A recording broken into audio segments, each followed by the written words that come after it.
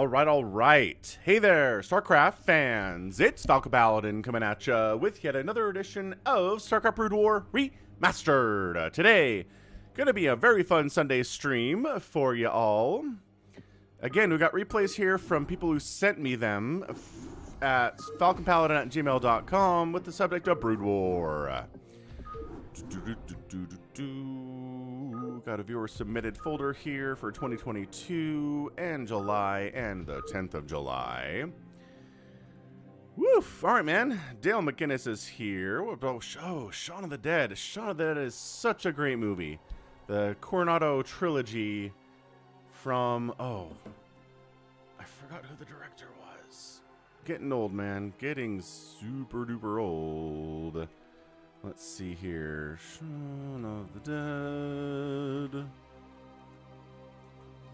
Director.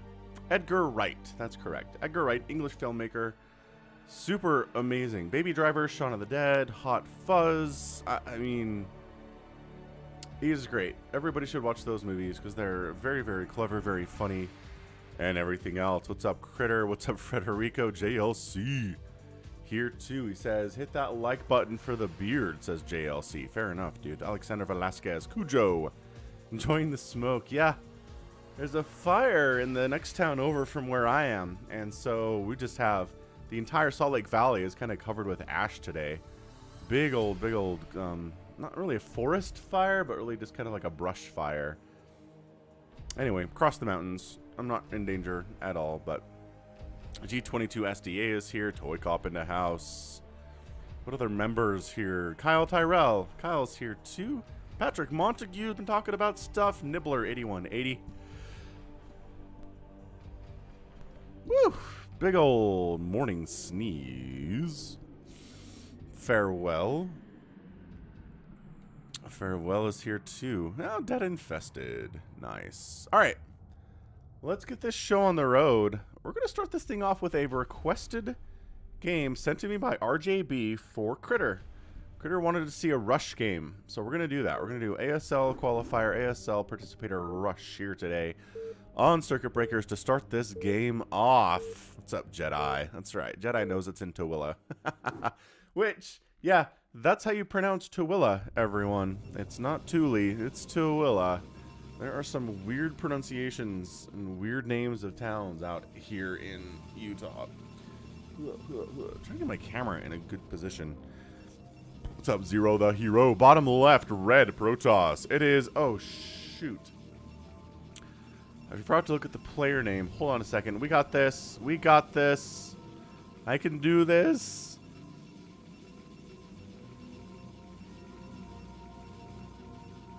RJB sent me a replay with... Oh, Light! It's Light playing Protoss. Okay, so bottom left, Light playing Protoss as a red Protoss player. On Circuit Breakers, top left, it is a blue Terran. It is Rush. Interesting. So, man, Light's Protoss is very, very good. His PvT is excellent as well. Holy cannoli. Yeah, this is Rush is going to have his work cut out for him here. KSL champ Rush. I don't think that ever happened, Mr. Rush. Maybe it did. Maybe it did and I missed it. But anyway. Anywho, this is not right. This is not the right camera height. Why is this difficult? Why is this so hard for the camera to figure this stuff out, huh? Huh. El Dorado Springs. Oh, El Dorado Spring. Oh, come on. Dorado is Spanish. Okay. All right. Americans do pronunciation stuff stupidly. It's all right. Calm down. Nevada. Anyway. Any hooty hoo. Okay, anything crazy happening here? No. Barracks coming up inside the house. Cool stuff. Cybercore working on Singularity Charge very quickly on one base here from Light. Wants to put that Dragoon pressure up on the Terran player post-haste. Soon as possible. Factory coming in to defend against the aforementioned Dragoons. Not going for a one-racks expand. And defending the expansion with a bunker and some Marines. Actually, I lied. There is a bunker coming up. But additionally, factory's coming in. Machine shop on the way. What upgrade are we going to get? Siege mode? Maybe siege mode. Perhaps, perhaps, perhaps. There we go. I mean, bunker finishes right in the nick of time. Dragoon shows up. Can't get through. Does not want to run through the fire of 2 Marines. Expansion going down for both players at about the same time. Singularity charge about halfway complete. And it is going to be Spider Mines. Spider Mines, first upgrade of the day out of the machine shop here for Rush. You could pretty much do whatever you want there. Usually it's Spider Mines or it is Siege.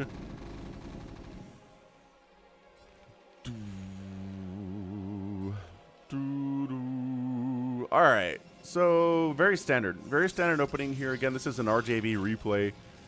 RJB StarCraft fame. If you search the YouTube search bar for RJB and StarCraft, you'll find him.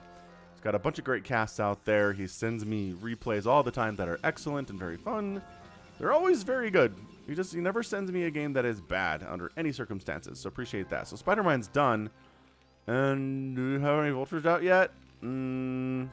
Yes, we have 1 vulture cruising around without the speed upgrade. He always looks very fun that way. What's up, Andreas Solby? Andreas, member of the channel too. What's up, dude? So Spider Mines get laid down. 1, 2, 3. 1, 2, 3. Potential Dragoon attack path route has been seeded with Spider Mines. Oh yeah. What's the next upgrade going to be? Well, nothing so far, but we've got a tank out. That's fun. Doesn't have siege mode, nor is it on the way. Observatory on the way because we want to see them Spider Mines so we can kill them with the Dragoons. Eternal setup here. Nothing weird at all in this PvT, except for the fact that we're not researching anything else on the machine shop. I'm honestly really surprised that we don't have siege mode on the way or vulture speed here from Rush. What are you doing, man? What are you doing, man? Hey, what would you rate that team match you posted on StarCraft 2 the other day? I mean, I don't know. Like, as far as how entertaining of a game it was or how quality it was. Obviously, the players were all like diamond or something, so nothing awesome. I feel like the enemy Protoss could have managed to get some upgrades for their carriers a little bit better than they did. I think the fact that I refused to build anything to counter the carriers like I usually do and won anyway is kind of interesting, so it was alright. Give it like a B rank or something. Pretty entertaining. Pretty good non-stop action, I would say, as well. Dave does not speak for all Missourians. So cruising on up. The Dragoons are here to clear out your Spider Mines. And the tanks, yeah, no siege mode, man. What the heck? They're going for ion thrusters first. Vulture speed before siege mode. But still, I mean, tanks not in siege mode aren't just helpless, obviously. Man, what did I see the other day? I saw a game the other day where it was double machine shop opening, and the Terran went for, yeah, just went for 2 machine shop upgrades at once. I think it was siege mode and it was Spider Mines at the same time. And I thought that was pretty cool. You don't see a lot of that. Usually, you just have the 1 machine shop at first. You get the upgrades 1 at a time sequentially. 3rd CC potentially on the way here. And this is where I think it's a little weird we don't have siege mode yet, but we have 4 siege tanks out. See, this is where, yeah, your tanks start dying. Spider-Mine, nice target fire there, man. Like, Light may be the only player on Earth where he's off racing as Protoss. And I think he's almost better than he is as Terran. It's very strange. Okay, clears that Dragoon attack out with, I mean, not ease. 3 siege tanks died there. A couple vultures died as well, but, you know, trading Dragoons for tanks, that's something Light is always very good at in his PvT. Dude, you gotta put these to work, though. You gotta put these probes to work, though, man. Come on. Do it. Oh, this isn't a broken replay, is it? It's the probe idle down there, too. There's really some crazy oversaturation here. Oh, he put those to work. All right, good. Good, good, good. He has, honestly, so many probes down here. He's got 54 probes on 2 bases, which is too much. Too much, too much. So he's getting a 3rd base. There we go. Doing a bit of a Maynard. Okay, a large Maynard transfer down to that 3rd base. Brilliant stuff there. 3rd base going to land here, too, from Rush.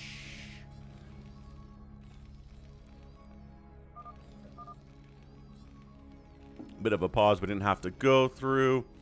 Dave C. You want to see a pro team match or a free-for-all like in StarCraft 2, Jedi? I've got a bunch of those on the channel. If you go to my channel, just where we are right now,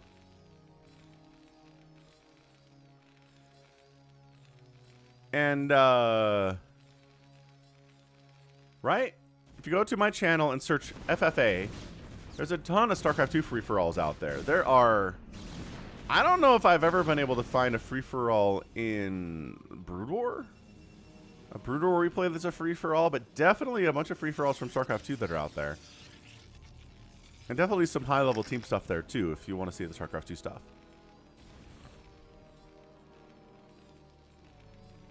Yeah, you're right, Mr. Imperfect. Twitch has, like, channel points, and you can do some betting out there and earn points and lose points and get achievements, and there are a lot more emojis available and things too. I hear you. I was never able to establish a following out on Twitch at all. Like, hats off to the content creators who can start somewhere, can start on YouTube and get a big following on Twitch and vice versa. Because it is not easy. It is not easy to do. Anyway, Protoss has got 4 bases rolling. Well, almost 4 bases rolling. Vultures harassing the crap out of it. Dragoons chasing them away. And yeah, Rush just getting a 4th base of his own. So I don't know. Like, traditionally, what I would say here is the Protoss player's in trouble. Because if you're just keeping pace with the Terran, allowing them to get a 4th while you're getting a 4th, that's bad. You need to have a better economy, and that's just not happening here for Light at all. Siege tank count, not crazy intimidating, but crossing this bridge makes it worse. Oh, tank dropped as well. Okay, just kind of casually force an evacuation of this entire natural base. 7 kills on the siege tank back here. And while that's being cleared out, another attack coming in here from Light right at the front door. And again, the goal here is to kill tanks. Tank down, bam. Tank down, bam.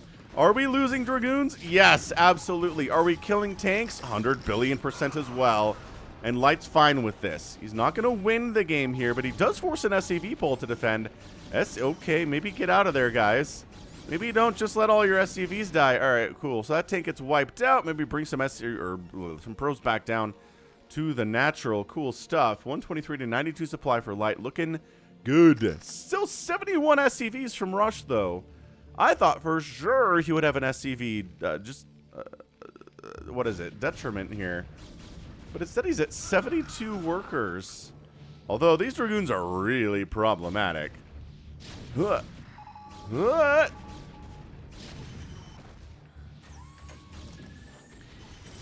alright. 3 siege tanks here trying to deal with this Dragoon attack. The Zealots also are big time problematic. But we have some Vultures here to handle those as well. More SCVs willing to sacrifice their lives here to keep this base alive and keep that base count even. What's up, YA? Oh, Critter's rooting. He asked for a Rush game, and he's rooting for a Light. Neat stuff. Zealotes all over this 12 o'clock base. I'm telling you, Light is scary. He's killed so many SCVs here today. Light is still down on workers, which is funny. Maybe Rush overmade SCVs just a little bit, quite possibly. Deficit. Thank you, Slicky Fats. Light means Terran. He's possibly the best Terran in the world now that Flash has kind of disappeared. Dude, tank down. Look at this. Tank down, tank down. This is what we're talking about. This is what we're talking about. Let's go ahead and get those tanks killed. 127 to 119 supply. An absolute scrap fest here at this 3rd base of Rush's. High ground is being held by the Protoss. Not as scary as the high ground existing for the Terran. Another tank dies. We've lost like 27 tanks today already. Okay, not that many, but it feels like that. Because Light understands the utter importance of keeping tanks to a number lower than 40. That's what he does. That's what he does. He knows the games that he loses, and when he feels the weakest as a Terran player against a Protoss is when his tank count is not amazing. The upgrades here. We got +1 attack for the mech. The gateway units also have +1 attack. Working on No more upgrades here for the gateway units. Okay, so I think... Oh, hang on. I was like, it's calm now. No, it's not. Ricola, right in the main base. Light just never lets Terran opponents rest at all. At all. Look at this, man. More SCVs dying. It's still 68 SCVs. Russia's macro is crazy. Even through all of this chaos, he's still at 67 SCVs. Has he lost like 27? Yes, I feel like he has. Ah, canceling the armor upgrade on the mech units. Nice! Takes it down. Dragoons causing all sorts of problems up here in the main base. They're getting cleared out eventually. But guess who's pushing into the third again? GG! Oh, light. Light. Toycop coming in super chatting. 50 euros. Extremely generous. Got a new job and with a new phone. Fantastic, Toycop.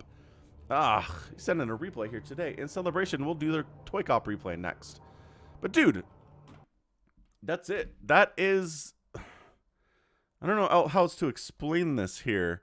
That is the eminence of StarCraft and light. It's just light off racing here. How to play PvT. There it is. Mike the Mutalist coming through. It's just... I'm telling you, his Protoss is scarier. What's going on here? Than a lot of people who main Protoss.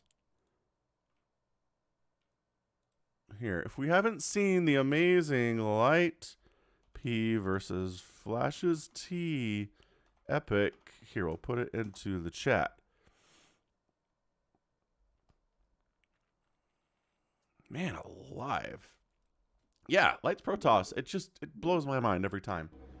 The harassment. You just never let the Terran player rest. So many Protoss players are just willing to sit there and be like, all right, Terran, you can have your 3 bases.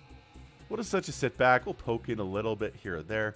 We'll kill a couple siege tanks. And Light's like, no, absolutely not. I'm going to be pushing and prodding and killing and suiciding Dragoons to kill tanks over and over and over again. And then I'm going to recall your face, too. Man, every reply is Jedi mind trick. 68,000 points, 81,000 points. Light killing it. 124 to 70 kill death ratio is crazy good. You got outproduced like crazy there too. Russia's macro is nuts. Remember that. I wonder if getting that 4th base and getting as many SCVs as he did was maybe the mistake. Maybe it was. He still got outspent by about 3,000 resources by the Protoss, which is friggin' hilarious. Very funny. And yeah, Euro to US is about even these days. It's true. It's true. The market's doing some crazy stuff. All right. Wow, we have an Artosis versus Noob game here. Interesting, interesting, interesting. But also, I think I said we would do the Toycop. Yeah, Toycop ZVP on Fighting Spirit. Let's go. Bam. Ba-doop. Anyway, thanks everybody for hanging out for the Sunday Brood War stream. Thanks for hitting that like button. We're at 32 likes. Fantastic. We can definitely get to 100 likes today. I feel like that is within our abilities and capabilities. Top left, here on Fighting Spirit, it is our guy, Cazador 456. And in the bottom right, it's a not a brown, but a red Protoss who is Toycop. Toycop, under his name, Twisted Halfling. You know, I just see this and I say Toycop. It translates directly into my mind these days. It's like learning a different language. It's like vaca. Vaca is cow in Spanish. And pero is dog. And hola is hello. And lo siento is I'm sorry. Man, lo siento always reminds me of... So, when I was in college, I worked a janitorial job after hours, right? Like 9 to like 1 a.m., you know. College hours, college times, good memories. So on the crew, there was a dude named Devin and there was a girl named Devin. And we would call the girl named Devin, Devin the girl. And she was... I don't No, she had Spanish heritage, obviously, because she spoke Spanish fluently, but also English like an American. So I was always very jealous of that. But yeah, her thing was always, she would always say lo siento to people. It was like, she wouldn't, you know, drop Spanish all the time, but that's where I learned what lo siento meant, was from Devin the girl. It was really cute, and somebody else on the crew had a major crush on her. I don't know how that ever went, but boy, 17-year-old Falcon, man, good memories, good times, many, many, many years ago. Anyway, third base coming up here from Cazador. Nice, fine stuff, because it was a Forge Expand here from Toycop. You can't do much to stop this at all. He doesn't even have a gateway yet. He almost has a gateway yet. Lex coming through with a $5 super chat. Good morning, Sleepyhead. Yes, Falcon is a bit of a sleepyhead today. It's true. Yeah. I mean, to be honest, I was busy staying up late playing Mario Kart with my kids. And I figured I'd be okay to wake up, but then I just slept right through my alarm and woke up. It was like an hour past the start time, and I said, oh, okay, well, people aren't going anywhere. We'll start the stream a little bit later, and they'll be fine. They'll be fine. And they were. I'm still able to beat all of my my kids at Mario Kart, so don't worry about that. Still got those skills. The 14-year-old's getting good, though. He's been practicing a lot. He'll probably beat me sooner rather than later.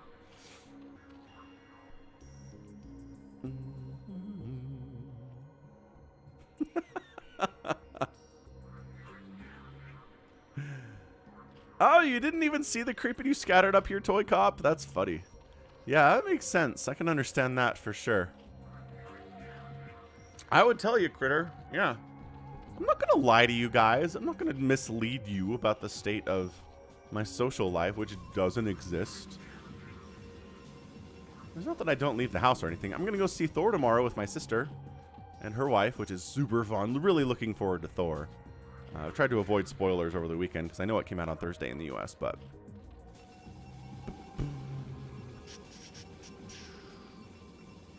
I'm going to go out to Tucano's with one of my brothers on, I think, Thursday this week. Tucano's is an all-you-can-eat Brazilian steakhouse, which is amazing. Really excited. I haven't been to one of those since before COVID, and they all shut down for COVID, and they're back now, so it is time to go. I just spend time with my family is what I do as far as IRL stuff goes. Hoorah. All right, Ling's trying to poke in. No, say the two cannons and Los Zelotes. PMU is not into the new Thor at all. Okay, well, we're not going to talk about it, because if you start spoiling Thor for me, I'm banning you from my chat. That's it. You're not talking about Thor. 0%. I appreciate you giving your rating for it, but that's it. We're done. No more Thor talk.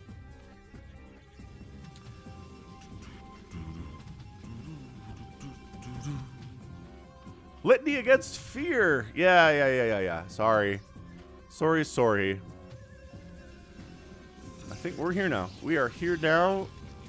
Toycop's macro is always very good. I never watch a Toycop game and I'm like, man, his macro could see some improvement. Nah, he's got Corsairs out at 6 minutes.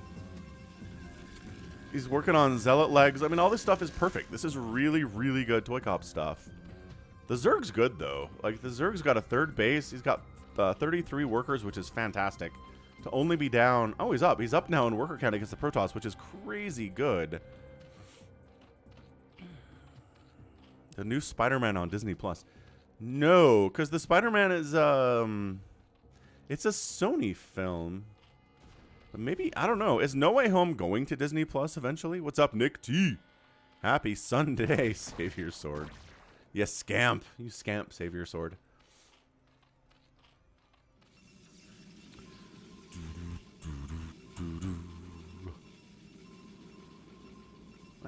Templar Archives on 2 base here too. Love this. Really like this.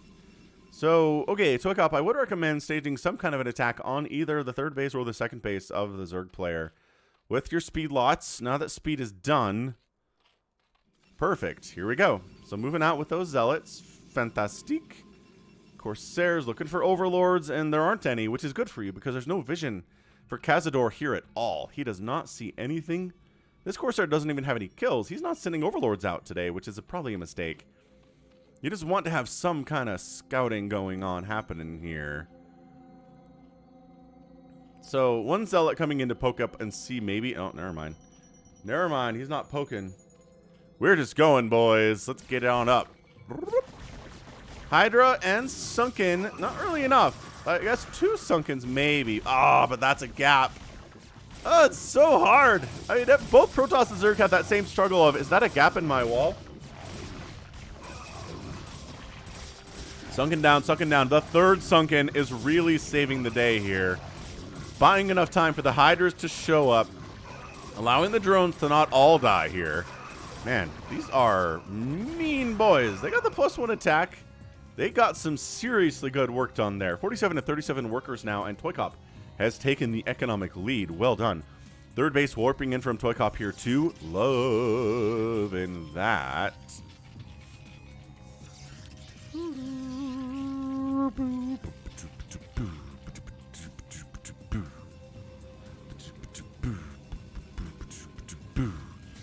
All right. So, man, I wish we could set up betting here. I think that'd be really fun. I mean, we can do poll, though, right? Cazador is a really fun name to say.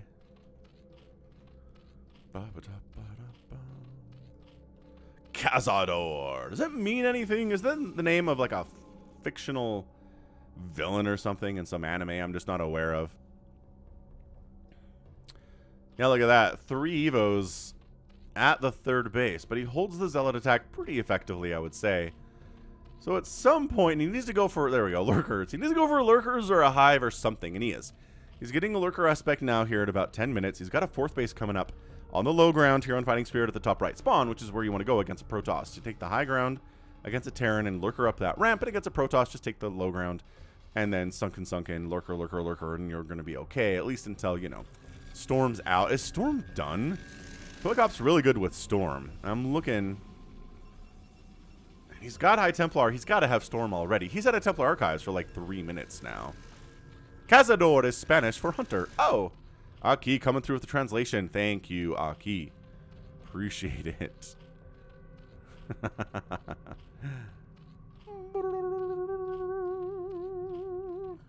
Man, a macro hatch here at the 3rd base too from Cazador.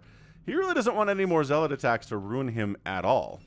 Smart. I like it. 3rd base, 3 cannons, and a dream as far as defense goes. He's got the army situated to cover the natural base and the 3rd base as necessary. Storm is done, says YA. Yeah, I figured as much. Spire. Interesting. A late Spire here. Huh. So at least he's not trying to go Mutalisks against a Corsair playing Protoss. I always appreciate that from any Zerg who does that. So yeah, 7 lurkers coming in. Are they all at the natural? Some of them are at the natural base. Ah, some of them are protecting the 4th base. Love that. However, there are Dragoons. There are Zealots here. There is +1/+1 for these dudes. They're very tanky. Observers are out, too. I don't see an observer with this group. But there are observers cruising around. I've seen them. Observatory is done. Maybe they're just defending. Maybe I haven't seen an observer out yet. Maybe this is the first one. Or the second one, anyway. Drone transfer, run! Run, drones. And all of them successfully make it. And then lurkers save them.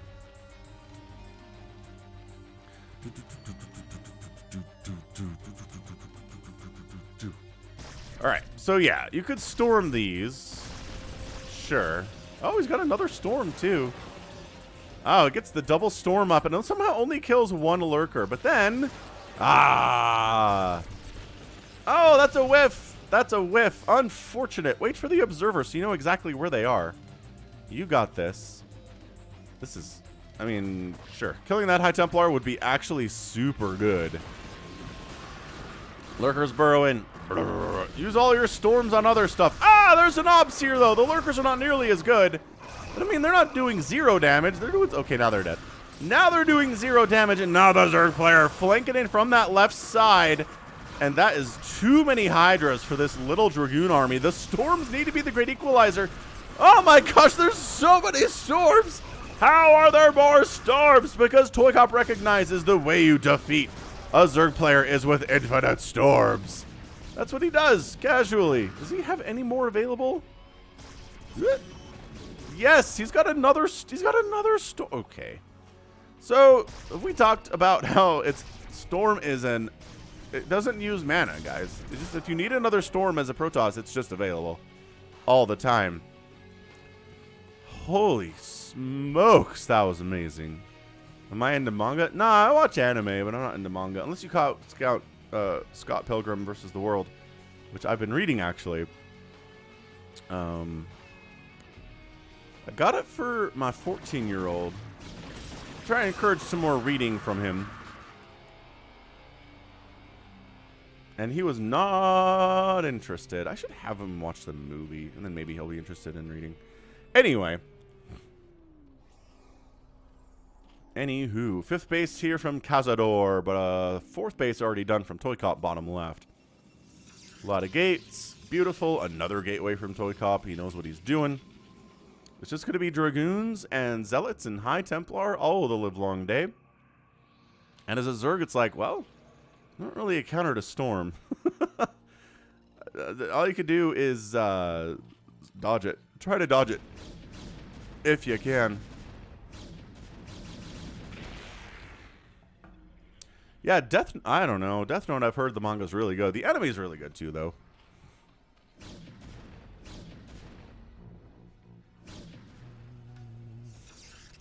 I honestly thought the Zerg's micro attempt to dodge the storms was pretty good. I really do. But it's just when there's infinite storms, you dodge one storm and another one comes in, you dodge that and another one comes in, you dodge that and another one comes in. It's just like, well, what do you do? The storm placements are just too good for Toycop.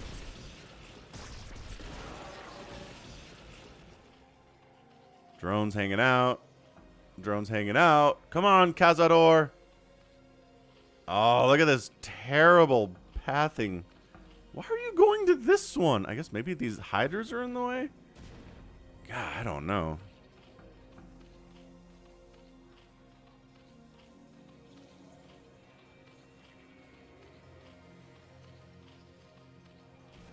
Oh, yeah. No, the Scott Pilgrim beat-em-up video game that they released. I did hear good things about that. I still need to check that out. Good call, Patrick. Look, Lurkers and Sunkens and stuff are pretty good on defense when Dark Swarm is out. But this is just too much. Hydra's coming from that backside. High Templar got that storm. Got that other... Nope, doesn't have a second storm. I did my math wrong on that one.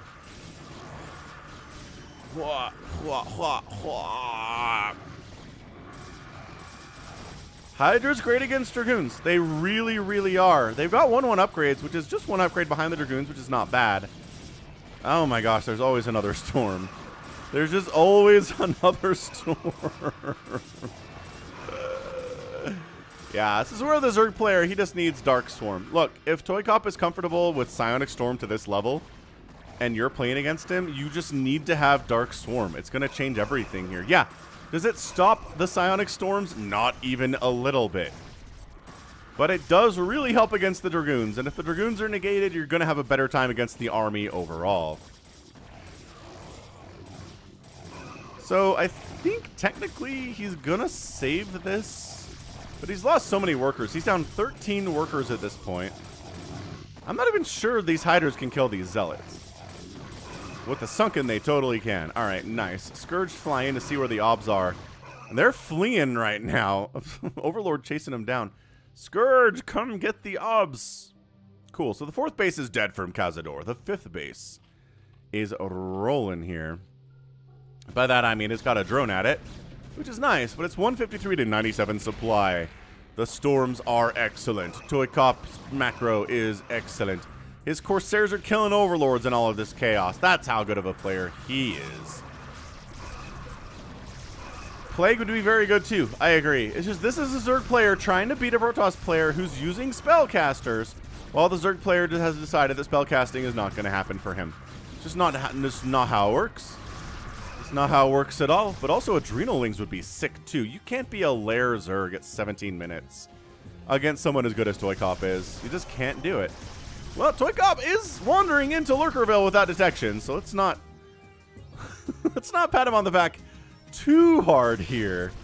There we go. Observer shows up. Observer leaves. Dragoon stays. No sense of self-preservation at all, apparently. So it is 64 to 56 workers. Okay, establishing some drones at the top left fifth. The fourth base is coming back in, which is nice. But, dude, make me a queen nest. Cazador. Oh, so many drones. You need to send some of these drones somewhere else now. But this is covered. You can't just walk them over here. Nidus. Nidus. Oh, wait, you need a hive for that. Get a hive, Zerg player. All right, going to try to push across this bridge. Can he do it? The Dragoon count is heavy enough that the lurkers just aren't going to be super useful. Up the Ob Snipe. Hey!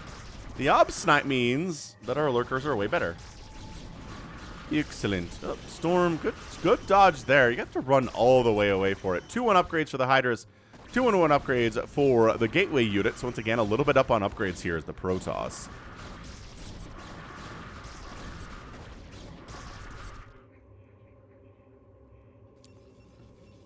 Just continuing to macro here. Toycop floating a little bit of cash, but he's under 1,000 minerals now.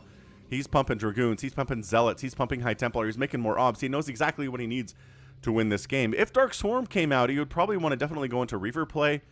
The High Templar might just be enough, though. So he just has the ingredients needed to win this thing. Behold, a hive. Behold. Is that drone transfer? Did that happen? Where did he put? Is he hiding them somewhere? Did he send him up to the third, which is already oversaturated? Maybe. Maybe so. Here goes nothing. Must kill the Dragoons. No. No. Say the Dragoons. Nice skirt snipe. Nice keeping that observer alive. And then just more Storm on that back side. Lurkers burrowing. Brop. Brop. Lurkers dying by the dozens here. This might just be our GG. That was a big chunk of Zerg army. 171 to 97 supply. The fourth base is not defended at all. The fifth base has a sunken at it. Doesn't really count as defense. And that's it.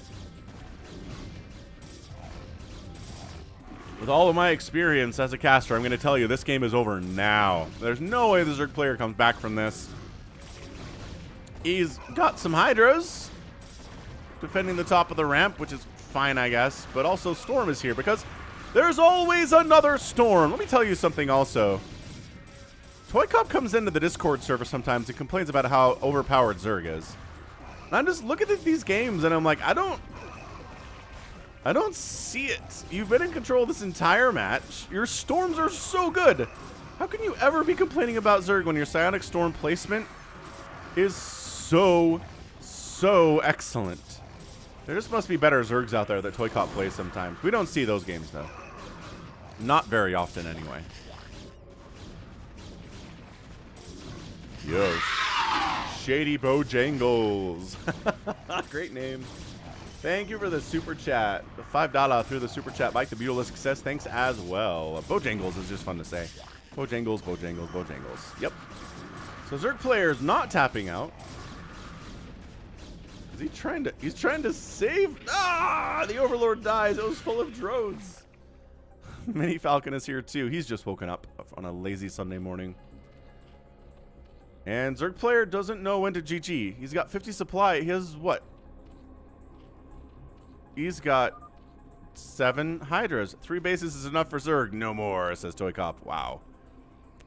Wow.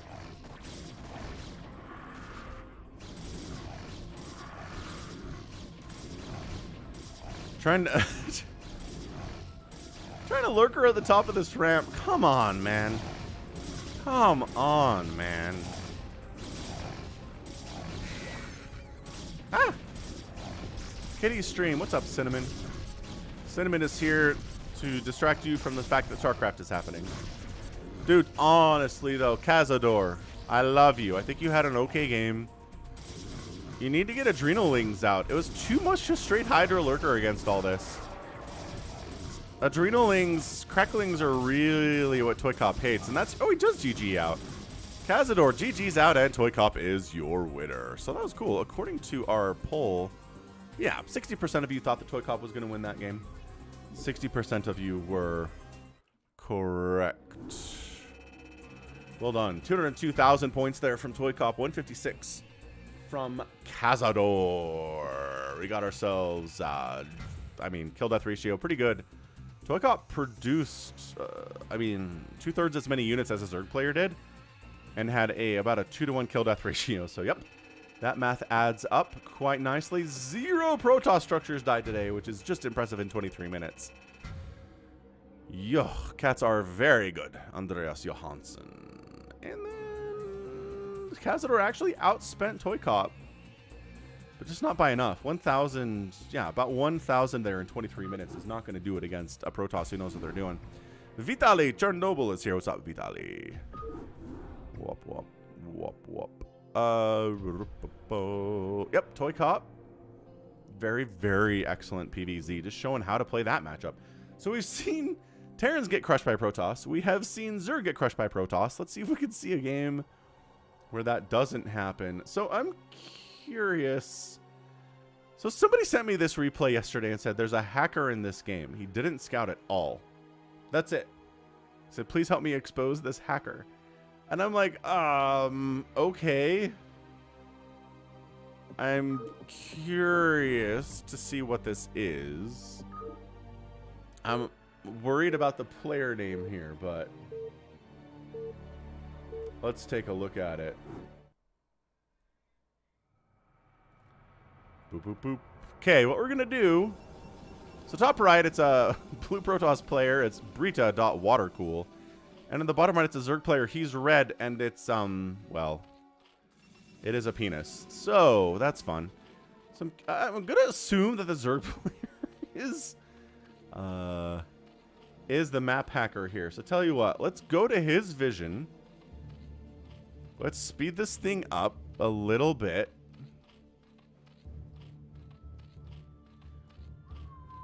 It's Vita, says Dead Infested. What?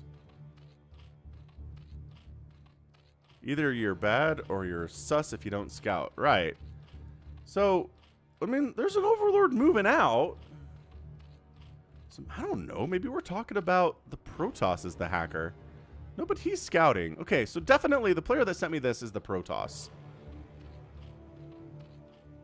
Right? Because he's scouting. So if you're going to complain about somebody not scouting, and your enemy is scouting, you're dumb. So here we go. So Zerg player sends an Overlord out, which I think officially counts as scouting. It really does. Like, I'm not wrong about this. And then a drone moves out.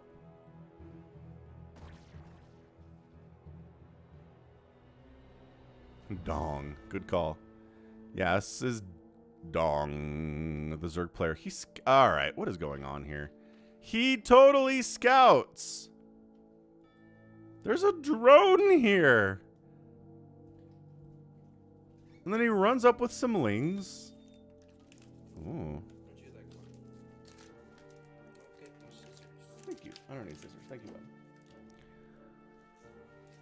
It was an ice pop delivery. And then, okay, and the lings roll in. And they try to kill this cannon.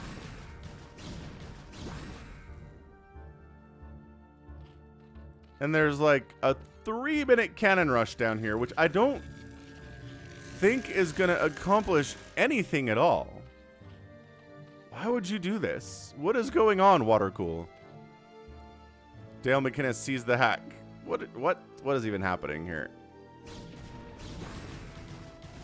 And cannons are so weak. Okay, well. And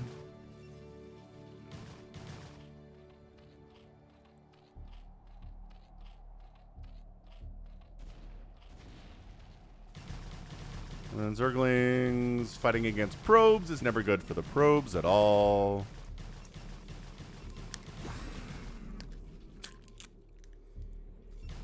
You know, sometimes the probes can hold their own.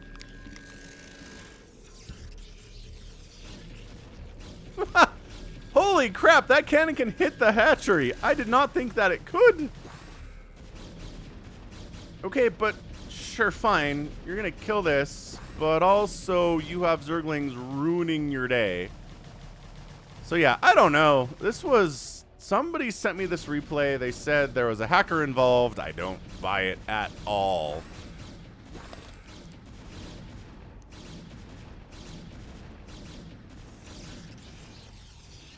And the third player wins because he has this base. It's not like this is his only base. So whatever.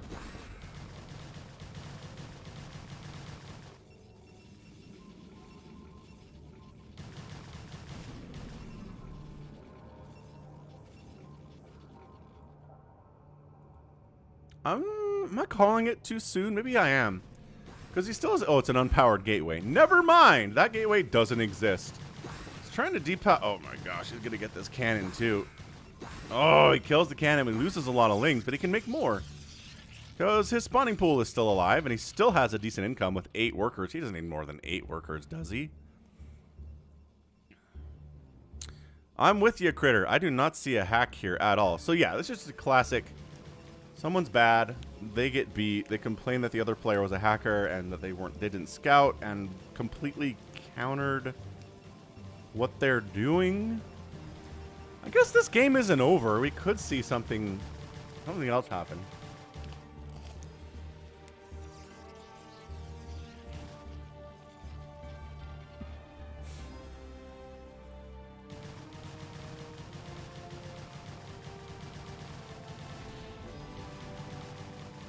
He's cannon rushing the spawning pool now, which is very fun. Gateway's gonna die. I don't know. Protoss maybe kind of like establishing something here.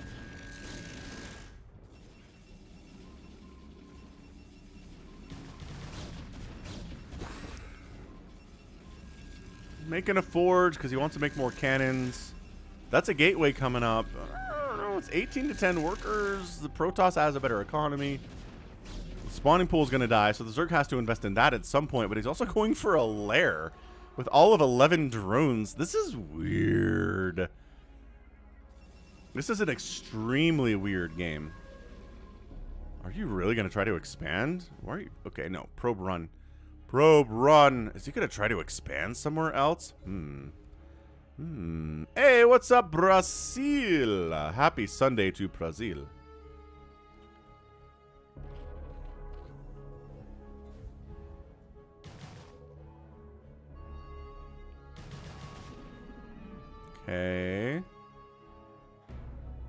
Okay. This is a little suspicious. Where this probe just makes a complete beeline to this. I don't want to call it a ninja. But it is kind of a sneaky expand here from Dong. Right? That's a little suspicious. Where the Protoss just sends a probe directly to where this base is to cannon rush it. Didn't have any vision here at all. Okay, that's a little bit. What's up, Weezer Blink? Happy Sunday, man. Welcome to the Sunday stream. Glad you're here. I haven't seen Weezer Blink in a bit of time either. Glad you made it. So he's making a spire on one base. What is this? A ZVZ?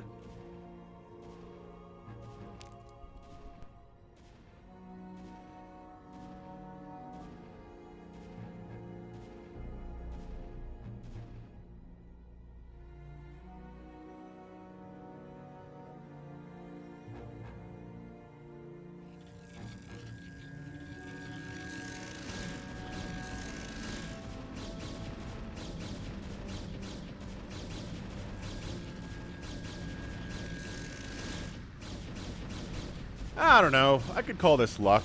I could see this just being the Protoss decides to check to see if there are any bases, and he just comes down to this corner first because this kind of makes sense as to a place where the Zerg would go. Sees this, throws down a pylon, gets some cannons up, shuts it down, right? Sometimes lucky can be seen as cheating, right? It's suspicious, but no, I'm not going to call that hacking at all.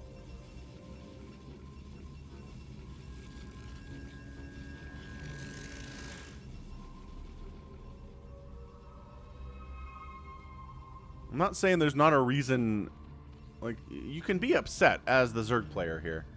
You can be mad about that. Dude, is he even fully saturating his gas? Now he is. I don't think he was for most of the time there. How many mute does it take to kill a cannon? Well,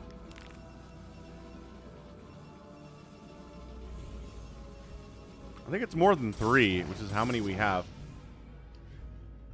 Oh, just kidding. We have 4? Okay, 4 is good. Dude, why? No, no, no, no, no. Go kill the cannons up here. Okay, well. We're buying time for more cannons to happen. Okay, hold up. We're doing it again?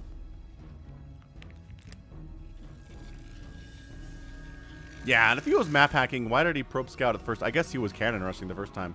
Maybe this wasn't even a scout. This was just a, I'm going to show up in cannon. What's up, Looney 007? How's it going, man?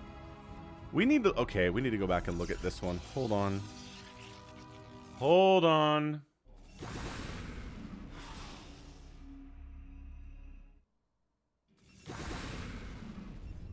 Okay. So this dies. The drone comes up here to try to take a base way top left corner, which is like, all right, fair. And then the probe, okay. So now the probe heads up the left side, checks this base. Doesn't see anything, keeps going.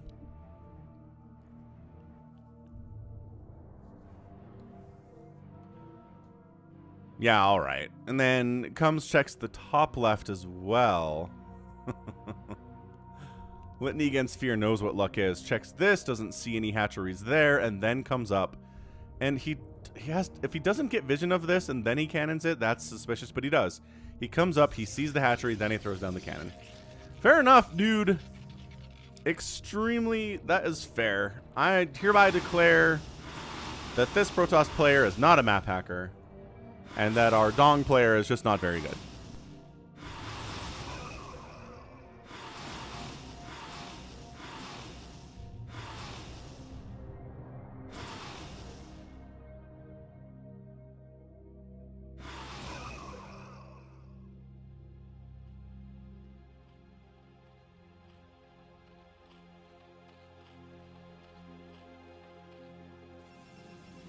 Yeah, so he makes Mutalisks against a Protoss player, but waits very nicely until there are Corsairs out to actually really engage here. This is so much overkill, too. Look at him. He's making 3 cannons to kill this hatchery. I don't think you need that. I really don't. I can get why the Zerg player is mad about this, though. How? Because he scouted it, dong. He sent a probe out. Are you seeing everything? Probe scouting. I'm patrolling, says Britta. Yeah, all right, GG. That is, that's fair. I'm just gonna declare that not a map hack. Done. Dunzo runzo. Zerg player just went for early link pressure against cannons, didn't do it very well. And I mean, the Protoss were just active. He was active on the map with probes. He saw what was happening. He knows what's up. The end. The end. Oh my gosh. It's an hour and 20-minute long. Wow. Okay. So Protoss has been winning a lot today. Protoss has won all 3 games that I've cast so far, which is just like, all right, do we really need Protoss that much in our lives? So let's go TvZ fastest map, LuckyBack. Leebokgu, which is fun.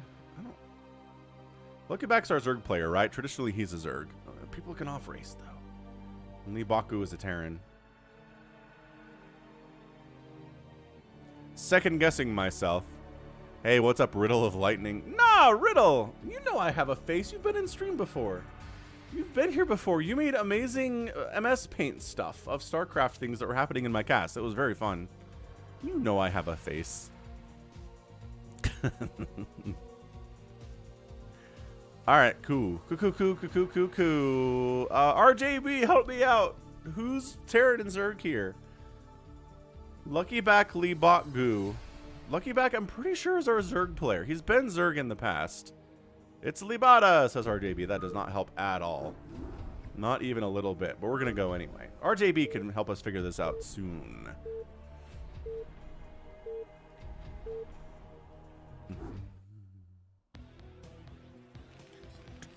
Ooh, right neighboring spawns too. Top left, it is our blue Terran player. It's Libada. LuckyBack versus Leebokgu, best of 533. Yes, yes, yes, yes. Modest one. He believes in the power of that 2v2v2v2. I do too, man. I hear ya. Oh, you're the dude. You're our guy who does the Stasis Nuke combo. And at the top side, it's our Zerg player, who I think is LuckyBack. But RJB, Lucky is the Zerg. Yep. Leebada's Leebada. Okay, cool. So, Leebada, top left. And then LuckyBack, playing under a Smurf name, Drew. Which, wow, that's really fun. Impossible to pronounce at all. I have an otter pop. Oh. Mini Falcon brought it to me.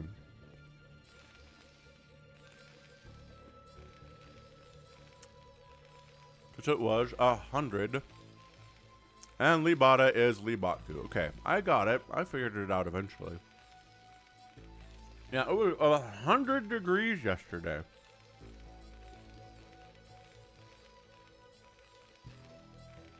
Here in the Salt Lake Valley. Crazy.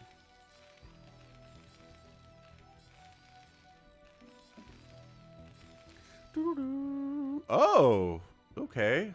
I haven't seen a Zerg player do this in a bit. It's not that weird, but just walling off your choke is a Zerg. Against early pressure here, too, because Terran's really good at showing up with about 15 Marines before you can really successfully choke this off and shut it down. The reason, number one, to have children, they will bring you popsicles. They will. It's true. Sometimes. Sometimes they will bring you popsicles. Not every day. But, you know, I went out and I got them some milk last night. So, hey, they owe me.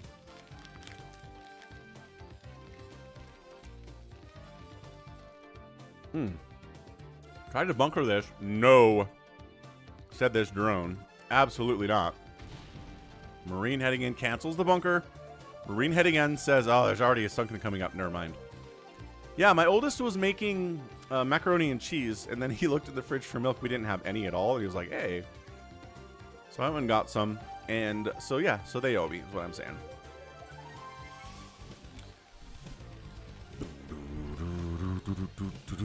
$90 degrees in Boise today? God, that's hot. Hot, hot, hot, hot, hot. 107 in St. Louis the other day, too.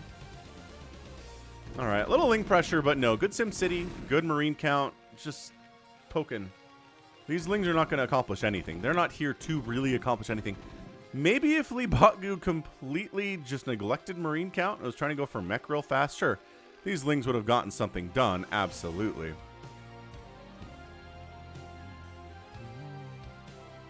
Macro hatch on the way. We got Stim getting researched by the Terran player. He is getting a factory. So, again, you're a TvZ. You can go Marine Medic all you want here with Science Vessel support, but Mech is usually the choice here on fastest map, just because you can set up tanks on these high ground walls, and it really ruins everyone's day, every person you're playing against. So I would be surprised if we see a really concerted bio play here. It's gotta be Mech. It does. I'm just feeling Mech. Could be wrong, but I'm feeling it.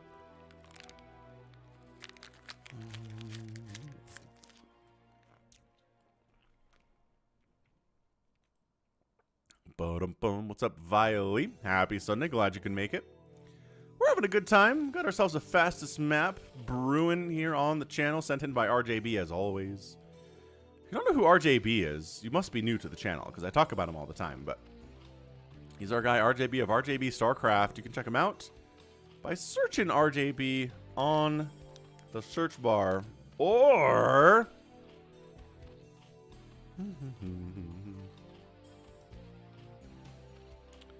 or we could find his YouTube channel here, directly spam it in. How did my chat just scroll all the way to the top? There it is. Oppressively hot.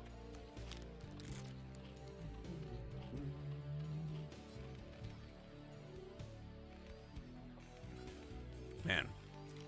So yeah, so this is an off-brand otter pop. This is like the Walmart brand.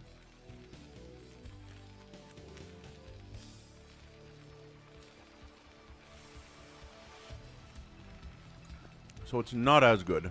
It is not as good as brand name Otter Pops, which I really should get one of these days. How's it going, Olivier Cote Barclay? Oui, oui, salut. Comment ça va? Alright, man. Sunken wall is here. Tink says, what wall? I don't see a wall at all.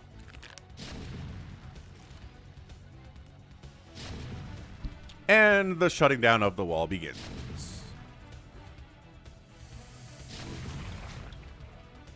So LuckyBack says, well, a Spire would be good to pick off these tanks, or this tank rather. He's protected by a whole bunch of Marines though. But Mutalist production has begun nevertheless. 6 mutas on the way.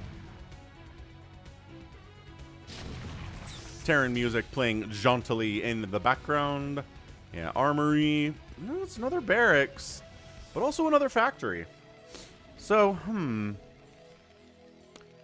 could just be Marine tank for the time being.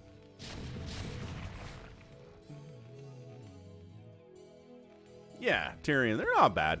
They're okay. Glad to hear it, Olivier.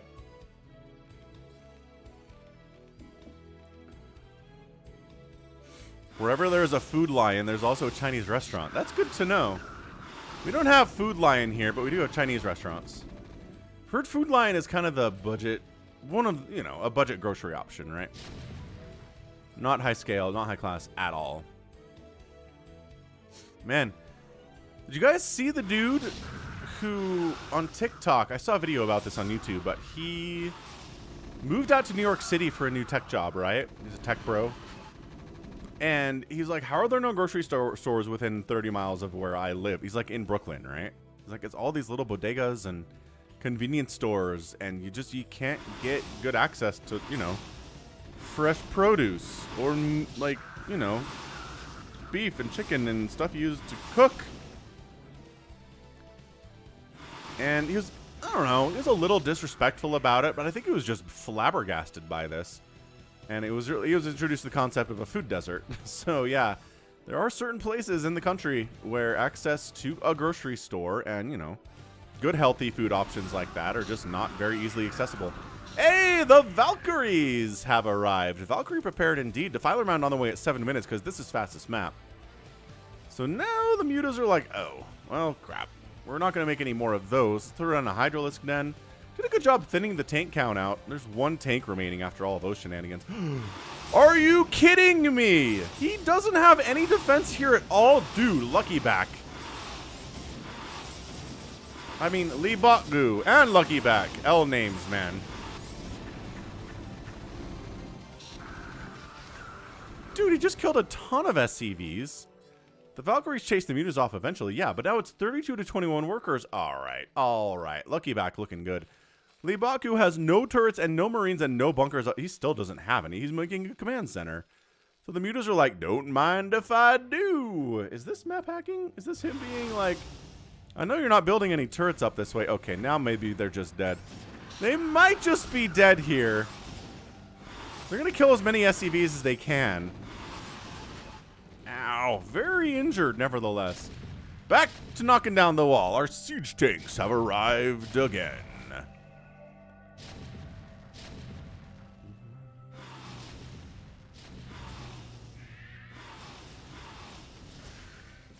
I mean, Andreas, that's not true. I will say the U.S. does not have great public transport options most of the time. But I would say every city that's, you know, of a certain size has a bus system or a tram system or both. You know, so there are public transit options available in the U.S. They're just not amazing traditionally, right? They're not like Europe, where everything is just more compact and it kind of makes more sense to have that, especially in the Western United States. Having a really effective transit system is just really expensive because everything is so spread out. But irradiate on the drone, that worker advantage.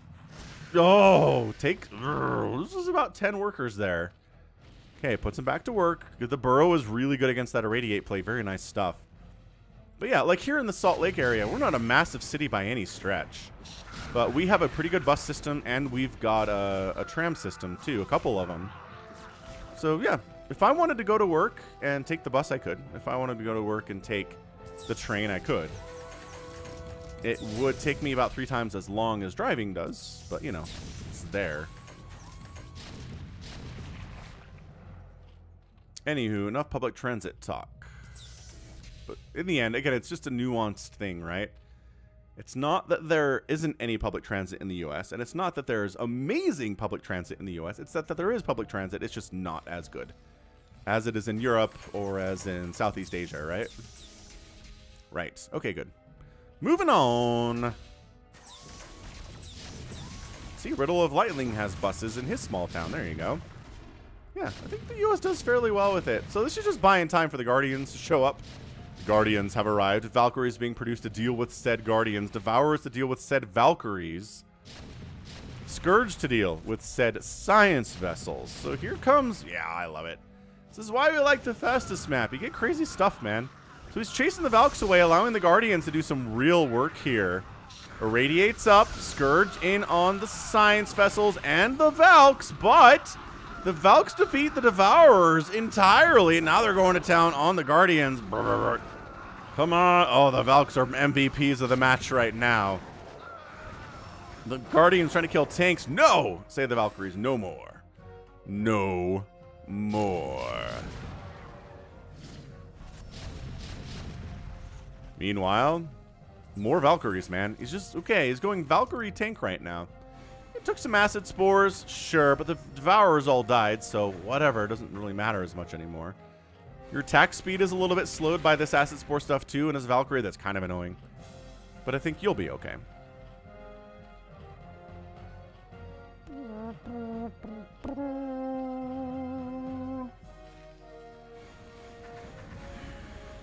So are we still just 2 barracks and 2 factories and 3 starports?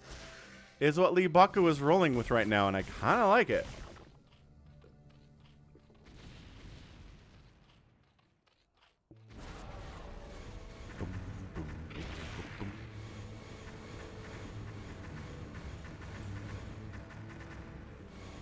Yeah, just, you know, Dark Swarm is out. Valkyries aren't much concerned about the concept of Dark Swarm. It doesn't affect them at all. Not really, anyway. And just a very slow push and contain here from Leebokgu. Problem is, contains and fastest map don't work as well, which is why I need to do tank drops. Okay, 18 kills on that siege tank. That's what we're talking about. 17 drones remain. Is that it? Did he just win the game with one fell swoop? No. No, LuckyBack is way too good for that. LuckyBack is capable of taking a massive hit to his economy and coming out on top anyway. Kills the dropship. Avenges those pole drones. Oh, good. It's Europe versus the United States in chat now. Wonderful. Guys, we can all just get along. We're different things. We're just different places with different values and maybe slightly different cultural aspects, obviously. It's okay. I don't know that one is inherently superior to the other one, but I'm sure many of you are convinced that one is definitely inherently superior to the other one, and I am wrong. Anyway, this is Leebokgu at his best. 45 workers to 31 drones. A Zerg player can replace those drones pretty easy, but it does cut into their army value. And it's, I mean, 134 to 63 total supply is just never where you want to be in a game of StarCraft, even if it is a fastest map. Adrenal's coming in, Plague's on the way. So, I mean, LuckyBack's got the ingredients he needs to do this thing, but that is a lot of tanks to try to break. Yeah, see, Critter's right. Tough to come back from, but, you know, the more time you have, the easier it is to come back from, right?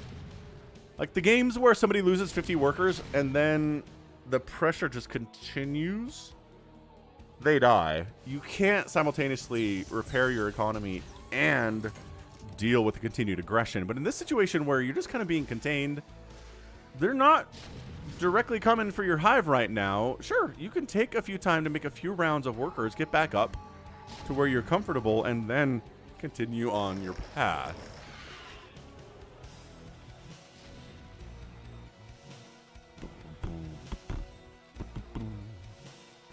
Yeah, and we've got people from South America here, people from Asia here, people from Australia and New Zealand here, and Africa. We're a very diverse viewership. And I like that. I like that about StarCraft. It just speaks to all different cultures because it's awesome. Because this is the greatest. StarCraft is the greatest, that's why.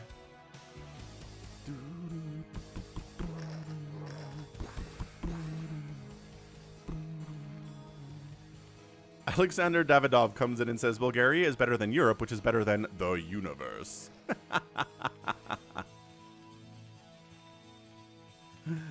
Slicky Fats is educating people on how to say Murica. Also, I believe it's M-U.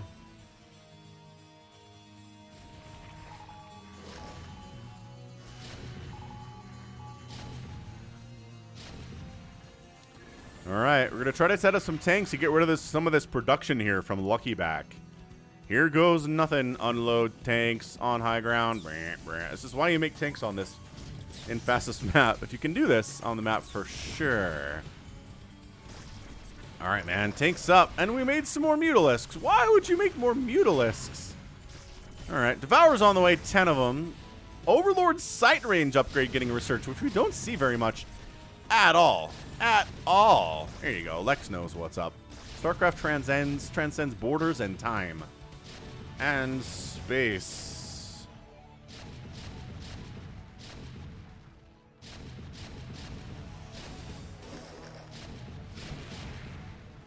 Alright, man. These hatches are in trouble. Alright, Devourers are trying to wipe out the air's cover so that the Mutalisks can come in and deal with these tanks, but I just don't know if it's enough. Also, tank dropping in all of this chaos is Leebokgu. Get it, get it. There's only 2 drones there. Good drone pull. Great drone pull. And okay, great. You cleared all the Valks, but you don't have anything to kill these tanks now. So part 2 of the plan seems problematic. Sonyo's in the house. What's up, Sonyo?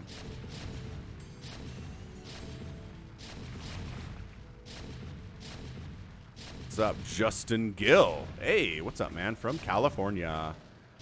California's got some pretty good mass transit. Public transit stuff.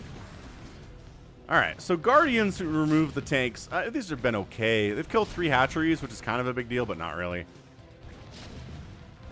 Valkyries, save your tank. No, they decide not to. They're too busy dealing with other stuff. Too busy with, you know, million Devourers shooting them in the face.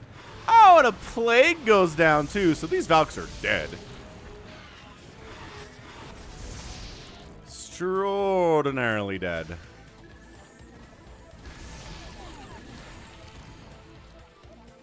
Alright, well, 66 workers now. Like I said, LuckyBack's been given the time to rebuild his economy. Bam, he's ready to go. He's down 50 supply to the Terran, but he's got the hatchery count. Well, he used to have the hatchery count. Should build more hatcheries. Just a thought on this one. Guardian's just trying to clear out this little setup contain on the right side of his base. It's outside the walls, but it's still annoying. So just making a couple Guardians to clear out these missile turrets is fantastic.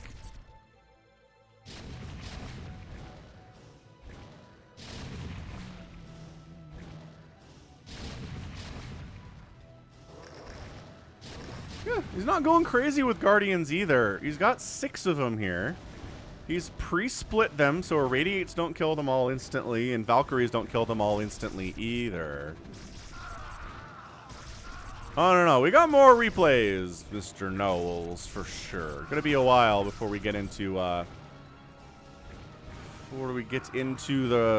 live games, that's for sure. Alright, man, so, good golly, Miss Molly. Yeah, so, even if you're split against Valks, you're still gonna die.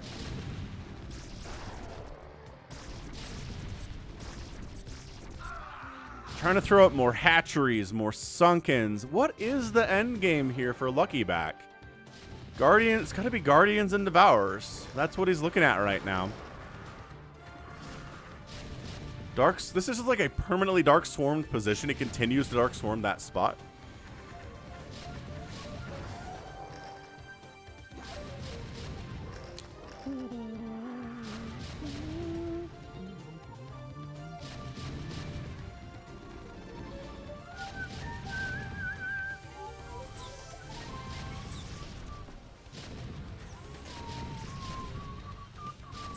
Alright, siege tanks inside the house. That cannot stand. and here comes the Guardians. They're being shielded very well by these Devourers. They are sacrificing their lives, but they're buying time for the Guardians to kill these tanks. The tanks on the low ground and the tanks on the high ground, problematic. They're all going to die, and then they wander into, well, it is Valkyrie range. Okay, so he does what he needed to do there, which is get rid of that tank threat in that position.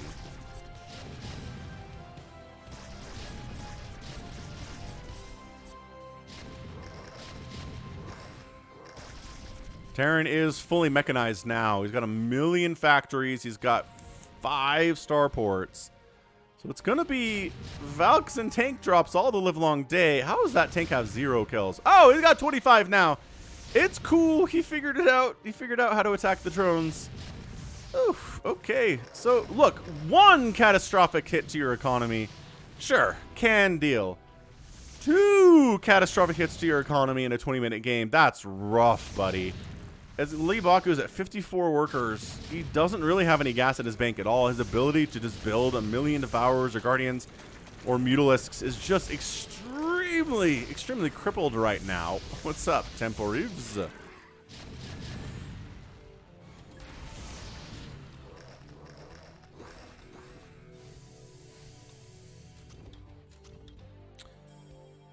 Yeah, Dave C. I don't know. I feel like we talked about this before, but I think any base, any fictional universe, any fictional story can be a base for a good movie. I don't think... Whoa, Austin Roberts, $10 super chat, humidity number 1. Forget Zerg and Protoss. They're jelly of our sweet siege tanks. Terran fan in the house. Gotta be happy about how this game is going for sure. Thanks again, man. Mike the Mutalisk says thanks as well. I mean, look, LuckyBack for being economically crippled has done a pretty good job keeping Leebokgu out here, right? Like, really good job. Yimmy! Ah, yes, of course. Yimmy is Yimmy now instead of James. Got it. Thanks for making that change. That's much easier for us. But yeah, it doesn't matter. You could take StarCraft and make it into a good movie.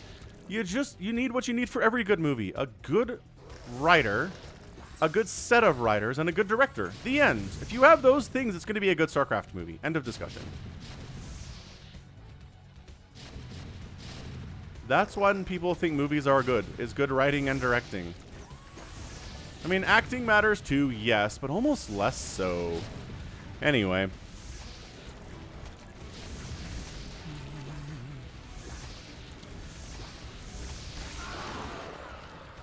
It's a pretty good thumbnail. Let's roll with that. Shall we? We shall. Doop, doop, doop.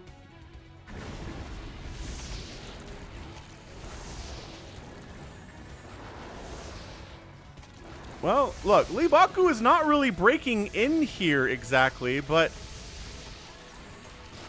it's not like our dude LuckyBack is really able to get much done here either, right?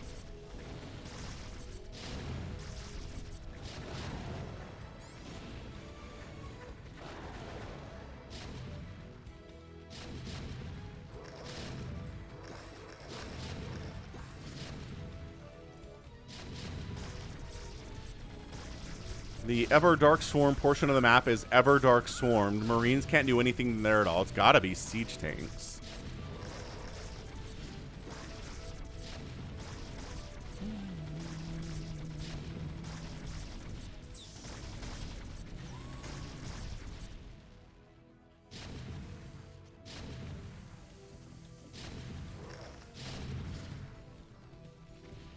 And back up to 66 workers. Like, LuckyBack is getting knocked down. He gets back up again. Ain't never gonna keep him down, this guy. Like, honestly, look at him go. He's back up to 70 workers. He's lost something like 60 drones today. And he's like, it's fastest map. It doesn't matter. Oh, big old... He's gonna like, okay, look, I know your economy is back, but I'd really prefer it not be.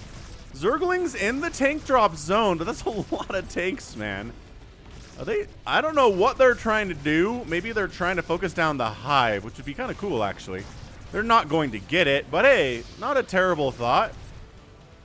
And LuckyBack holds. He doesn't lose any drones there at all. He doesn't lose his hive. I don't think the Lings even have Adrenal at this point. They only have 1-1 upgrades, which is a little bit embarrassing too.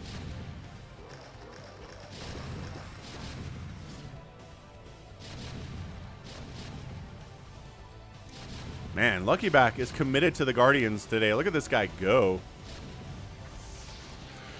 Can he do it this time is always the question. The answer seems to be maybe. Yeah, okay. There's actually not many Valkyries here. They're being dealt with by the Devourers pretty effectively.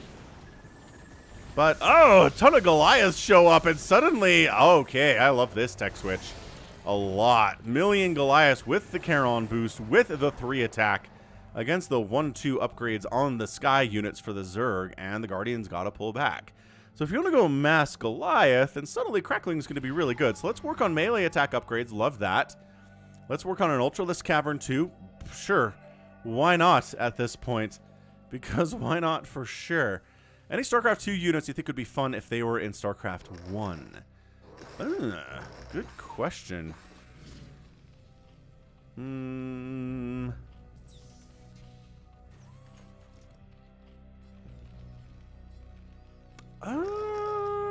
I'm thinking about that. I mean, there's a bunch of units that are already in there. There's a lot of overlap, right? Drop, drop, drip, drip, drip, drip, drip, drip, drip. Tank down. Valkyrie doesn't do anything. All right, drop from the other side. Not exactly set up here. The spores. Valkyrie's eating the shots, though. Dark Swarm is up. And now he has to siege up if he's going to take anything down, but he doesn't. The end. Nope. Drop gets absolutely wiped the heck out. That's a lot of Dead Scourge to Valkyries, man. And he Dark Swarms the high ground to get some lurkers up there. Okay, so finally, for the first time, LuckyBack is sort of the aggressor right now. Olivier says we need nukes in this game, and I don't know that I disagree with you at all, but it's Wraiths, man. Wraiths, Valks, tanks. That's what Leebokgu is going for at this stage of the game. Is there still a Valkyrie? There's still a Valkyrie up here. Fine. Fine. Plague some missile turrets. It works on buildings. We don't see Plague on buildings enough, I think, in Brood War. It's good. It's especially against Terran. If it brings it down to low enough HP that they then burn down, it's like it's a one-hit kill on buildings, which is nice. Marauders would be fun in StarCraft 1, says Riddle of Lightning. Yeah, that's true. It's just that Marauders would be as bad against Dark Swarm as Marines would, so they're a little redundant that way. And since Roaches don't exist, Marauder bonus damage versus Armored wouldn't really matter all that much in StarCraft 1. Colossus would be interesting. Colossus would make some changes to the game for sure. I still don't know if Protoss would bother building them because they have Storm. And, like, Storm in Brood War is good enough. He just parasited a tank. See, dude, Dead Infested, he's parasiting stuff. Let's check this out. Let's check out his vision. Ah, he's got vision now. Yay. That's awesome. Parasite use in a professional 1v1 fastest map. What?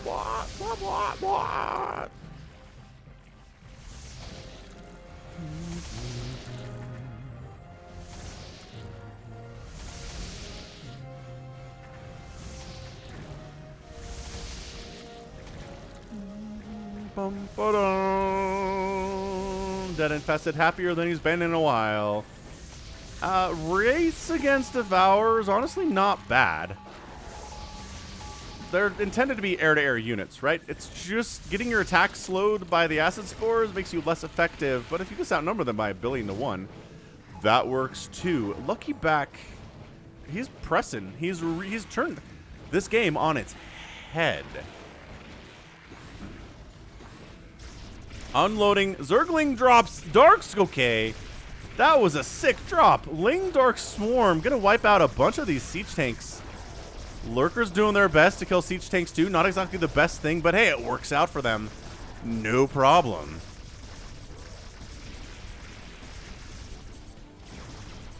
Oh, another plague on the supply depots. Dude, LuckyBack is going to win this game. I can't believe it. He's got a secret hidden base in the bottom right here that Leebokgu does not know about. He's got some really nice map control, except for that bottom left-hand corner. Wow. Plague on all of the Wraiths, except for the group that just showed up. Wraiths decide to fly into the spore zone and try to finish off the hive, but there's spores and you're plagued. I don't know about this at all. Nope, definitely not. Wow, okay, so it does knock the hive down too. 174 HP, but it's, I mean, that just threw away a ton of army supply. He's muta-bombing. He's going to infest the command center. Yes! Dead infested. Eat your heart out. Did he get both? No. He got one of them. He didn't get the second one, though, and that was hidden. Aw. I thought he did it. I thought he killed this one. I think he did infest this one. Well, look who's supply blocked at 31 minutes. Not good for Leebokgu. Definitely not good for Leebokgu. Just the absolute disgusting level of control and patience needed to defend for a full 25 minutes against an aggressive Terran player. Dealing with drops, dealing with pushes at the front, the endlessly dark swarmed position here. He just never lets this dark swarm get up. At all. It's kind of truly amazing, actually. Look, supply blocks, building more supply depots, plaguing buildings, underused utility. Ultras are out. He wants this hive so bad, and he's going to get it now. He's going to kill it with Wraiths, which is just, that's insulting is what that is. But then the Ultras have arrived. They've got 4-2 upgrades. This front is completely shut down. Is there anything to do with Ultras back here? I mean, there's a couple tanks, yeah, and there's some Goliaths, yeah, but the mass Ultralisk play. Roar. Man, I like Ultras. Man, I wish they were better units, but hey, they're good enough against Terran. That's what I always say, and that's your GG. We're done. Ultras, Lurkers in amongst your production. That's it. Leebokgu has words to say. LuckyBack has a word to say back. I think that's one word rather than multiples, but I could be wrong. I don't speak Korean at all. Leebokgu GG, and LuckyBack is your winner in 32 minutes and 53 seconds. That was nuts. That was an insanely good, really impressive comeback there from LuckyBack. I wish we could see how many workers he lost, because it had to have been at least 50 or maybe even 60. Maybe even 60. 539,000 points from LuckyBack. 441 from Leebokgu. Killed similar units here, but got outproduced by a 2-to-1 ratio. The Terran player did. That's where it is, right? Structures raised. Twice as many raised by the Zerg player. And outspent the Terran by around 10, 15,000 resources in 30 minutes, which is awesome. Truly good. All right, I gotta step away for a minute to help the kids get situated, but what do we want to do next, y'all? We have Artosis versus Noob. We have a 3v3 Nibbler game. We've got the craziest 2v2v2v2 ever. And then we have Team France versus someone else. And another WK Cross game that is a 3v3. So let me know. I'll be right back.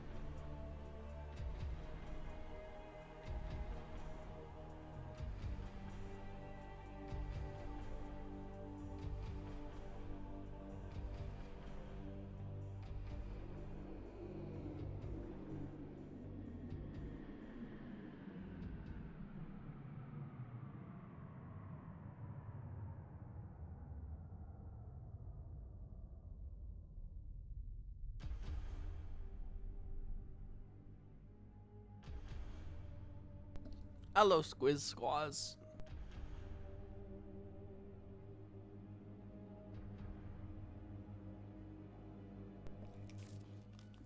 Stealing.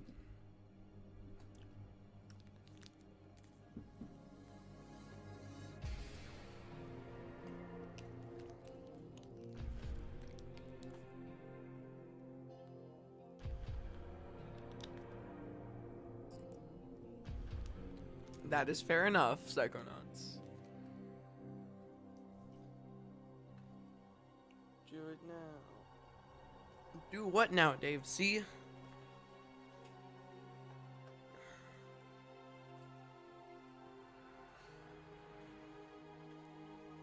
You know what? No, I'm sick of you guys. You have had it too good for too long. Oh.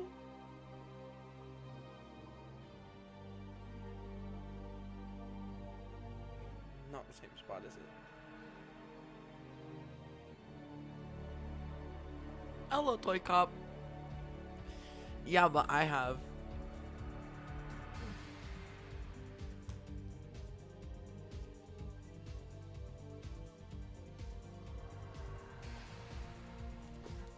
I have been playing on my Nintendo Switch.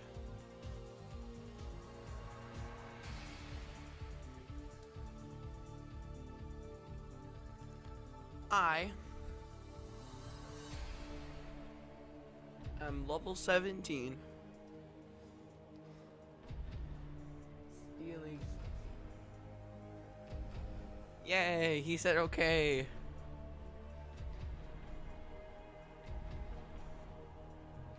You said okay. That's an aggressive mug. No, he's taking me.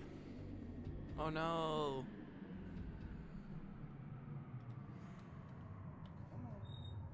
No. But I want to play in here. Play over there. Hey. Hey. Ow.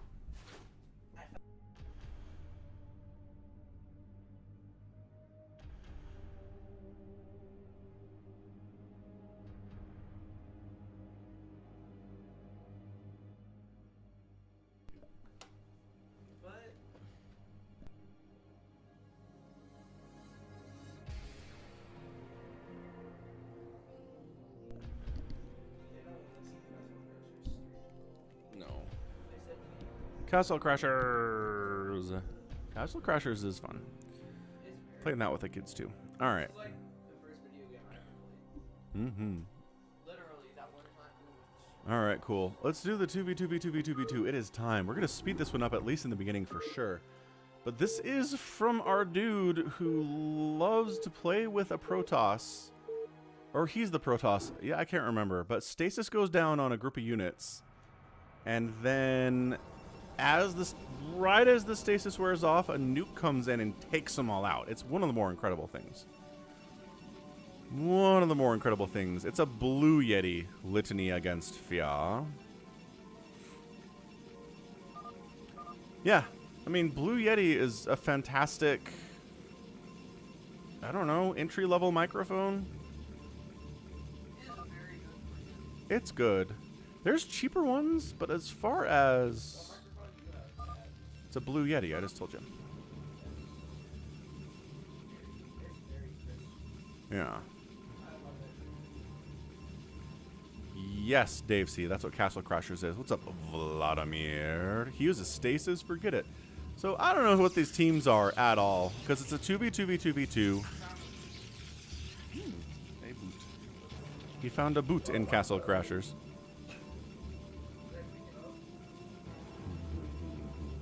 Like I said, speeding this up, because I don't know what the teams are. It'd be nice if it was logical teams, right? Where it's players are next to each other, they can kind of cover for each other a little bit here, but who says that we ever get that in a 2v2 necessarily? Players opening forges, barracks, gateways. There is no Zerg representation in this game at all. Pain Relief is upset about the placement of his buildings. The good news is he's a Terran, and he can lift them off and plant them wherever he wants them to go. Except for, you know, a supply depot.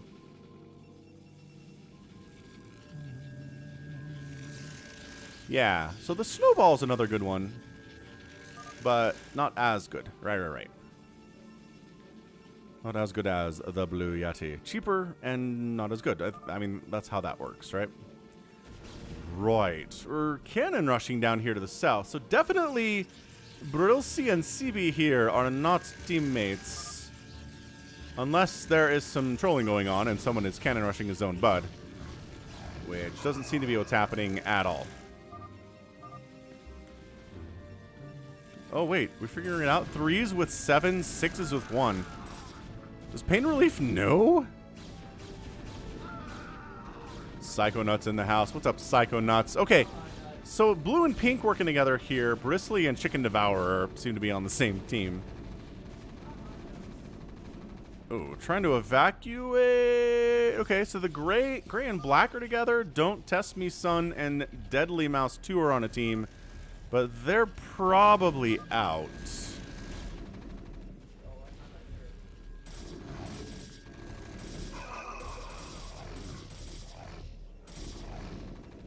And then we've got white and yellow, Pain Relief, and Bones Justice are on a team. Those might be the ones we need to watch out for here. We'll keep an eye on them for sure. So, yeah, unfortunately, our dark gray and black team, Don't Test Me Son and Deadly Mouse, seem to be dead. I mean, I don't know. It's a 2v2v2v2. Can you turtle up on 2 bases here if you're Don't Test Me Son and maybe hold out and hope everybody else gets attacked before you, right? You know what I mean? Yeah, it's been a good day, Psychonauts. It's a Sunday Brood War stream day, so of course it is.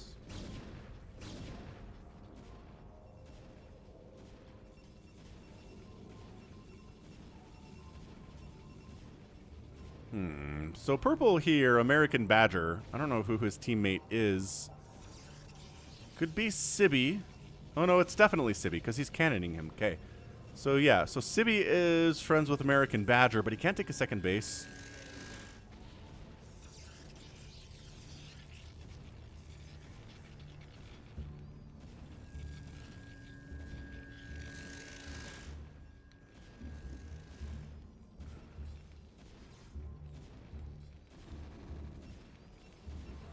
Yeah, then Pain Relief and Bones Justice are on the same team. We're building some factories up here. Really going to try to push in and wipe out American Badger. Looks like what the plan is here for these dudes. Whoa, says Pain Relief. 3 are dead? Wait, 3 is dead. Yeah, some DTs wandered in and ruined Chicken Devourer's day. Pretty quietly. He's trying to expand down this way, but I guess Bristly's down here too. So maybe this works out better for them. Maybe they're like, cool. We could take in 3 bases. Bristly's like, I need 3 bases on this map. Let's do this thing. Our magenta and yellow allies, and the answer seems to be no. Yellow is teammates with white, Bones Justice. You can see that. This is nice. So everyone's kind of hanging out with their friends at this point, to the point where we can tell what the teams are. More DTs moving out here from Don't Test Me Son. He's already eliminated, effectively, Chicken Devourer from the game. Although, he's got a home here, and he is mining, so he's not dead. He's just mostly dead. Yeah, forced to lift your buildings against DTs. Oh, the ignominious sadness.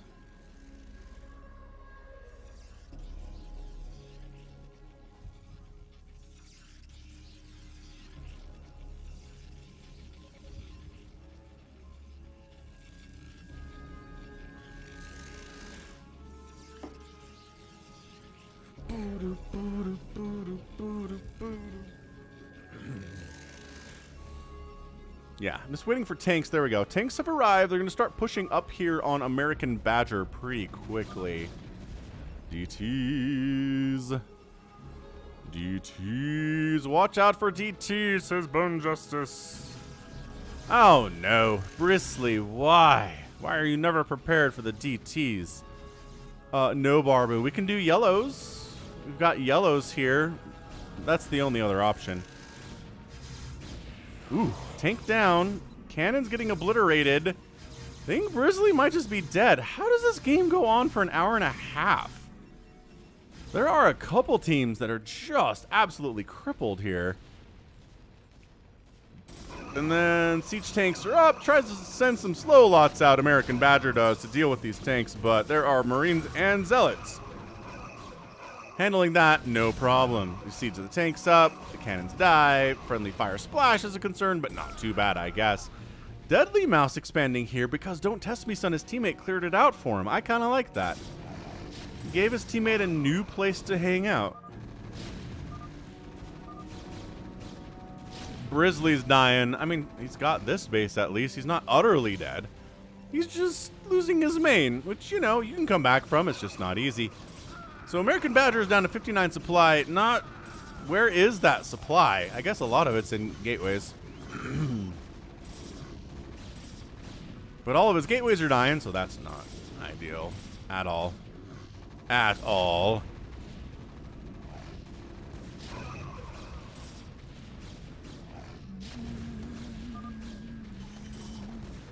Quickly, scan at 9. Okay. Carriers. Says pain relief. Carrier says bone justice. Well, he says cursa, but close enough. All right, so American Badger is dead. Our guy Deadly Mouse, who is dead, is coming back from the dead. He's basically stuck Don't Test Me Son onto one base. But this is Big Game Hunter, so having one base is actually not that bad. I can do this, RJB. I can yellow everything, which doesn't help at all, and is, in fact, objectively the worst thing I can do. This is it. This is what I can roll with. It's a 2v2v2v2, man.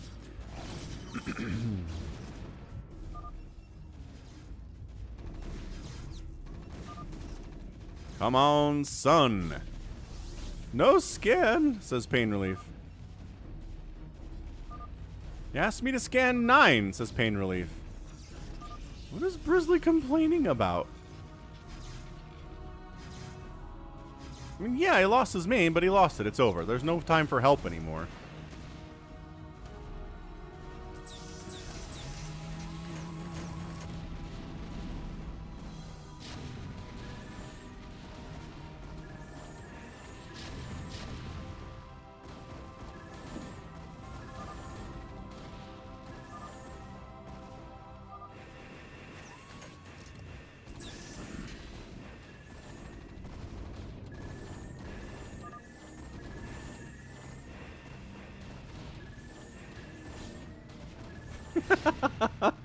RJB requests that I use 8 slightly different shades of yellow.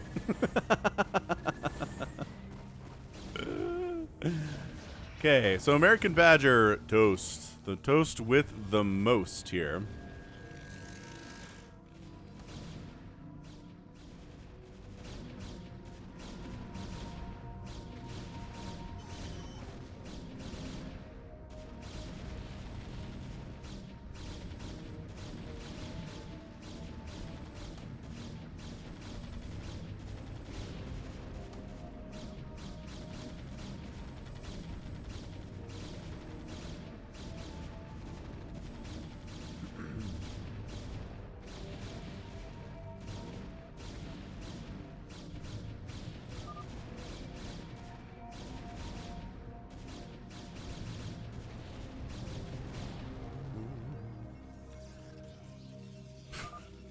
So American Badger has some probes down here, but that's about it. He's got 1,800 minerals in the bank, which means he can build another Nexus, no problem. And he's doing that here. He actually killed his teammate's second base to take a first. So there are a lot of teams that are in trouble right now. Who's not really all that much in trouble are Pain Relief and Bones Justice. I would say they're doing fine. They're building on the corpse of the people that they've killed so far. They're holding their own. They haven't lost anything.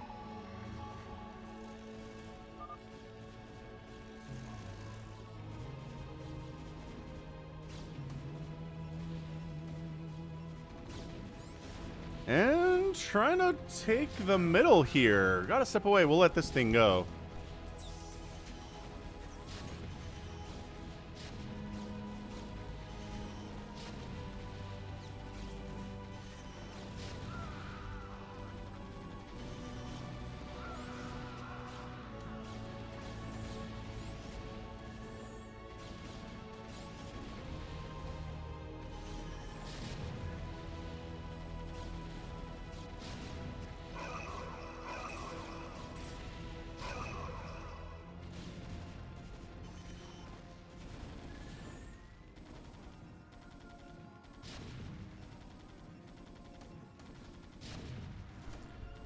Nails it.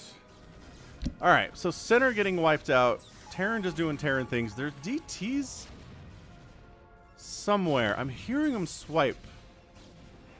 But this is so gosh darn chaotic. What's up, EB? Hey. Glad you made it to the Sunday stream today.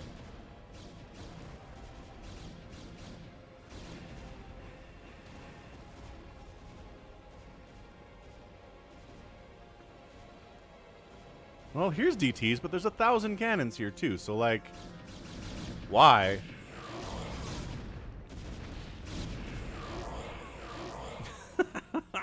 Neat.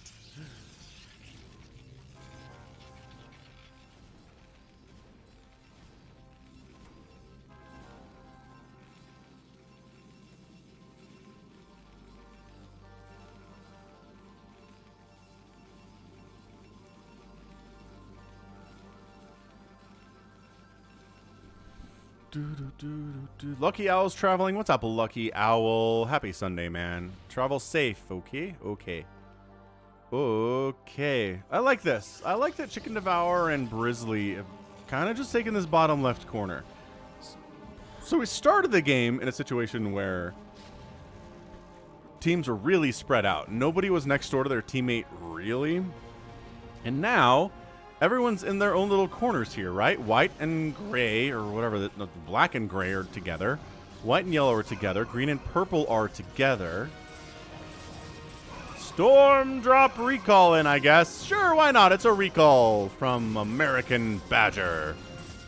No, this isn't American Badger. I think this is Don't Test Me, son. God, the dark is so hard to see.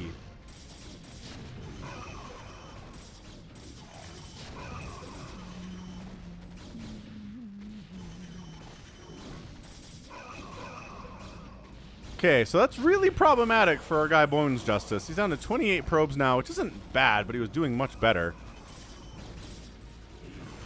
Yeah, so pink and blue on a team together. I mean, the only person that's kind of isolated is Pain Relief. Has this base down here that honestly could get wrecked at any time.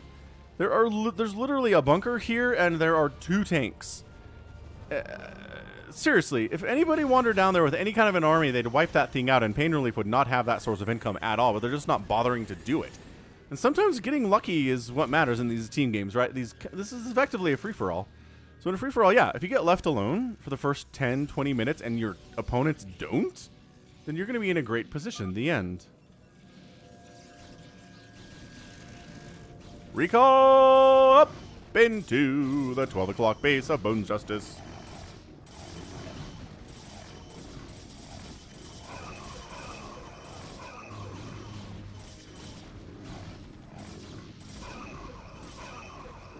Bones Justice. How does this game go on for 1:30? It's a big game hunters, that's how.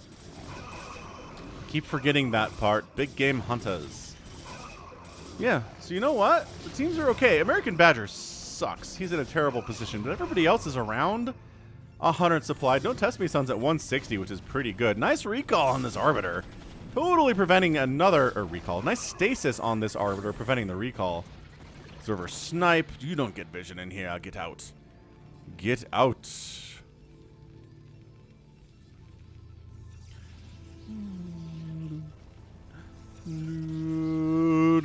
Right. This is actually a 2v2v2v2 on Big Game Hunters, Mr. Ride. Get the frozen Arbiter, says the Bones Justice. And oh, he will. He's got a ton of Goliaths ready to go as soon as this thing pops. Maybe he could have recalled. Maybe he had enough time to get that cast off. We'll see. I mean, we won't see because it's dead. Anyway, top left corner belongs to Pain Relief and Bone Justice. Left side belongs to Sibby and his teammate American Badger. Bottom left is Brizzly and Chicken Devour. Bottom right, once again, all alone here is Pain Relief. He just has a summer home that nobody's bothering at all. Deadly Mouse was out. He got cannon rushed and then marine rushed and was dead, but he's up to 112 supply now, which is fantastic. Look at him. He's got 2 bases. Yeah, I mean, Don't Test Me Son's a pretty great player. He has the most supply in the game right now at 158. Number 2 is Sibby with 152, though. Yellow Terran is making them nukes. Carrier's coming in from American Badger with all of his 18 total supply. He's making carriers. Which, I mean, okay. Not going to complain about it. God, that is so hidden. Giant production tab. Frozen Arbiter sounds like a great summer treat to beat the hot weather. I agree. Somebody should sell Frozen Arbiter summer treats. I'd eat those. I'd buy them. Put them in ice cream trucks to confuse the children. What is this? It's an Arbiter. What?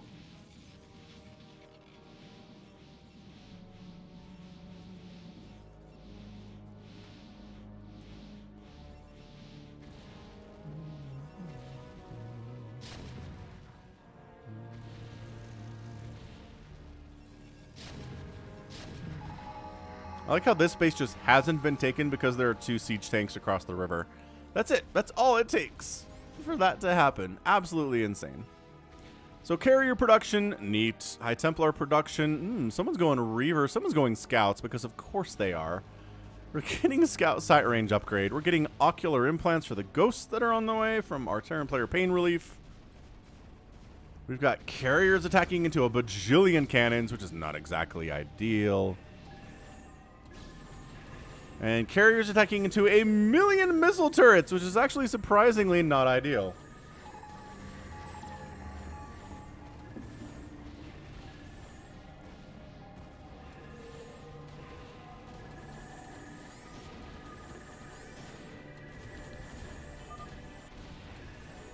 Ah, we're Reaver dropping at the summer home. Pain Relief says, my 5 is dead. Do you have a nuke? Yeah, says Pain Relief. See, I told you, any kind of an attack on this bottom right base, and it's dead. It's done. He's trying to evacuate his SCVs through, I don't know, about 5 siege tanks. Not going to work out super well for you at all.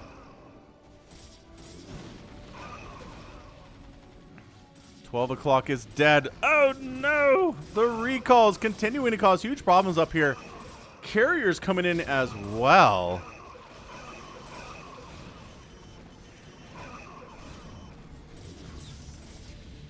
But, okay, we got it. We got our stasis. Okay, that's good. Where's our ghost? Where's our ghost? The combo is real. Can it happen? No, John Doe, G22SDA. I've not seen Thor. Let's not spoil it for me, please. Okay, thanks. I love you all.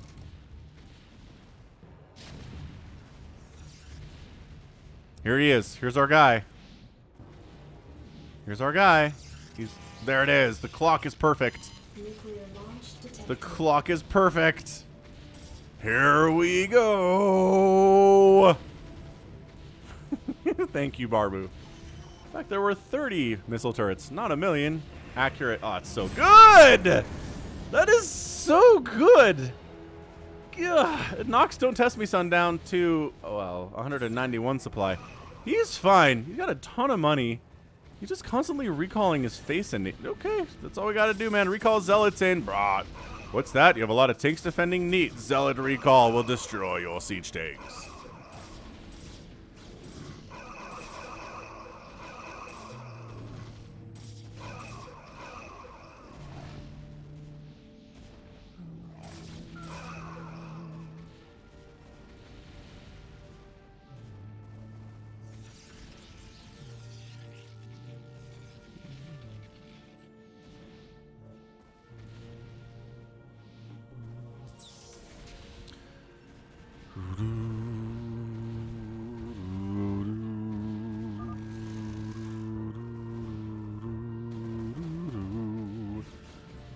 Carrier's on a bit of a rampage here from Sibby. He's at 163 supply, and he's like, I'm tired of hanging out.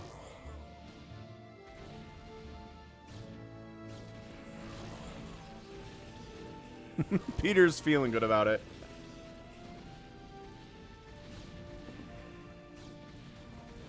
Yeah, Breesley's having a rough time now. He's losing his main base for the 2nd time today. I'm not sure that Gajillion is a real number, to be honest with you.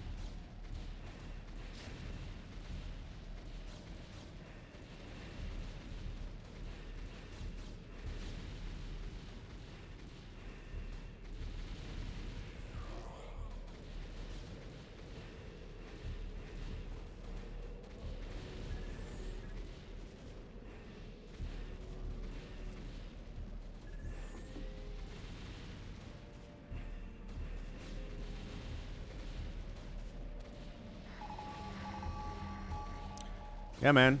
I mean, this is just Brizzly having a rough game. That happens in StarCraft sometimes. You just have a rough time of it. These two Reavers, 15 kills and 19 kills apiece. They're just casually blowing up everything Pain Relief has on the ground left here.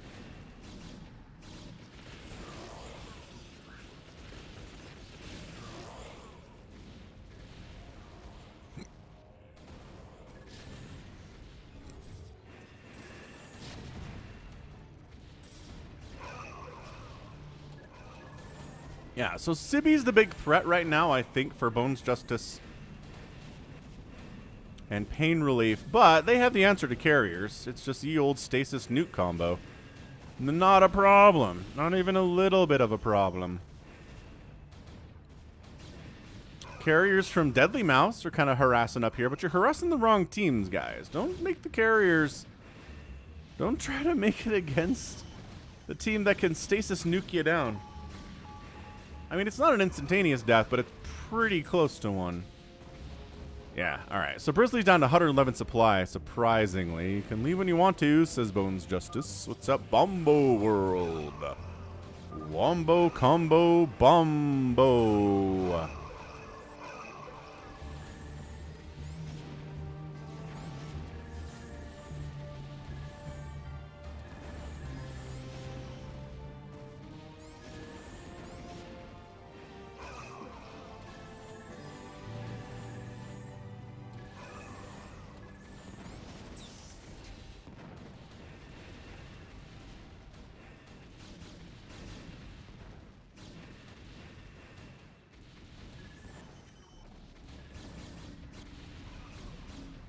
Ultra BC Carrier with Nuke is Barbu's favorite combo. It's a good one. I'm not going to disagree with that one at all. All right, man. So American Badger's just... He doesn't have any money left. He's got 2 total supply. Unfortunately, this push through the middle here of Chicken Devourer has just been too strong for him. Nuclear launch detected. Where did we stasis our nukes today? Oh, we gotta find this one, because it's a nuke that's gonna land on a bunch of carriers, traditionally, right? Unless it's just a regular nuke and it's not on a bunch of stasis carriers. It seems possible, I guess.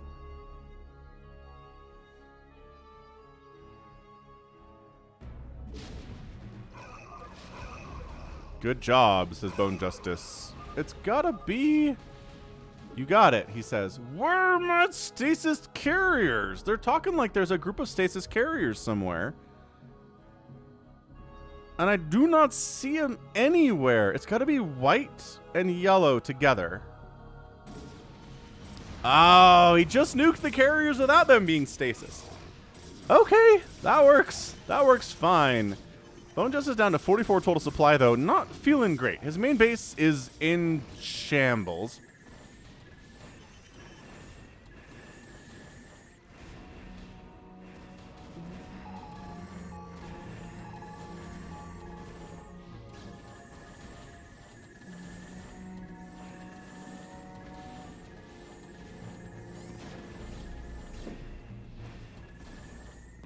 And I mean, look, carriers can clear out missile turret armies pretty good.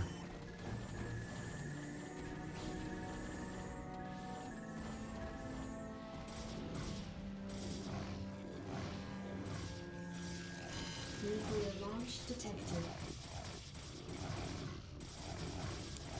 Is he nuking these zealots?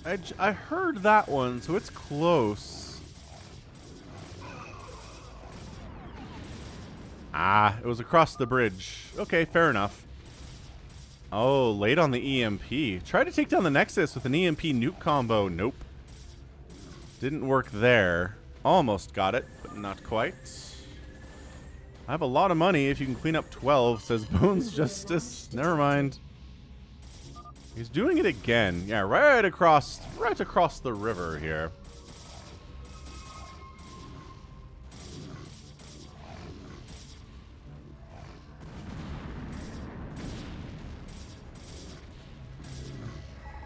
Okay, so the Nexus dies, but the probes stay alive, which is kind of the important thing right now.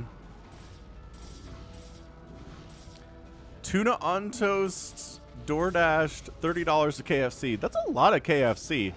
That's honestly a heck of a lot of chicken, man. I mean, probably chicken. I guess you could just go to KFC and just order a ton of, like, coleslaw and, like, mashed potatoes. That might work. Yep. So Blue's hanging out down here, bottom right, doing what it can do.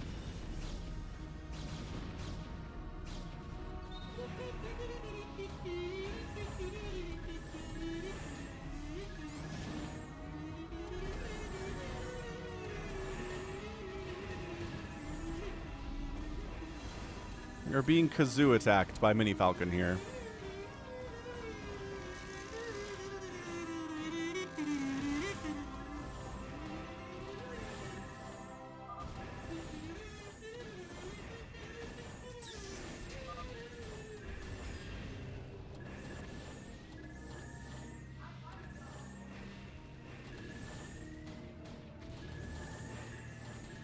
Yeah, why did the double down go away from KFC?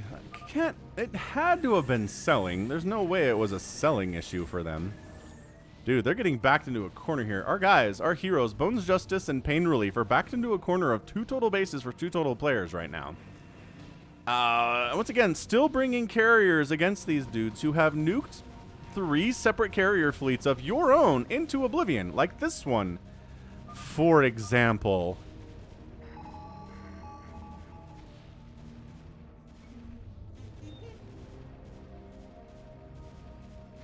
Bucket of potatoes.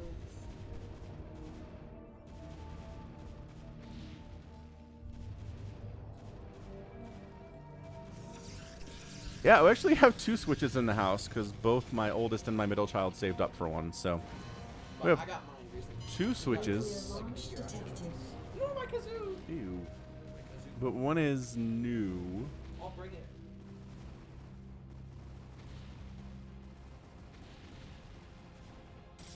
Ah, that timing was just immaculate. Absolutely immaculate on that timing there. So there is the switch for Mini Falcon.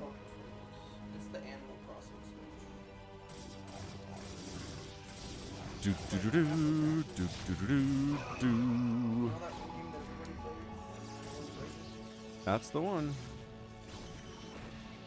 Castle Crashers is a good game. It's a good studio. So dealing with carriers, you can either stasis nuke them, or you can try to storm them to death, which kind of works, but not as good as the stasis nuke combo at all. Wombo World. What's up, Wombo World? I'm in Utah, Wombo World.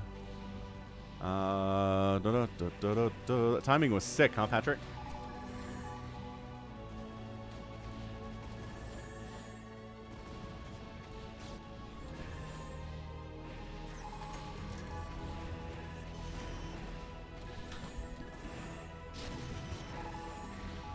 Yeah, OLED switch, good stuff. All right, so we brought some Goliaths to do with the carriers, which is probably a better answer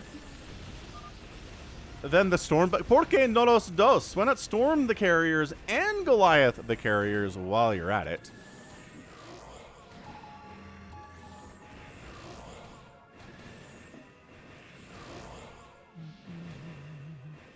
Yeah, seriously, Patrick Montague, stuff of nightmares, man. You're a carrier pilot. You're all stasis. And you can just see a ghost wander up to you, shine a red laser on you, and there's nothing you can do about it. You're like, oh, we're all dead.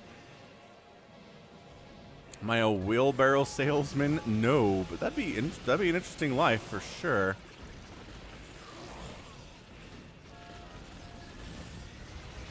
Nice, Tuna. Wait, a gaming PC. Ah, with a Stream Deck. I thought that said Steam Deck for a minute. And I was like, ooh, with a Steam Deck? That doesn't make any sense.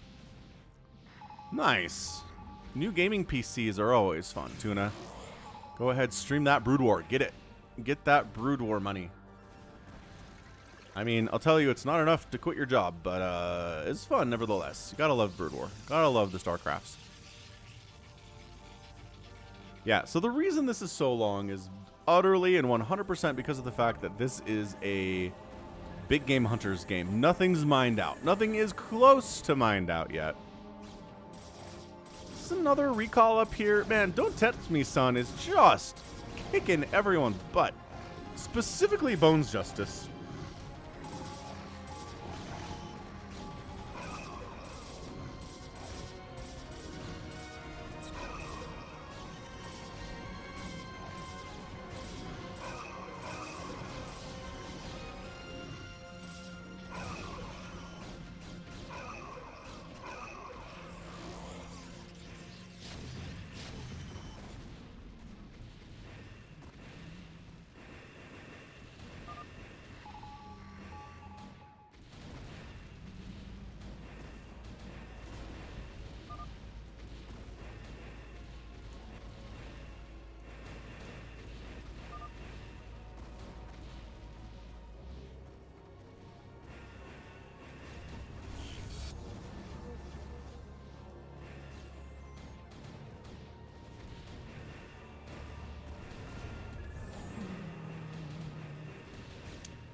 So Sibi, I feel like, has been carrying here for about 10 minutes and hasn't made a ton of progress. He's cleared this out. Maybe he'll let American Badger rebuild, but he can't. Badger does not have the money to rebuild, so he's done. So look, I appreciate what Sibi's trying to do here, but winning a 2v2v2v2 when your teammate is dead is hard. It's real difficult. Here we go again.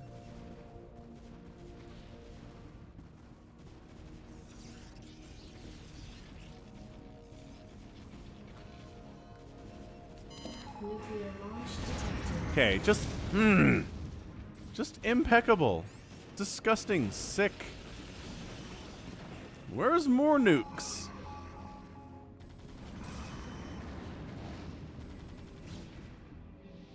I have no idea where that nuke landed. Does pink have nukes? Is that what I'm missing here? I'm looking for white to have nukes. But if our guy pink has nukes, he doesn't. Okay, man, that was just a white nuke that I missed. I don't know where it was at all.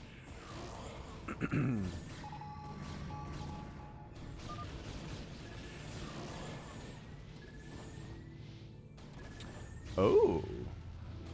Savior Swords adjusted that map. Did you make the nuke count lower? I feel like having the nuke count lower would be good. I really think giving people 1 is enough. 3 nukes is way too much.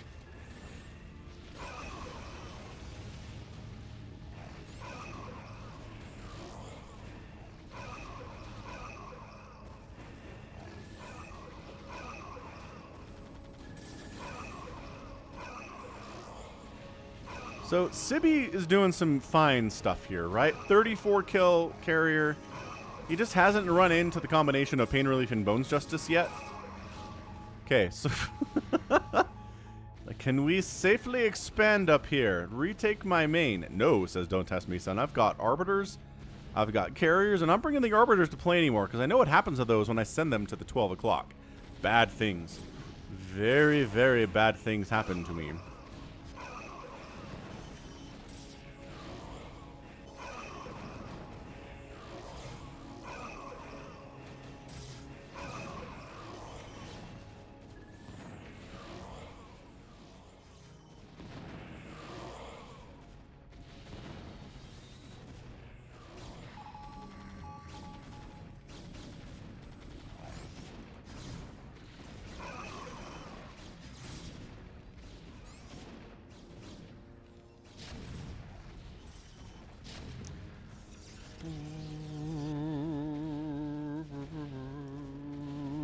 O'clock getting retaken here by our guy Bones Justice, who's been struggling to hold this thing for a while.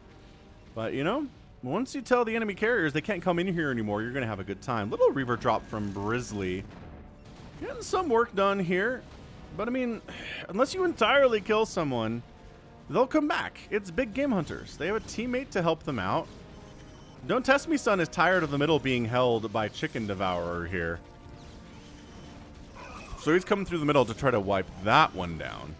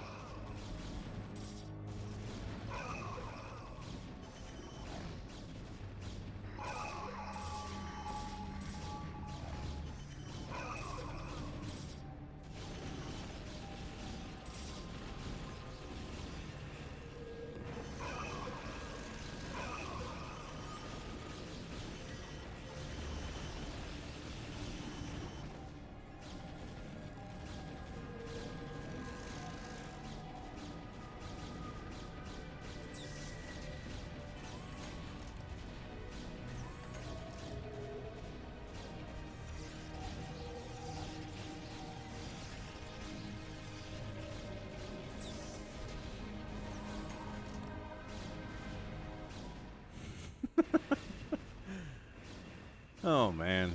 So Team Blue getting attacked by carriers, both by Don't Test Me, Son, and way over here from our guy, Sibby. We gotta times 2 this. We are times 2ing this thing because we have a while to go on this replay. Yep, so look, carriers from Sibby and carriers from Deadly Mouse, they decided not to attack the 12 o'clock position with their carriers because bad things happen. So, unfortunately, now Chicken Devourer is just getting hit on both sides. He and Bristly working together. They've kind of, sort of tried to take this whole southern section, but our guy, Don't Test Me Son, has taken this. The bottom right is his, so the whole bottom does not belong to Pink and Blue. But they'd like it to, and we'll see if they can pull that off.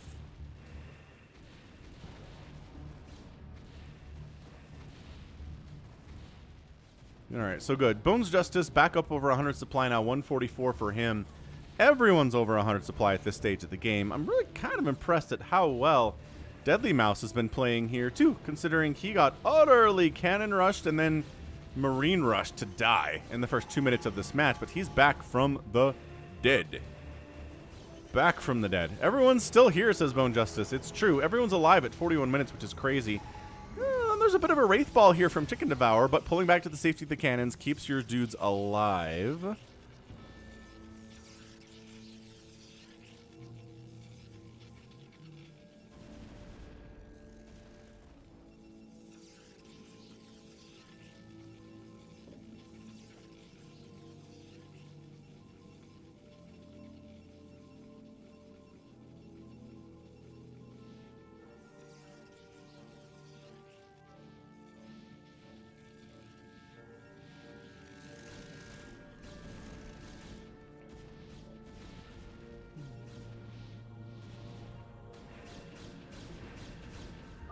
Boom, boom, boom. Can I build some factories? Bottom of 12. I mean, yeah, there's tons of room for that. Ah! Recall carrier attack at 12 again. Don't Test Me Son is back. This time with a vengeance, doing the same thing he's always done.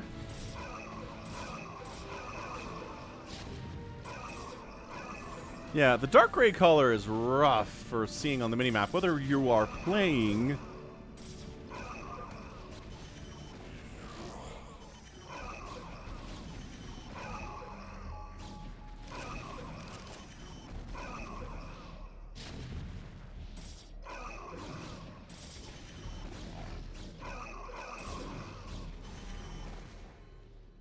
Nuclear launch detected.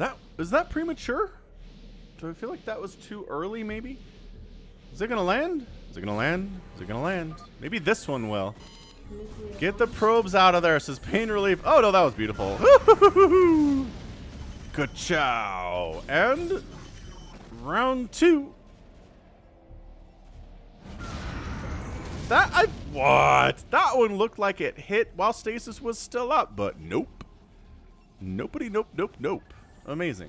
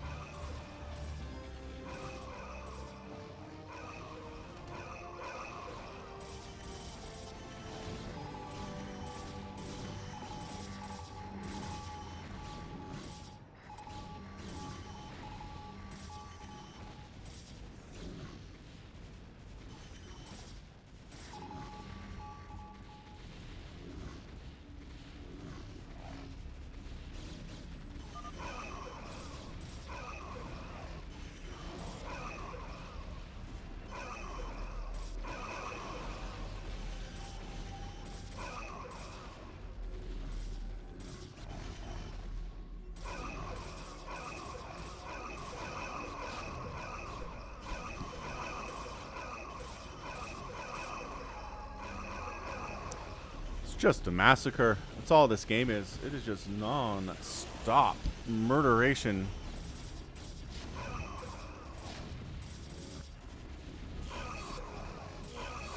Defensive matrix on Dragoons to keep them alive against incoming Zealot Dragoon attacks is fun. There's your Stasis. Bones Justice calls it out. Gonna bring a ghost in to handle it? Yep. Nuclear launch detected.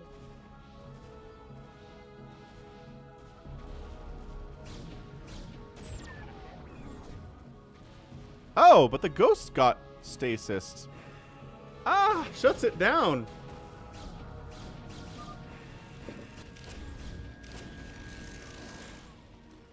Gets another stasis down. He froze. Got another one, says Bones Justice. Don't worry about me. Carriers down here for our guy. I forget, is this chicken guy? No, yeah, no. He's Sibby. Sibby's down here getting his, getting his carriers all sorts of stabbed up. The stasis, oh. Nuclear launch detected.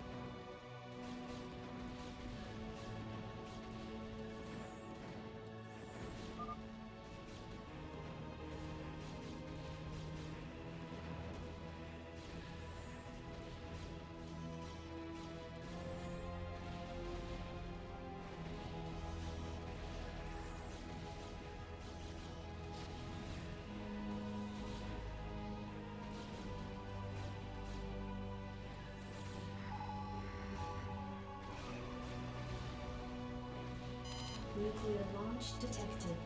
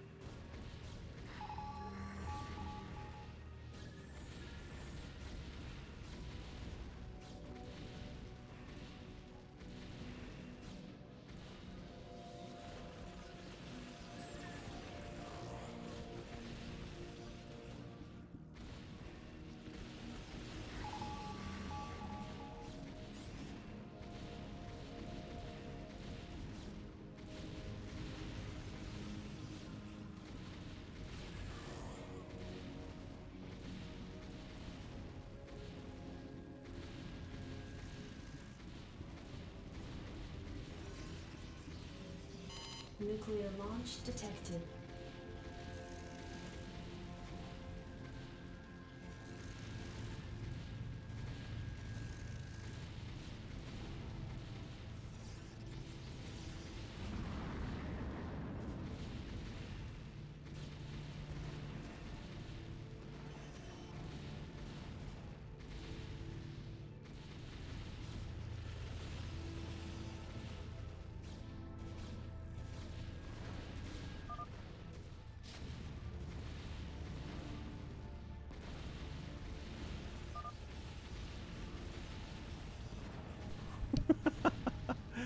Sorry, yeah.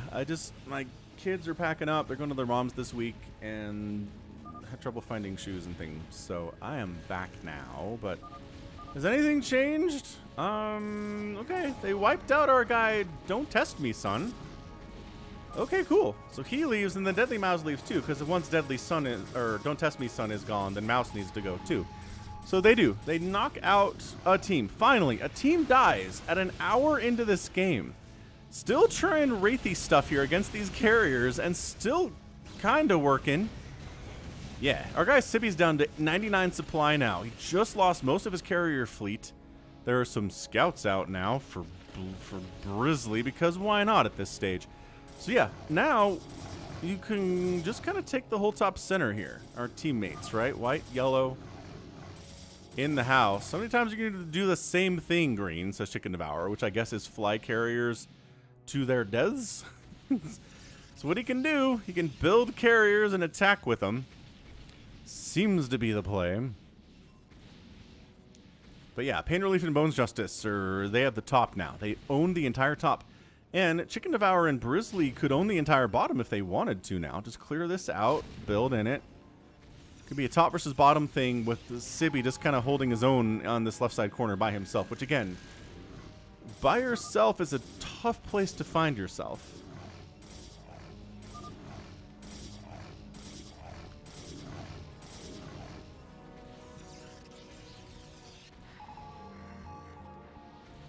Yeah, 202 supply here for Bones Justice. He has mind controlled an SCV. Where's he? Where is that though? Because he's white, so we need to find a white Terran building of some kind. Maybe just a couple SCVs have been mind controlled. Maybe that's all we're looking at.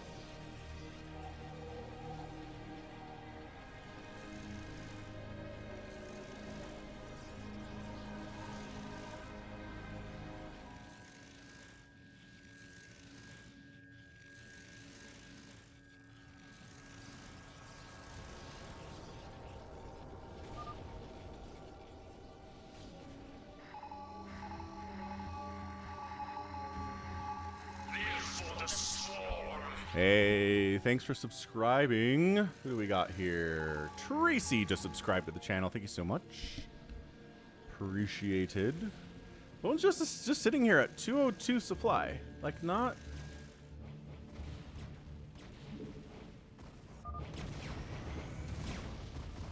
Gotta kill blue before green dies. We need green attacking with us, says Pain Relief. Oh, interesting. Not a bad strategy.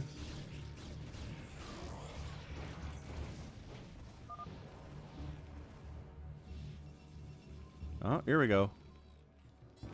Here we go. Some white Terran here. White Command Center. Up 210 available supply for Bones Justice. He is slowly on his way to making his own Terran army and getting 400 total supply. Which, you know, pretty good. Wraithball clearing out this right side. You know, if pink-blue can hold... Man, both 3 o'clock and 9 o'clock and kind of keep Pain Relief and Bones Justice stuck up here. They're on fewer bases and therefore smaller amount of income.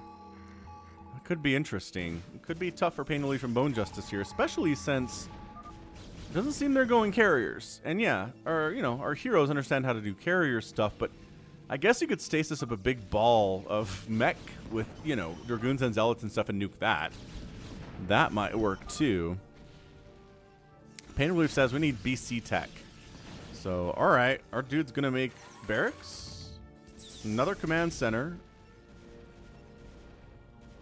And into a factory as fast as Terranly possible.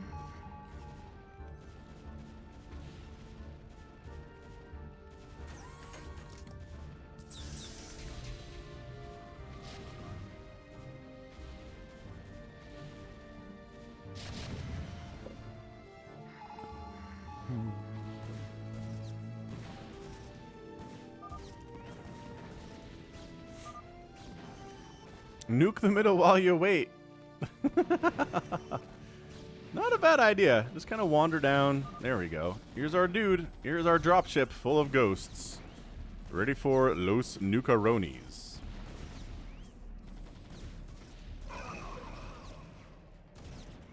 Maybe. Here it is. Nuclear launch detected. Nuclear Double launch nukes across the sky. What does it mean? So they scan. Please, blue. This is American Badger. Double nukes. Okay, man. Wow. Just wiped. Those were well-placed nukes. They wiped out a ton of cannons. Absolutely insane. And then that allows a setup position here for a bunch of Goliaths and tanks to roll in for pain relief. Just siege up the tanks, wipe out the rest of the cannons, which are injured from the nuke already, and maybe kind of take the center for themselves. At the very least, incredibly distracting.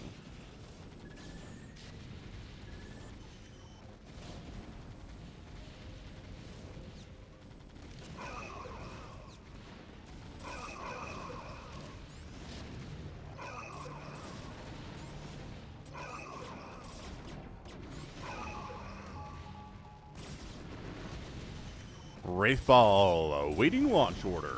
Just gonna try to wipe out a bunch of siege tanks here. And not bad, honestly. Then storming the tanks and the Wraiths are dodging. I think that's friendly storm they're dodging okay. And alright, so never mind. Pain Relief is not able to set up here, but ooh, a little storm on, little storm on these Wraiths softens them up. Real nice. How we doing over here? Well, factory's up. Okay, cool. And additional command centers into a starport, though. Here we go. Starport into a science facility. You just rush carriers. That's the plan right now. You already have a 200 supply army, effectively, so going for the BCs is great. And also, the nice thing about command centers is you can lift them off, and they count as 8 supply. So this is the brilliant way to do it.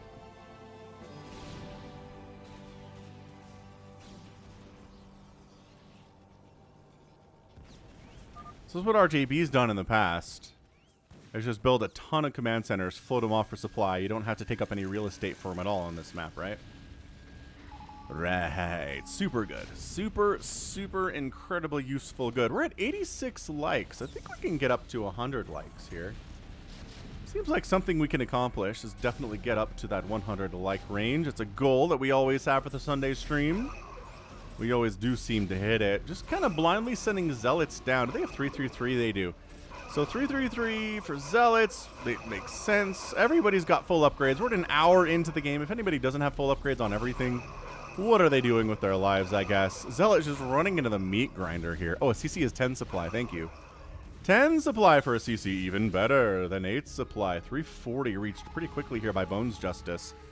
Got to free up some real estate. There's your time. There is your physics lab add-on. Beautiful. So we are going the BCs. He did exactly what his teammate Pain Relief told him to do. Rush battle cruisers. Couple armories would be nice. Upgrades in a game where everything else is fully upgraded. Having upgrades would be fantastic. Yeah, and look, our dude Pain Relief making his own BCs while he's at it. No big deal. Man, this carrier group of Sibi just keeps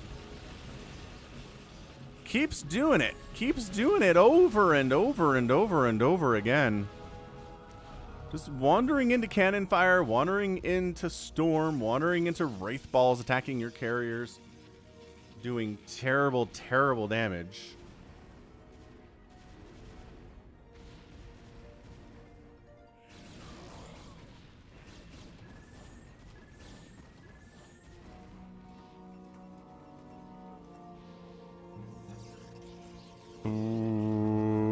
Boom.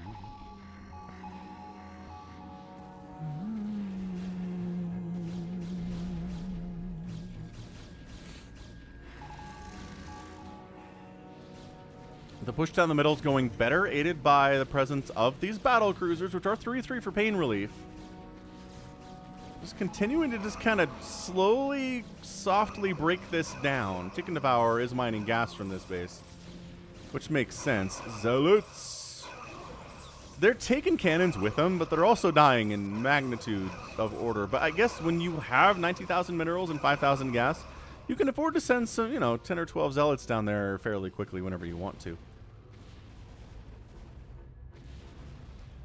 Ooh, armories, though. Okay, yeah. He's got armories. What are we nuking?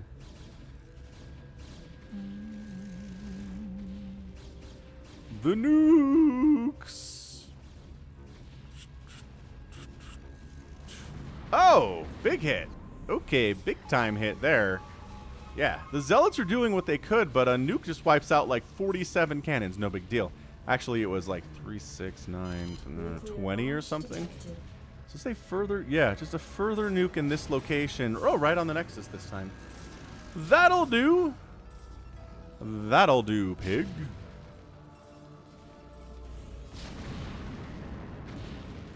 Very fantastic. Excellent, excellent stuff there. Battle cruisers pumped 8 at a time here by our Protoss turned Terran guy. There you go. Working on air upgrades and armor. Fantastic. You can only build them as fast as you can build them. You just got to start them as soon as you can. Yeah, how many cannons and turrets have been built in this game? No kidding. So, I mean, this is nice and everything, but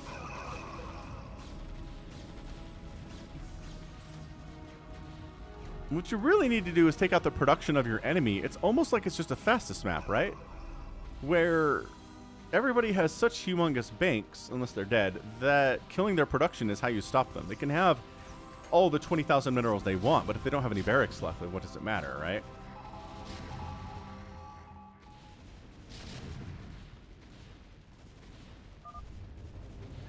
Kill 3, says Pain Relief, a field of Protoss rubble. DTs come out to deal with the attacking and the aggressor siege tanks. Still, our guy Sibby is refusing to die.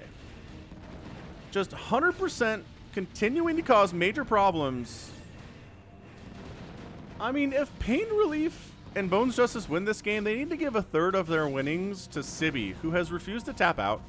Even though his teammate's been dead for an hour, he's continuing to harass our guy Bristly down here over and over and over and over, and is successfully doing a pretty good job with it, too. Nuclear launch detected. Another nuke attempt. Will these cannons finish and kill the ghost before the nuke lands?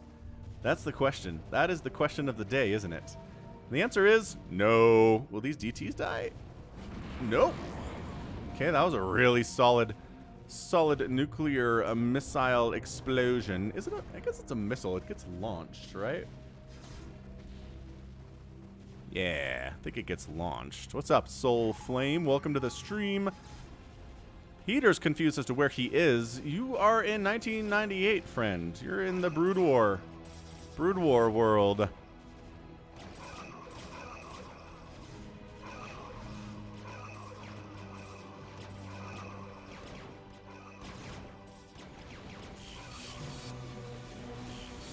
So the Mass Wraith Ball is kind of getting wiped out by, ooh, the Valkyrie choice here. I like that from Pain Relief.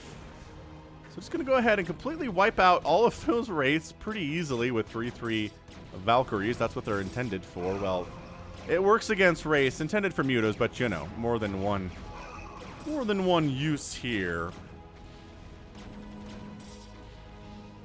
Nuclear launch detected. It's another Nukey Nuke. Sitting right next to this probe is staring into this ghost's soul. Because he knows what's coming next. And what's next is more death.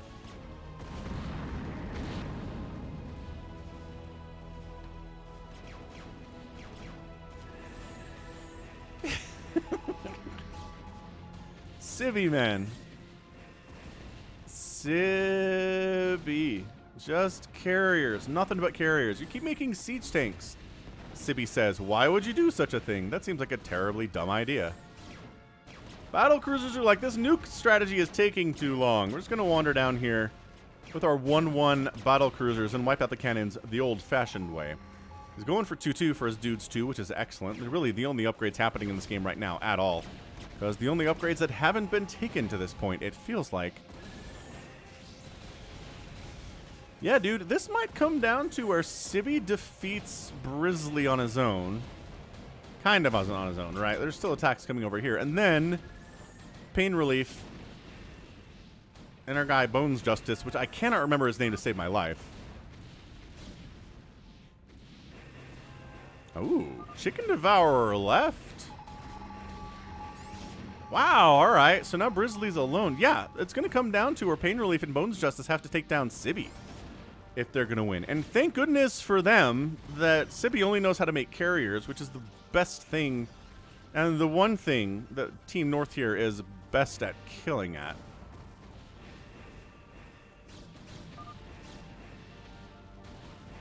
What's up? Investing with Nick Cowles? No 3VE fastest map today. No. We haven't had those yet. The stream started a little bit late, and we've had some longer games today. So we'll get those, and then we'll move into the games a little bit later than normal.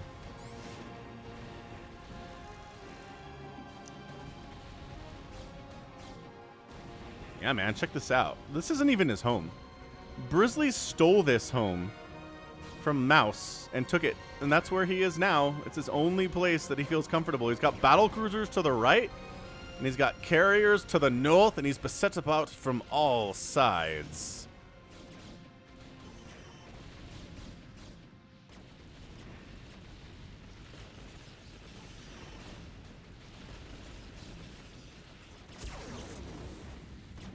Yeah, I mean, this is 3 separate teams here, right? This isn't even... It's just getting attacked by 2 people at once. This is where some people in free-for-alls complain they're getting double-teamed and it's not fair.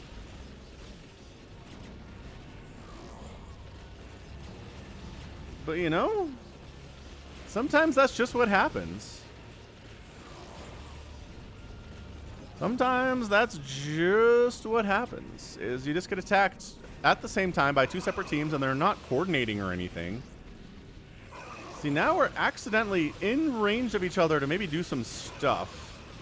And technically, battle cruisers are better than carriers in straight-up fights, but also, these are 3-3-3 battle cruisers and 2-2, or rather carriers and 2-2 battle cruisers. It's 330 supply for Bones Justice, 179 for Pain Relief. Yeah, so the battle cruisers are going to die, but Brizzly's dead anyway. I mean... I'm not sure that he could have necessarily stood up against what he did.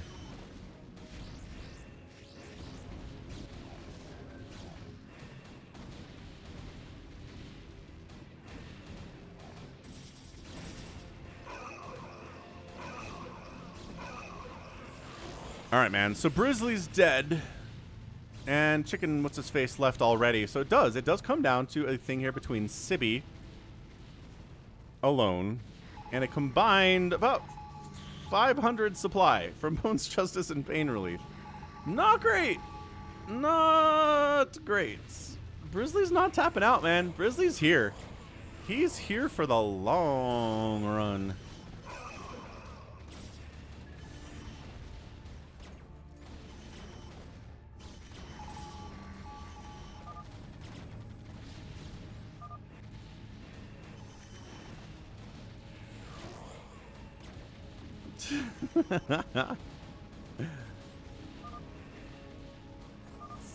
Now he's complaining. Now Brizzly's mad.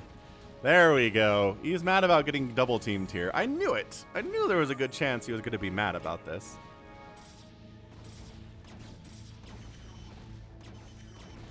So now our guy Sibby's just kind of bailing. He's like, whatever, we're out. Bye.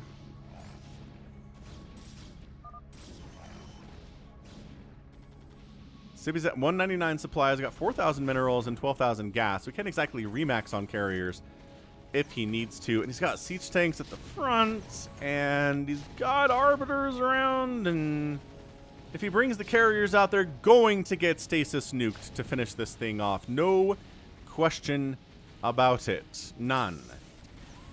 Oh, man, he's doing it. He's bringing the carriers in because that's all he has to defend with against tanks.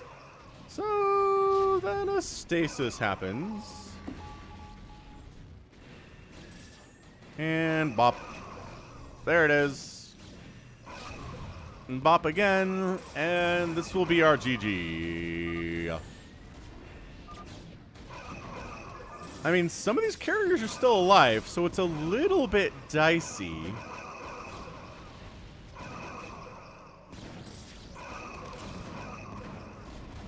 The Ghost Cloak, they move in. Is there detection here? The answer definitely seems to be no. He times it. There it is. Nuclear launch detected. There's a lot of interceptors about here, but none of them are attacking the ghosts. And Sibby's going to go from 185 supply to about 100 here. The second one, not going to get the second group of carriers, unfortunately, but does take down an Arbiter and some... There you go, 99 supply. Nailed it. 99 supply. Good game. American Badger's still here. He's been watching. Pain Relief is like, yeah, heck of a good game. Amazing American Badger is still here. That's it. We done. GG! Our guys who have the power of stasis nukes on their sides get the win. Big surprise? No. Not a huge surprise they won because they have such an overpowered skill compared to everybody else. Truly amazing. All right, good. Good. I don't know why we're still in, but we're done. We're done. That's your GG.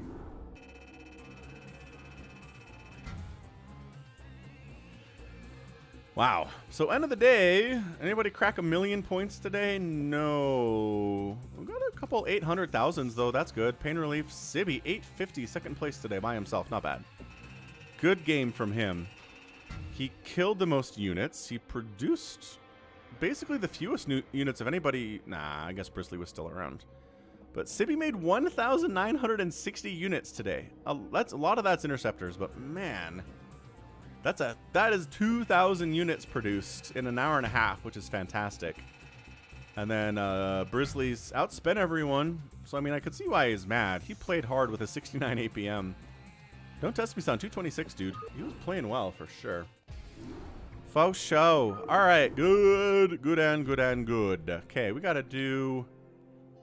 We need some Zerg representation in here, so let's do this. This is a 3v3 family game from Nibbler that he sent in. Yeah, Nibbler's in here. Health and Wealth is in here. Friday's in here. Great, let's go. Let's do this thing.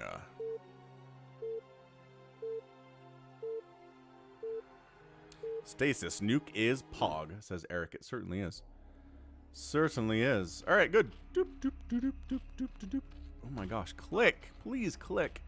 So team one is going to be Nibbler, the Orange Zerg player. His teammate next door is Friday playing that Protoss. And then Health and Wealth, his teammate over here is Alone. And he's a Zerg, which does not bode well for him. Bottom right, team two, enemy team, going to be Sedany. We also have Sam 1, Sam 2, Sam 3, and Boss. WX, who's a Zerg player. Tuca music plays while he streams. So if Nibbler's going to do something...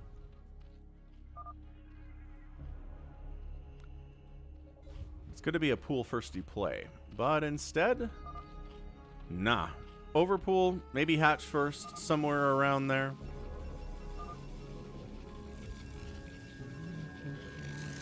Toycop is into this match for sure. He wants to see it. Nobody's scouting. Overlord's moving out, yeah. But nobody's sending a worker out today. Maybe these are scouting. Or maybe they are... maybe they're gonna do some sunken rushing. Be right back.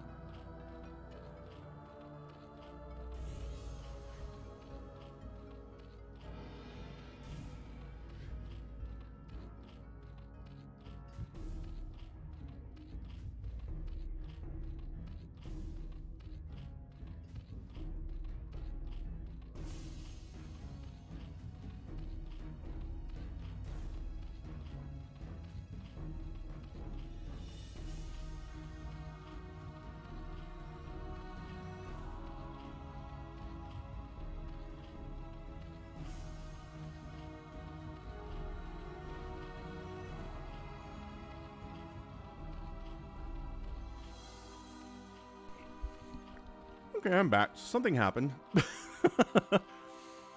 This is a 3v3 from Nibbler. Friday's here. Health and Wealth is here too. I can only assume I missed a sunken rush because there's dead stuff up here. And our guys Sam 1, Sam 2, Sam 3 is at 18 workers. So not, you know, nothing too crazy at all. Meanwhile, big Zealot attack onto a Zerg. What else is new in the world of StarCraft?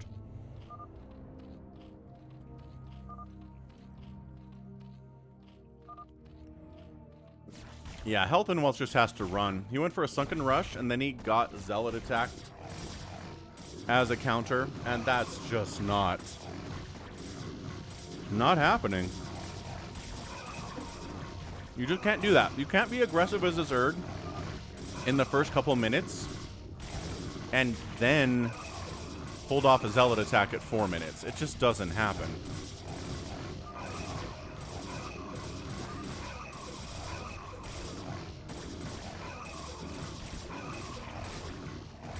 I mean, some assistance is coming in here in the form of Friday. Nice job, Friday. Health and Wealth does have a hatchery remaining, and he's still got about 7 workers, which isn't great, but it's not like he had many more than that. Right? He didn't, like, have 30 a second ago. He had, like, maybe 8. So, could have been worse. Could have been really bad. What's up, Kyle Dunn? Happy Sunday. Happy Brood War. Glad you could make it to the Sunday stream today.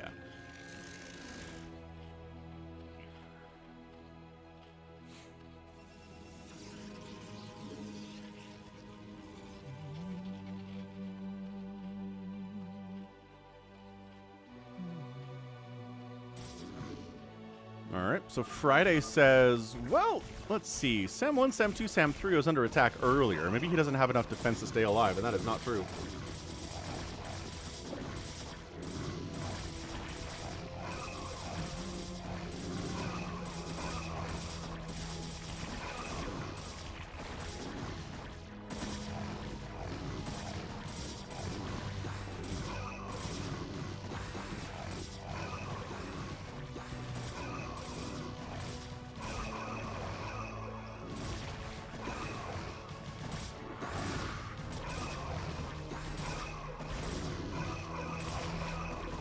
Oh no, he lost his main hatch that he was upgrading to a lair. That's annoying. He's got additional hatches though, so he's not dead by any stretch. The Sunkens and Hydras and drones are fighting to stay alive here. Friday does a really solid attack there on Sam 1, Sam 2, Sam 3. Causing him some major problems. So more Hydras coming in here from Nibbler to try to assist.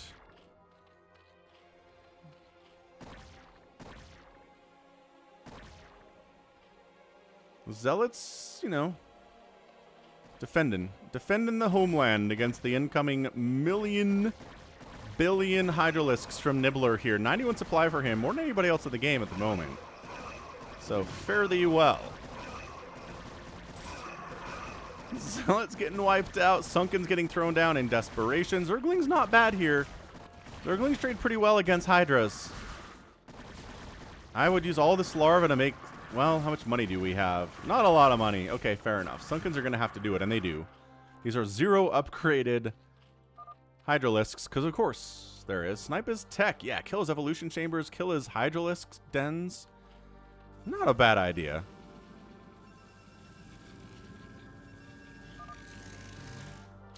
Health and Wealth alive, but not happy. Like, super long distance mining here. I think you can build a hatchery about here.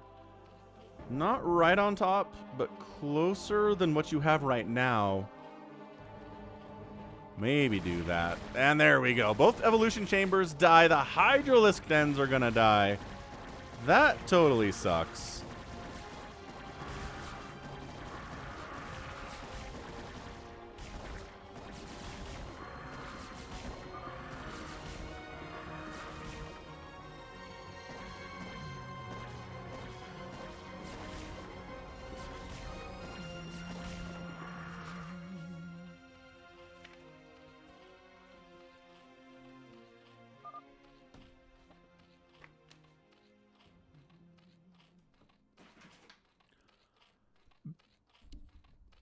Peter Parker is not happy about Apple dropping support for older MacBooks. Yeah, I hear you, man. I worked for Apple for a couple of years back in 2012 or so, and yeah, 10 years to them was effectively dead. If something was 10 years old, they didn't support it at all anymore, period, end of discussion. So, I hear ya. It's kind of frustrating for certain people that came in that needed help with something that was that old, and we wouldn't just turn them away as tech support, but we'd be like, we'll do our best, but we can't officially offer anything, right? Can't offer any repairs. We can maybe diagnose what's wrong. Because, you know, we would know how the older tech worked. But anyway, Nibbler? Nibbler trying to take down our dude boss, WX. Problematic for sure. Dragoon attack here on Health and Wealth, though. That might force these Hydras off. I mean, do you try to continue push here against boss? Or do you go home, try to help Health and Wealth, who is in a tough position?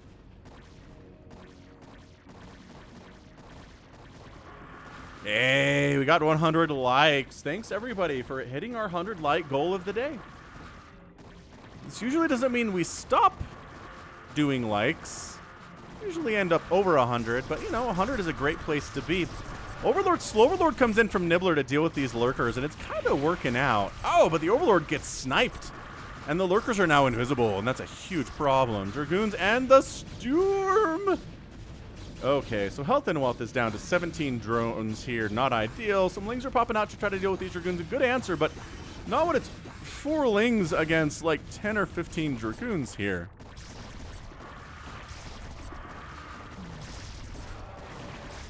Man, more Hydras. Hey, we got an Overlord, and it's got speed this time, so it's harder to pick off. So Nibbler really putting some super huge pressure down on boss in the bottom left-hand corner here. It says this is a family game, so I wonder if this is like siblings or parents or uncles or something, cousins maybe. 105 likes so far, which is great. Soulflame, we could upgrade software. They called it obsolete, right? A 10-year-old MacBook was obsolete to them. But we could upgrade software. We could do software fixes, right? If you bring it into an Apple store, we could help with software fixes for older tech. We'd try our best. Couldn't guarantee anything, but we'd try. And then if it was a hardware fix, there's nothing we could do about it. And we would direct people to third-party. Boss leaves, another huge group of Hydras coming in. We would direct them to a third-party repair shop, like Simply Mac or something, which I don't think exists anymore. But there are third-party repair shops out there that will look at older Mac hardware, even if Apple officially won't do it. And that's your best bet at that point. So I hope that helps.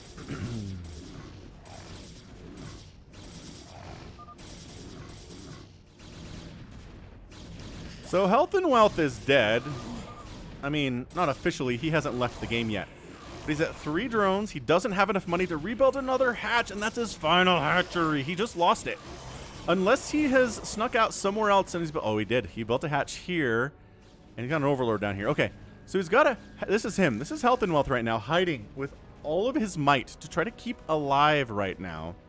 This is all he has. I mean, sure, he's also got 3 drones. Great. But if Team Blue just kind of wanders up this way, they're going to knock Health and Wealth entirely out of this game.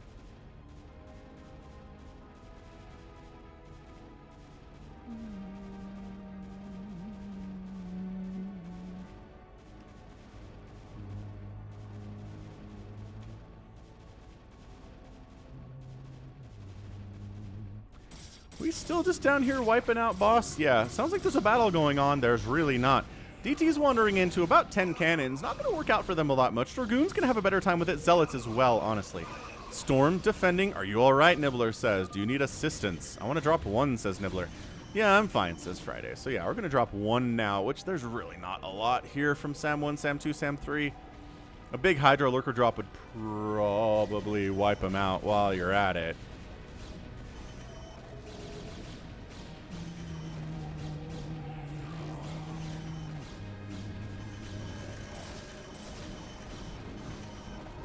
Another concerted attack coming here against Friday, and Nibbler's like, oh, Do you need help now, possibly? And Friday's like, nah, I got cannons, I got dragoons, I'm doing great.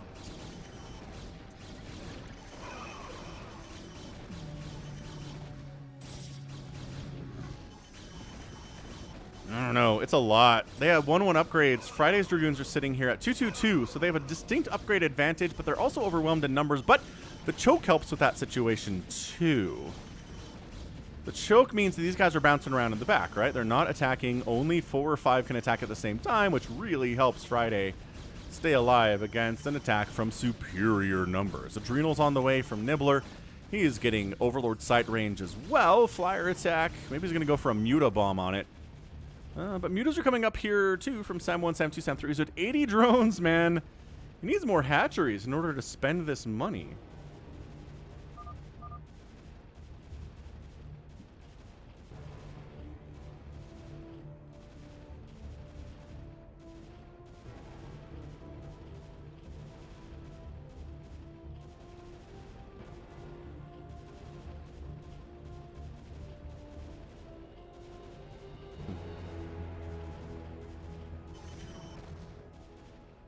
Yeah, Zealots don't die. They are warped back to... Our souls are, like, warped back to Ire? I don't know.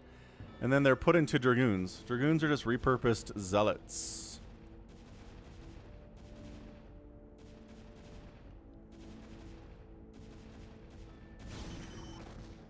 Small push down here from Friday against our dude. We haven't talked about much today is Sedeni.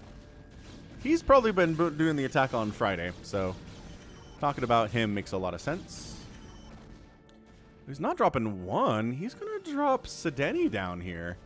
He's got cannons. He knows what he's doing. He's got cannons at the front. Cannons covering his Nexuses. Pumping a bunch of Dragoons. He's got Corsairs in here too. Catching this drop with the Corsairs would be amazingly good. Amazingly good. How many kills did that High Templar get, says Friday. What High Templar? There was a High Templar of some kind? Sure. That's it, says Friday. On 7?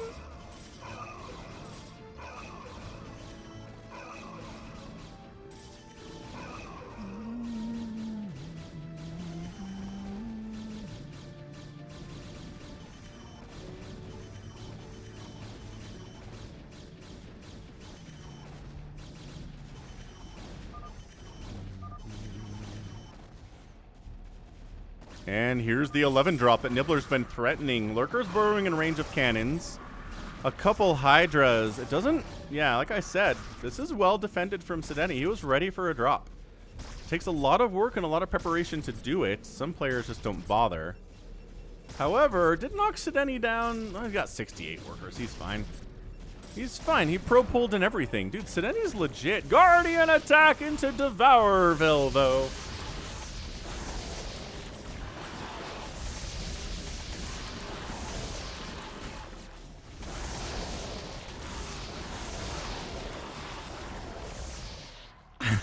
Yeah, so Devourers handling Guardians, really no problem at all.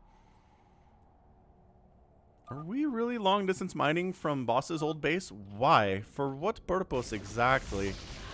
Mutas, getting acid spored and having spores hit him. A lot of things can kill Mutalisks fast, but that's on the list for sure.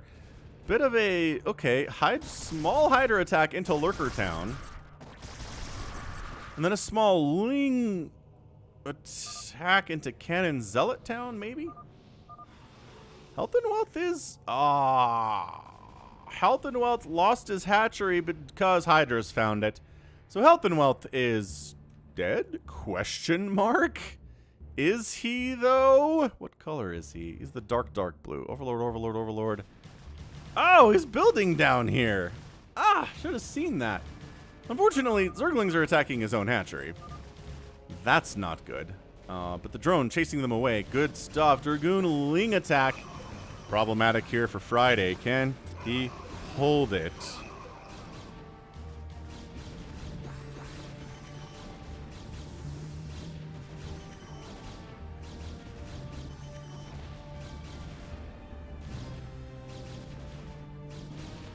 Shoot. So Friday's front door is completely undefended. He's still got cannons here behind the gateways he can use for that purpose. Why are this Ling's not attacking this hatch? I can't believe it. Do they not know? They must know it's health and wealth his only thing. He's got a drone and a hatchery and an absolute dream right now. 2 and 2 upgrades here from Sedani on the attack. Corsairs let us attack as well with 1 shield and 1 air armor and no attack upgrades. They're going to fly into cannons and die though, which is a really poor choice. I know you want to kill overlords, but also don't just sacrifice. I mean, you didn't kill any of the overlords and all of your Corsairs are dead. Not a great move on that one. Ling's continuing to attack into Nibbler and getting absolutely lurker obliterated. That is, how many kills on these lurks, man? Only 4-3 each, surprisingly.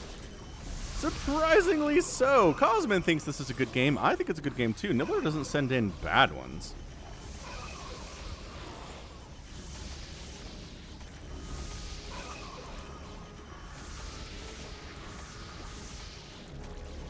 Muta's trying to jump in and help with this, but we already talked about the Devourer is doing pretty well here. Man, if the Corsair... Oh, the Corsairs are alive. Okay. So Corsairs... Okay, this is just a Zerg cluster right now. I don't even know. Just sheer numbers are winning this thing for Team Red. Enough Devourers and Guardians to save the day. Just kind of trickling in individual Lings and stuff here. Our guy Sam isn't exactly an expert StarCraft player, but that's okay. That is fine. Sedani's 65 workers. He's all right.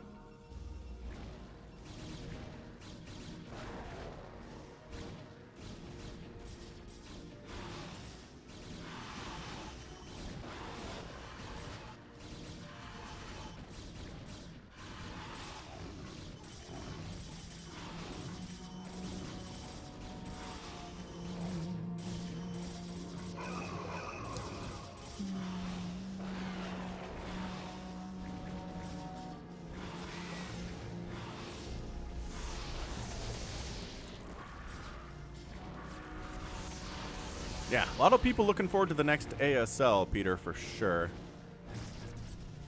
So, Devourers, they have a basic attack that does a pretty big chunk of damage, but it's very slow. It's like 1 attack every 2.5 seconds or something crazy like that. But it just does add an Acid Spore debuff right here with every attack. And the more Acid Spores there are, the more damage the enemies are taking with that debuff. It's 1 extra damage per stack of Acid Spore. So someone has 1 stack of Acid Spore on them, then they're taking 1 extra damage from all sources. It's really, really good.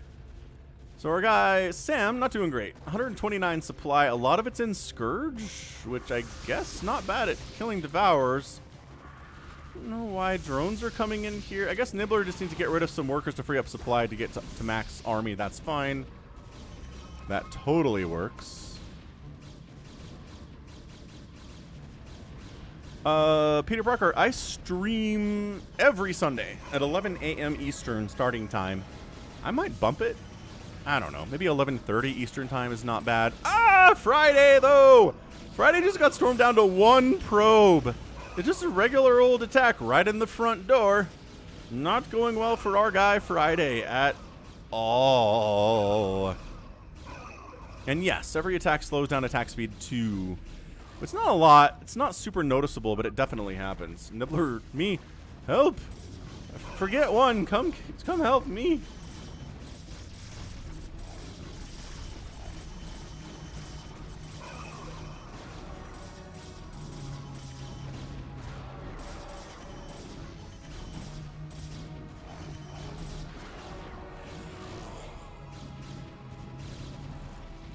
And yeah, look, Devourers aren't great.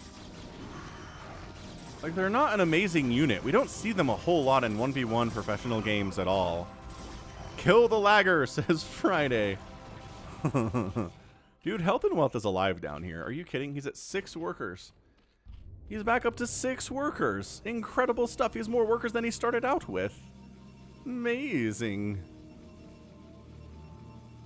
How's it going, the G-Files? Happy Sunday. Glad you could make it.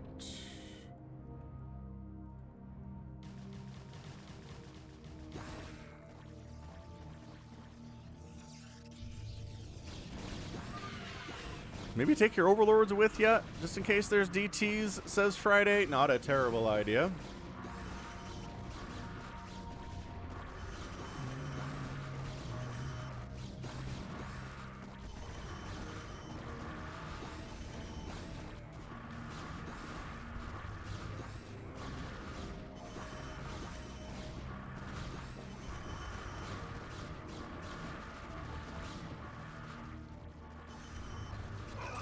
Gonna try to reverse. Storm drops Sedany into the Stone Age. Knocks him down to 15 workers. Insanely solid drop there from Friday. Absolutely melts the economy. Friday himself is only at 32 workers, but has recovered quite nicely with his 3 Nexuses. Constantly pumping probes here. Guardians, no! Not health and wealth. Why? Archon, save it. Not enough. Ugh, loses his final hatch. He has enough money to rebuild a Nexus, but if all of his drones die, then he's also dead. What's up, Rodrigo Hess? Welcome back to the stream, dude. Run! He's got one! This represents our guy Health and Wealth. He's been knocked down to Nowheresville.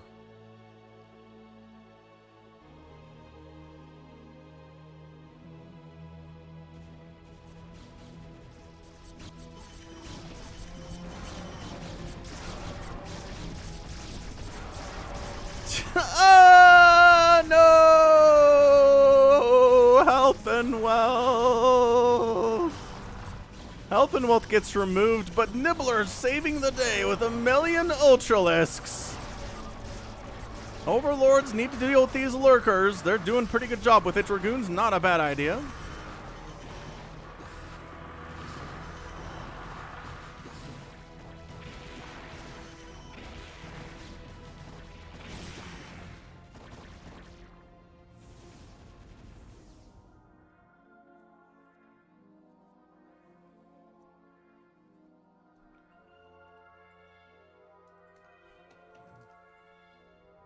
Dark Swarm happening, Captain.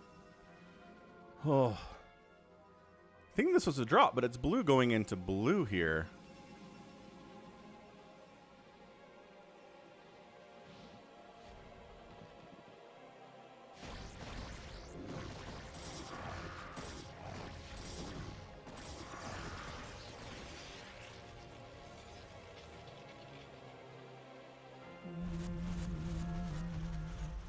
Okay, so Lurker defend, Lurker attack. Lurkers versus Lurkers, but only one Lurkers can see the other Lurkers. Toycop's really enjoyed this game. I think most people have. We're up to 107 likes, which is fantastic. So what? We're 2v2 in it now, right? Because Health and Wealth is dead, and Boss is dead. So we'll go back to colors here. It's going to be Nibbler and Friday versus Sam and Sedany.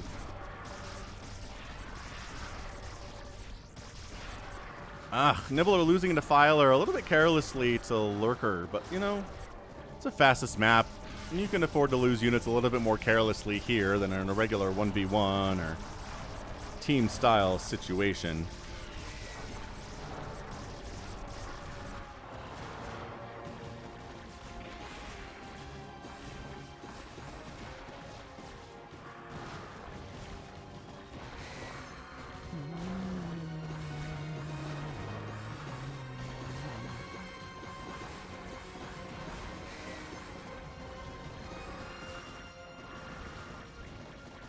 Yeah, big time push here against Sam 1, Sam 2, Sam 3. Not looking all that promising for him. Maybe he should have had some more defense up at his base instead of trying to defend Sedany, but his economy was wrecked. Sam 1 probably has too many workers right now and just not enough hatches. 1, 2, 3, 4, 5, 6, 7, 8, 9, 10, 11, 12.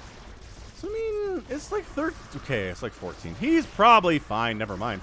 Disruption Web getting tossed down on Hydras. Very nice. Here to assist is Sedany, recognizing that it's a dangerous, dangerous attack happening here.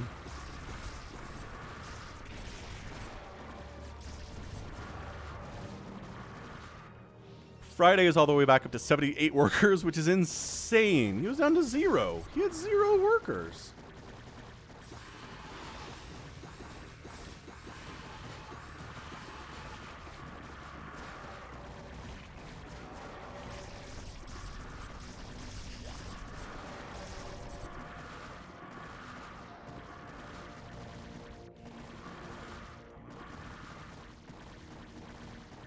I just don't think there's enough here for Sam to win.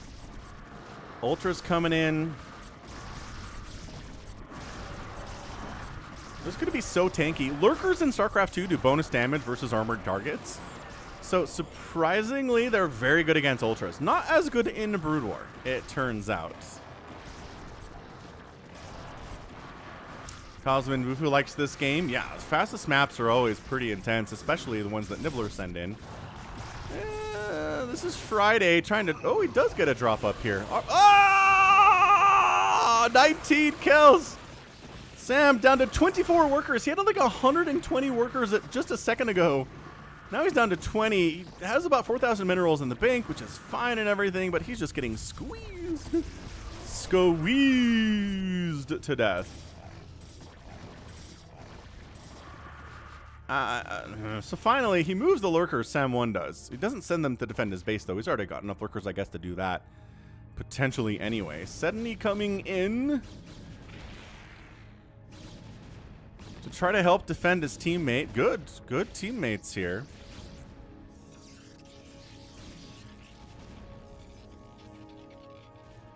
Bunch of mutas popping out here from Sam again. We talked about how much money he had. So just, wow, refusing to die. Amazing. Truly incredible stuff here today.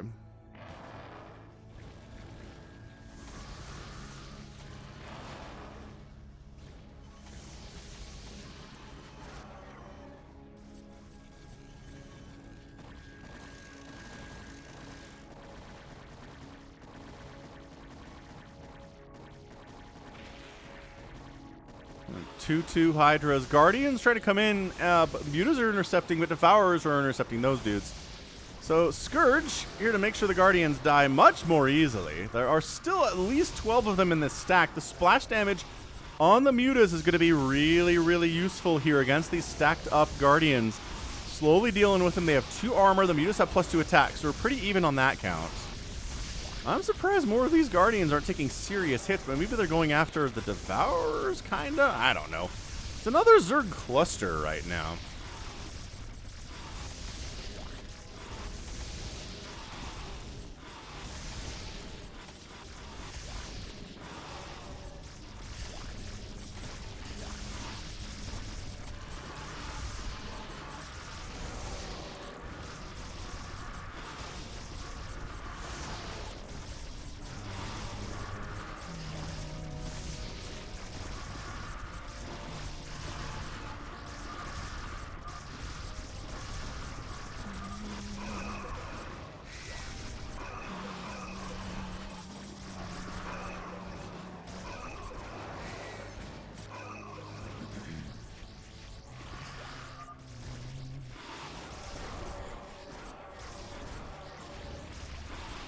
Man, really concerted attempt to kill Sam here. A lot of Dragoons coming in here from our guy. Actually, no. Sedney is coming in to try to defend. I like it. High Templar Dragoons are in here too from Friday.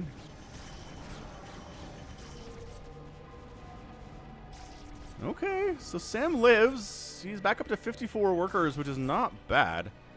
That's what Zerg can do when they've got, you know, a few thousand minerals in the bank. He's down to like 100 though, which is not ideal at all.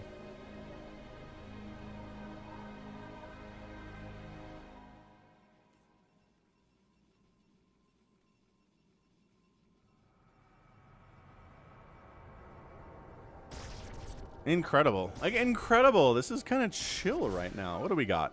Maxed out Nibbler, sitting on a pretty decent bank Fridays. 172 supply, back up to 116 workers.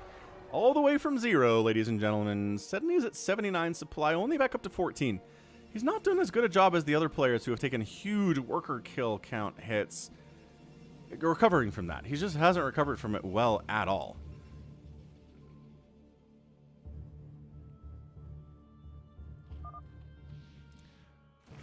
Ooh, I do like the idea of a... Oh, is he getting Nidus? Nibbler says Nidus. Is he trying for a Nidus that didn't work? Maybe like Nidus here or something. That'd be real funny. He's trying to get Vision to throw another Nidus down. Nope. Okay, so we're just going to A-move all of the Hydralisks known to Zergkind from Nibbler into the 180 supply Sam. But again, these are 3/3 Hydras. He's got his overlords in the mix, so lurkers aren't able to wipe those entirely out. And then Sam, oh man, sent some guardians down here to help defend his friend, but he could have used them. Suppose he could have used them.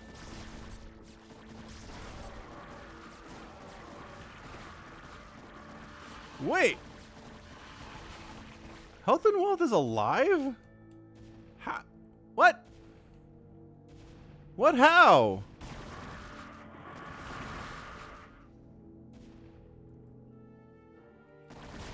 I don't know how, but Health and Wealth is alive, everybody. This is insane. But this is just too much Hydralisk, man. That's it. We're just toast. There's some Guardians here defending, but I mean, Sam here. 149 supply. Disruption Web is helping, yes. But sniping this hive and this lair would really hurt a lot economically, and well...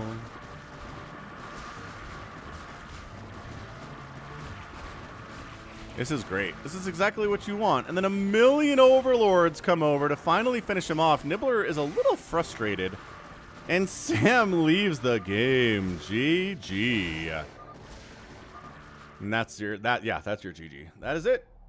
Well played. Really nice back and forth there too. 35-minute 3v3. Crazy.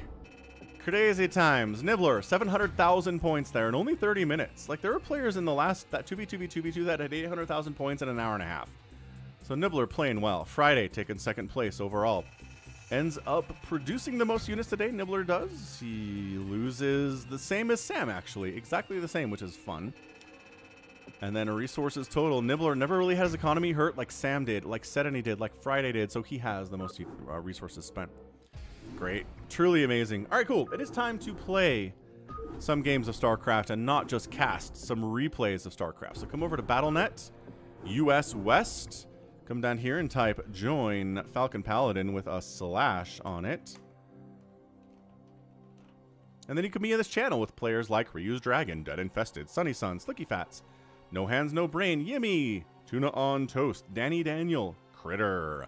Right? Come do it. Come type join. It doesn't cost you anything. You're just in here, and when other people are on that are in the same channel, you can talk with them. You can play games with them. It's great. It's real nice.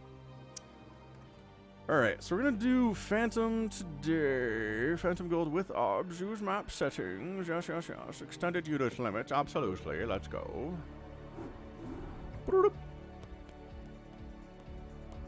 See how fast this one fills up. Usually pretty quick. Yimmy, Tuna, Critter, Versivo, Dead Infested, Psycho Nuts. It didn't instantly fill up. Amazing. Danny Daniel. And Real Ultra. Nice. That's good. That's some good play. I like this group a lot. That's a really good group. Oh, Real Ultra doesn't want to play. He just wants to watch. That's cool. Absolutely, Real Ultra. You got it. No Hands, No Brain. Ah, RJB. Let's go. RJB's in here. Dead Infested's in here. Versivo's in here. Critter's in here. Tuna's in here. This is good. This is a good Phantom group. Really, really good Phantom group. So let's roll with it.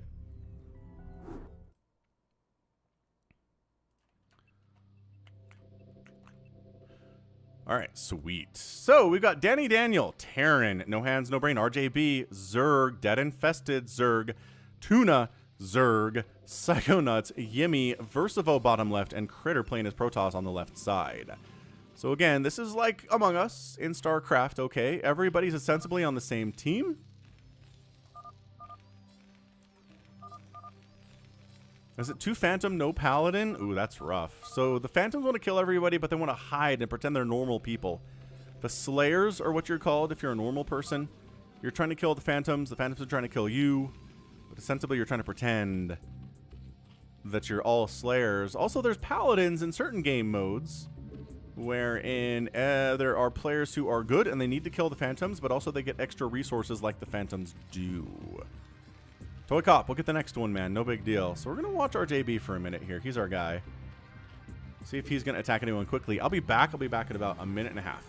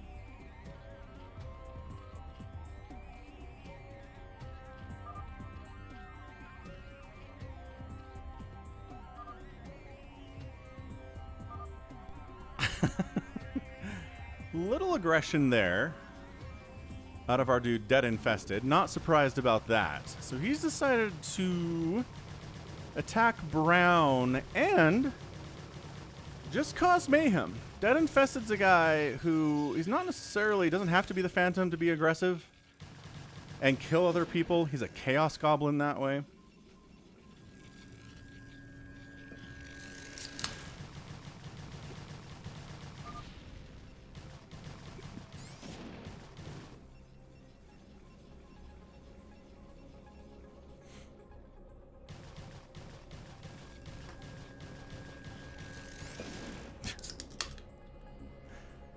Oh, is he going after RJB now? No, he's not. He's just going home. He could have attacked RJB and chose not to.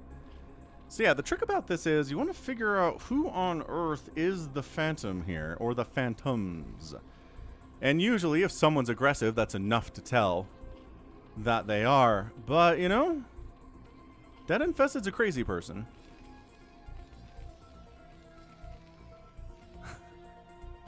So maybe not. Stocksy. What's up, Stocksy? Welcome to the stream today. I'm glad that you can make it. Always very good to see names returning.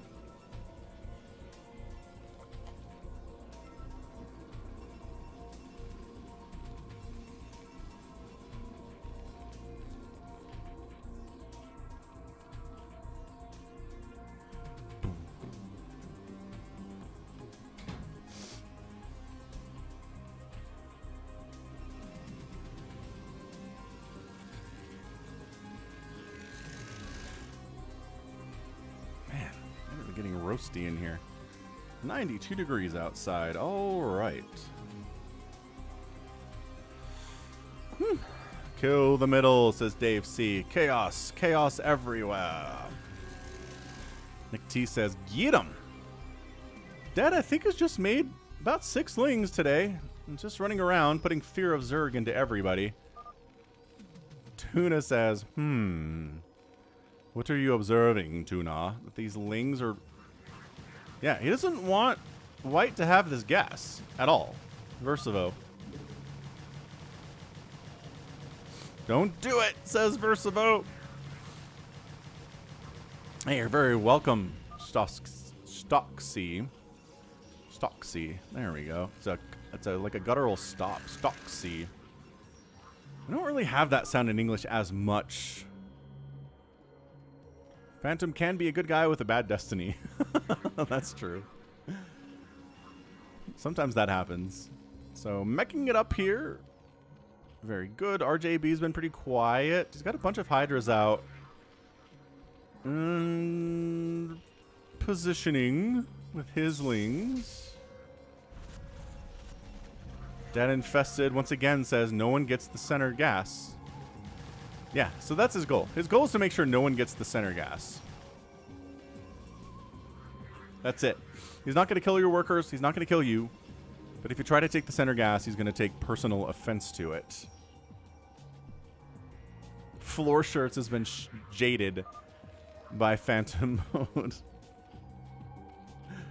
I get it. I get it. Came in. Nerdy Stov. Yeah, it's always nice. Always nice to end a weekend and a week watching the StarCraft Brood War stream from an armchair, from a gaming chair, maybe from a couch somewhere. Truly a good time. Truly, truly wondrous. Wondrous, wondrous time. Versivo, one of these days, Versivo is going to do something other than 3-port battlecruiser, and we're going to be shocked.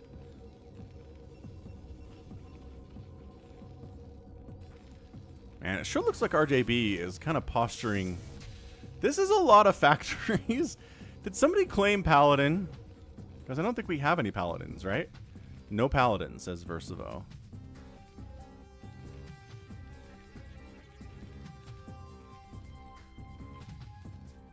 So, this is pretty intimidating for Yellow to have 2 starports and 8 factories on 2 base.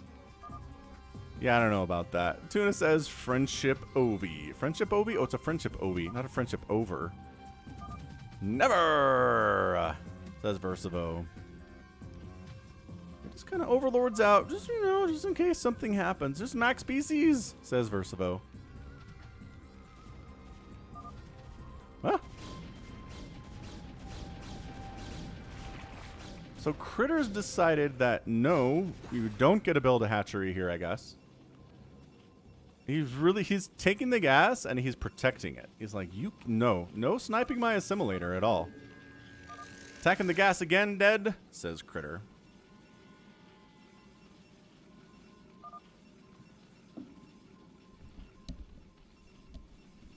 They just get flat money per second, MEO.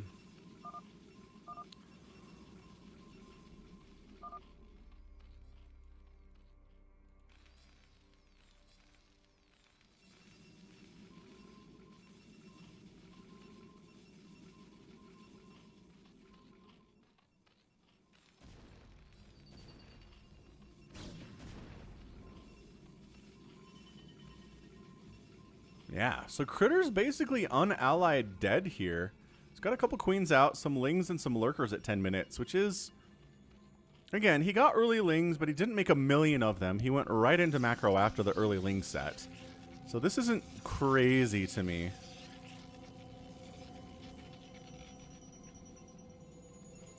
He wants it. He wants the assimilator so bad. So he's like, all right. Here we go. Dead versus Critter. Interesting play here. And Yellow going on the attack. I figured Yellow might be one. We were worried about the amount of production that he has. I'm surprised RJB didn't call him out. Go Yellow now, says RJB. He waits until he's dead. And look, Critter... Critter and Dead Infested fighting don't help the Slayer's cause here.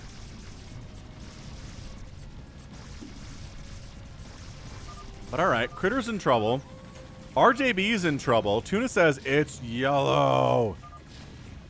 You didn't take the gas, says Critter. He's mad. You just killed others. Yeah. What part of Dead Infested as a Chaos Goblin do you not understand?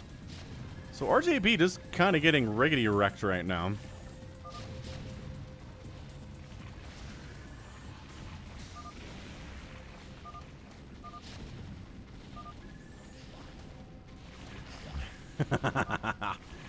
It's blue and yellow, says RJB. I mean, is it blue? It sure seems like it's... Well, he's going after Critter, though. Seriously, 10 facts. Yeah. Not sus. I called it out. I'm surprised RJB wasn't going nuts about yellow for the last 3 minutes or so. Instead, he doesn't say anything until he's directly being attacked for some reason.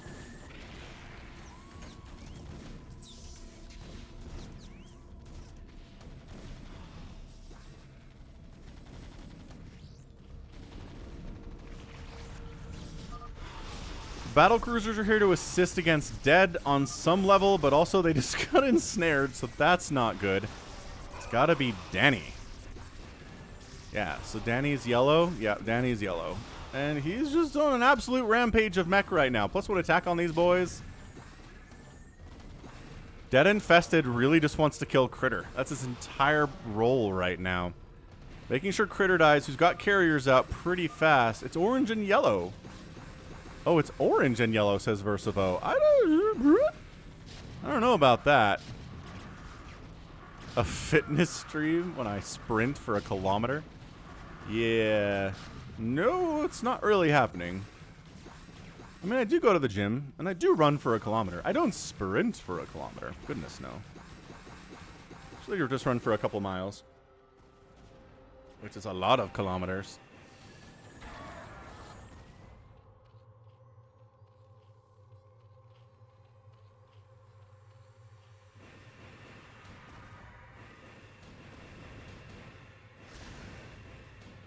Carriers moving across the map to go against Dead Infested's natural. Pretty smart play.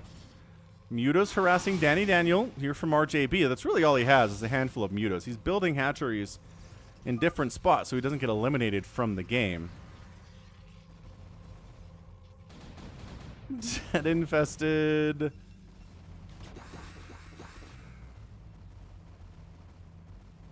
Yeah, sure seems like the Critter Dead Infested beef is just beef. Versivo says never again.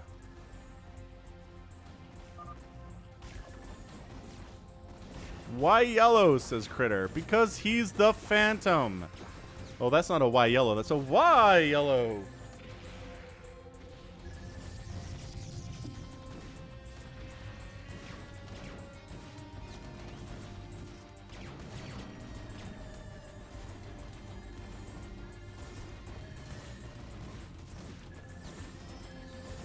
Yep. So Critter gets taken out by the Phantom after getting in a blood feud with Dead Infested. Who's getting mass scouted here? My teal. Who is? Yimmy. Yimmy's down here mass scouting it up against Zerg because why not? Why not do something crazy in a Phantom mode?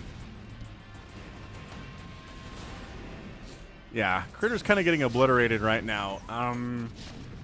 Yellow's killing everything. I thought I turned off ally. Oh, was he not even attacking?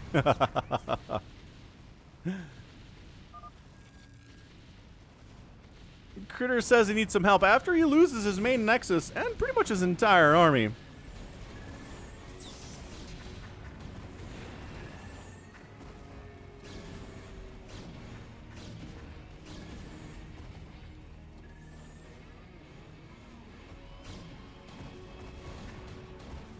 Little carrier attack up here. Going after a supply depot is maybe not the best play. Against a Phantom, though, supply blocking me is not a terrible idea. Yeah, no, it's true. Danny going aggressive. He's alive, too, is the problem. Yeah, Critter's out. He got Phantomed.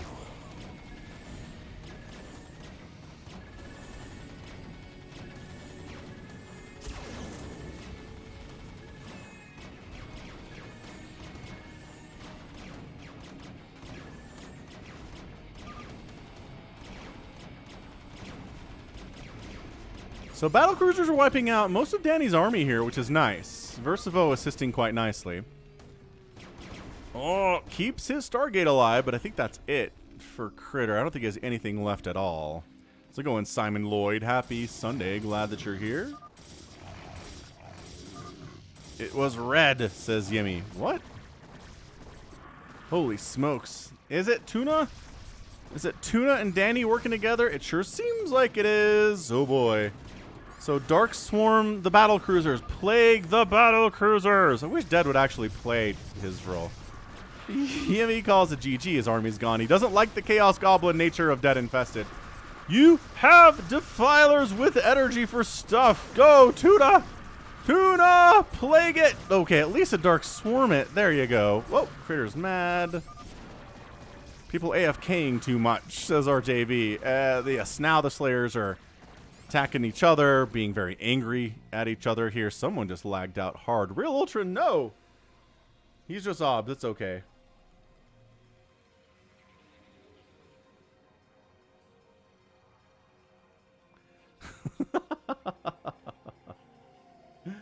Huh.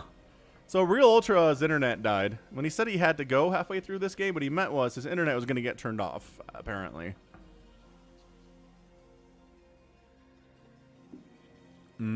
Coke Zero.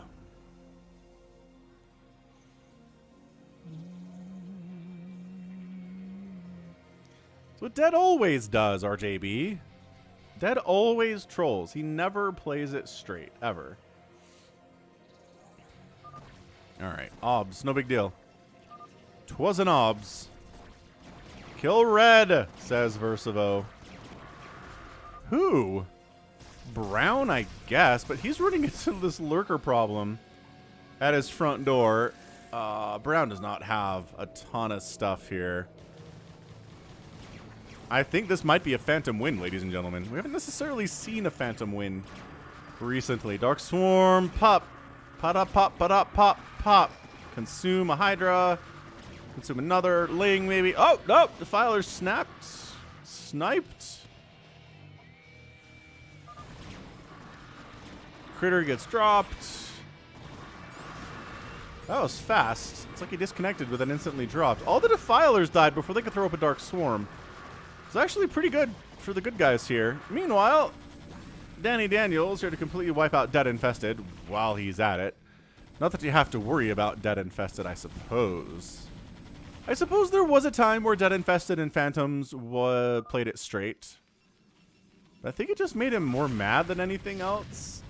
And so he just started trolling, so he didn't have as much emotionally invested in it. I think is how this works. Oh, plagued Mutalisks. A true tragedy of all time. Do not go back in there. My Slayers have nothing, says Versivo. GG, says Versivo. Yeah, who's brown? Brown Psychonauts. Surprisingly, not a lot happening down here. I don't know why. Versivo taps out. All his battle cruisers are gone, but I mean, there are 2 attack Goliaths here. That's it, man. Psychonauts taps out 2, and Danny Daniel just straight up is like, all right, I got a good army. Let's go kill RJB and move on from there. And Tuna on Toast and Danny Daniel are our winners. A 19-minute Phantom win. A fair rarity. Fair rarity there. That was great. That was very good. I like it. I mean, it also helped that Dead Infested and Critter were feuding, and that split the Slayers. If they weren't attacking each other, then I think what that turns into is maybe a closer game. But yeah, RJB, I'm surprised, right? I'm surprised you didn't call him out for having like 10 factories at about 6 minutes, RJB. Honestly shocked by that. You usually do. You're usually very quick to call out potential Phantoms, and Danny was scary looking. All right, Phantom Mode 2 for people who didn't get into the last one. So if we have... The heck has become Vengeance? No.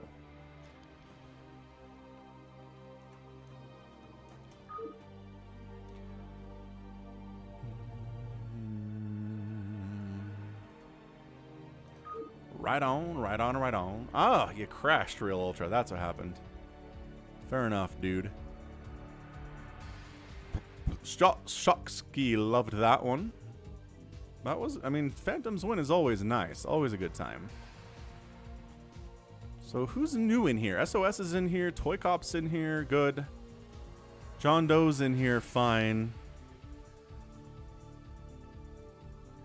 Move Yimmy in, and we'll go.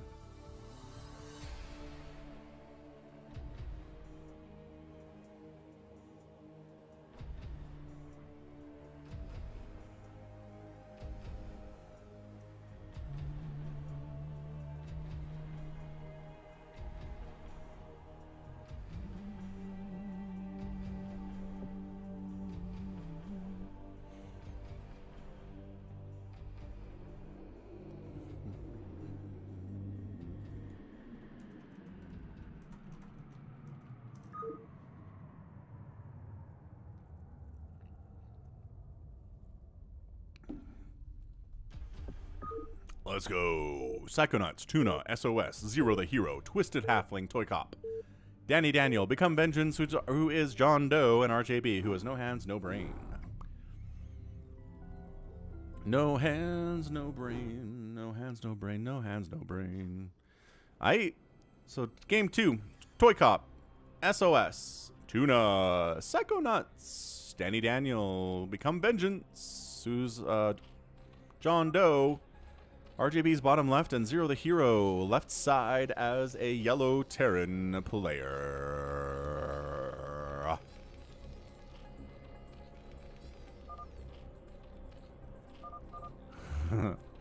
Tuna congratulating his fellow Phantom on the win they got in the last game, which is great. Everybody identifying a Slayer, except SOS says he's a Phantom, which he does sometimes. Tuna declares a Paladin role, which he didn't have in the last game. So Paladin... Extra resources, not as many as a Phantom, but intended to help the Slayers kill the Phantoms with that little bit of extra cash.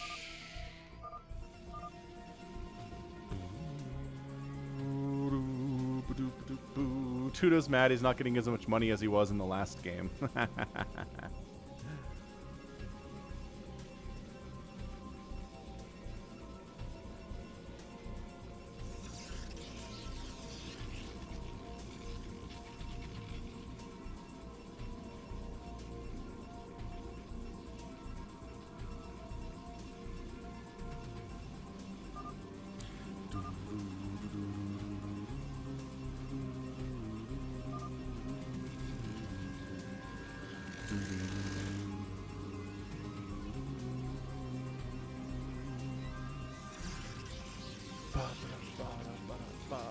I've been playing more Elden Ring recently, too. Oh, Weezerblink hasn't seen a Phantom win before. Well, alright. First time for everything. Yeah, Elden Ring, been playing a dex strength build. Obviously, been bumping up some vitality over time, just so I don't get one-shot by everything. But it's been great. It's been really fun. Got bleed applied to both of my scimitars. I doubled up the Ashes of War that does bleed, and then... what else? Something else is all bleedy. Anyway, I just do bleeds. That's what I do. It used to be a lot better from what I heard. They nerfed it a bit, but it's still pretty good. And I'm all sorts of melee, which is weird, because usually when I play video games, I'd go range most of the time. Like Skyrim, bow. I love sniper builds in games like Mass Effect. And what's another game I've played that you get a sniper rifle, and I just loved all of it. God, I'm thinking. Oh, Halo. I'll just play sniper all day with Halo.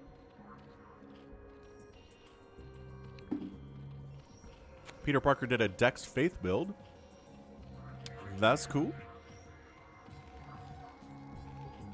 I don't cast at all. I run up and I hit stuff with swords, and I'm dodgy and fast. That's how I play it. It's pretty good, honestly. I do kind of... I used to struggle more against, like, long-range magic attacks. But then I found some really nice talismans that are, like, magic defense... magic defense +2 that really negates magic attacks against me. They don't hit me nearly as hard, and that helps a lot. Those are the big concerns.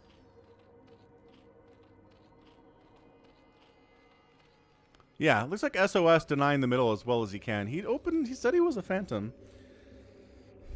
So, I mean, he's just playing the role of Phantom, right? Psychodos was AFK for the first 3 minutes of the game, which explains why he doesn't have anything. Big old orange zealot attack. Toycop. Oh, he's good attacking SOS because he said he was a Phantom.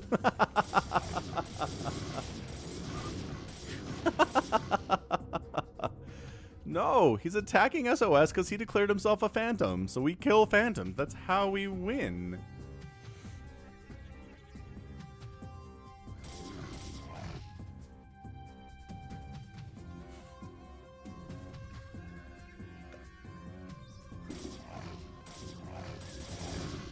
I did also end up getting the Mimic Tier Ashes. Got those upgraded to +10, which is great.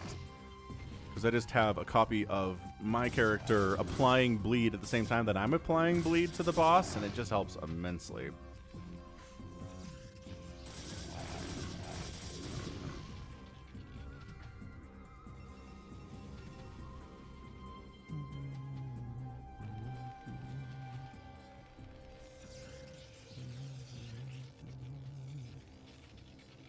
So, Center's chaotic. SOS is trying to find sanctuary here among Tuna's base. Not a bad place to go.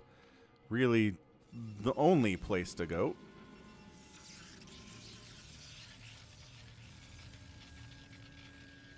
Is he building... SOS is building a command center down here. And building a factory and a... Okay, how does he have money to do all this? Maybe he really is a Phantom, guys. Look at him just... He's just casually building more and more stuff while not mining at all. How much of a bank did he have? I'm telling you, SOS is suspicious.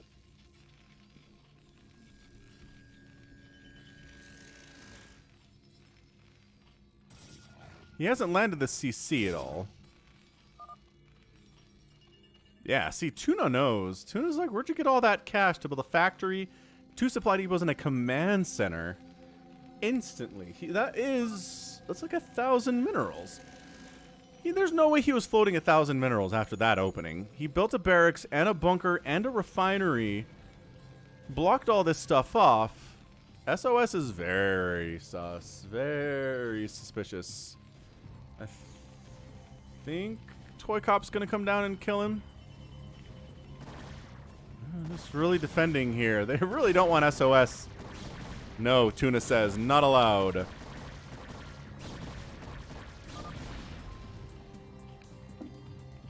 Are you a Phantom for real? Why would he? Okay, look. Why would he just admit to that? Lucky Owl's back home. Sunday going good, man.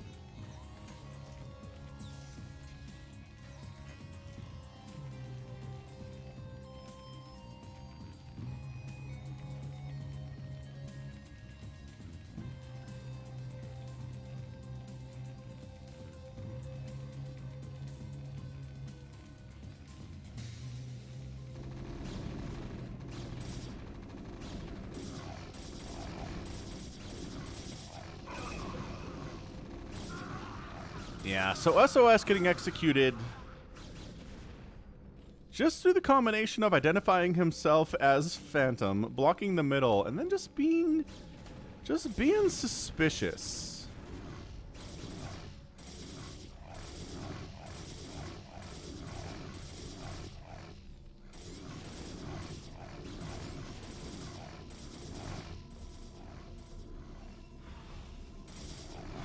Ah! White's attacking Toycop. But why? RJB! RJB killing Toycop. Is he a Phantom? It's purple, says Tuna. What the heck? Chaos! Chaos! Look at purple's drone count. 1, 2, 3, 4, 5, like 10? Got 2 extra hatchery. Yeah, but okay. Whoa, Tuna thinks it's perp. But no one's mentioning that RJB is actively trying to kill Toycop for no announced reason.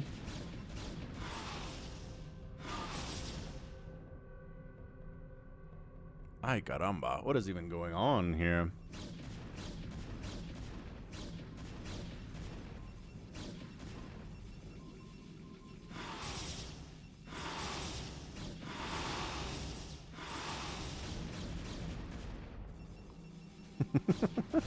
And deciding to get on out.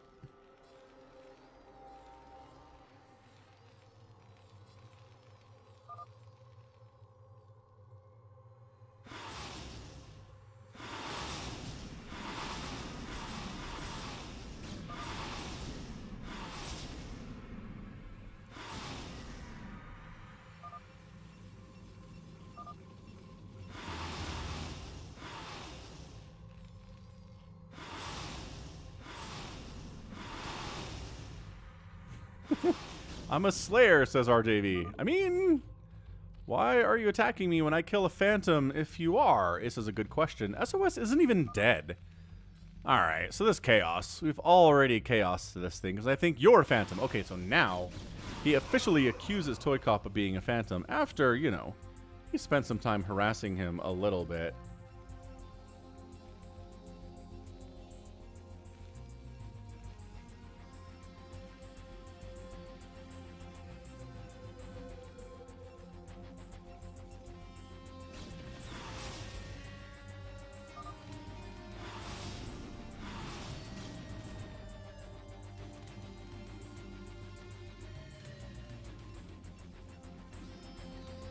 Yeah, Toycop's in a lot of trouble. His probe count is like 4 or 5 right now. He's getting Mutilus harassed to death by RJB. You're not wrong, Common. Or Cayman. Have we established how do we say your name? So RJB just kind of, you know, sunkened up. Got a Spire, got a Hydralisk Den, small number of Hydras, I guess. Sure. SOS still alive. Oh, wait. Oh. Oh, right. Toycop is still unallied with SOS. That's what that was. I'm like, who's attacking who? With tanks. That's right. Okay. That makes a lot of sense. And then Toycop decides to just go after Psychonauts straight up. Just basically, he announced he thinks he's a dude. He doesn't bring detection with him. So this one lurker is getting some serious work done. 4 kills, 5 kills. 7 kills.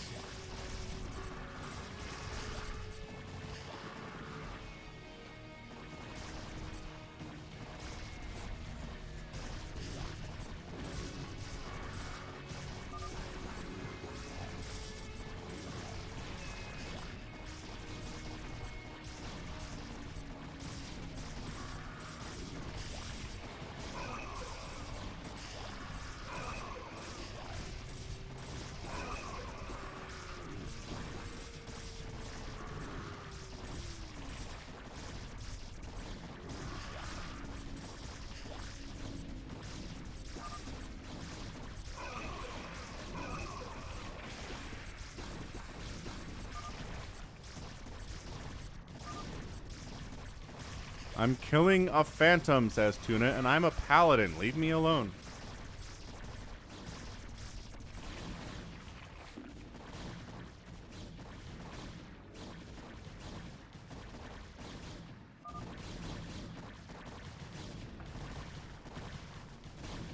Okay, well,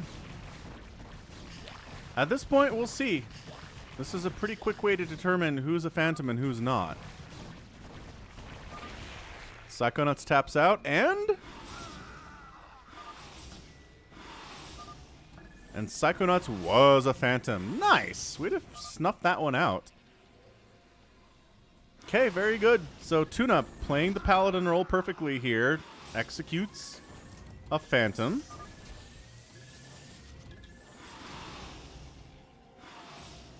I think he's really above reproach at this point. I don't think anybody should be accusing Tuna of anything.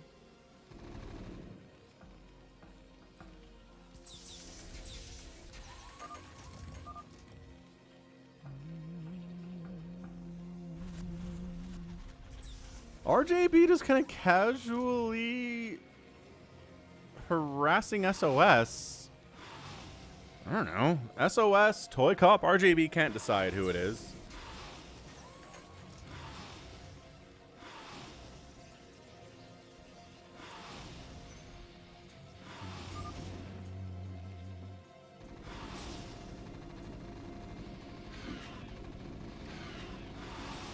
Scourge dying to bunkers isn't a great thing at all, actually.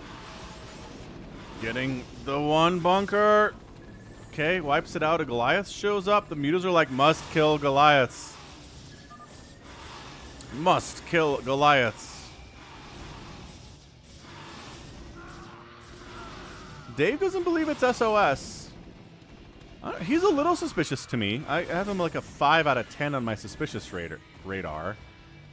RJB at this. Oh, RJB just got Nidus killed by Teal. Tuna! Tuna has decided RJB is a phantom. He's going to kill him and prove his theory correct. I killed the other phantom, you clown. There's no way I'm a phantom. You are, because you were trying to take down 2 separate other players. Both of them can't be phantoms because there's only 2. Therefore, the math says you must be a phantom. You unallied me, says Tuna. Oh. Interesting accusation to make. Because you attacked purple. Yeah, and what was he? I'm a phantom. I'm doing my job, says Tuna. Tuna's making a lot of sense here, ladies and gentlemen. Yep. Oh, I forgot to re-ally you, and I'm sending hiders into their deaths by attacking SOS, which is hilarious. Yeah, RJB is a pretty good player. RJB's APM is probably closer to 300 than anybody else's right now.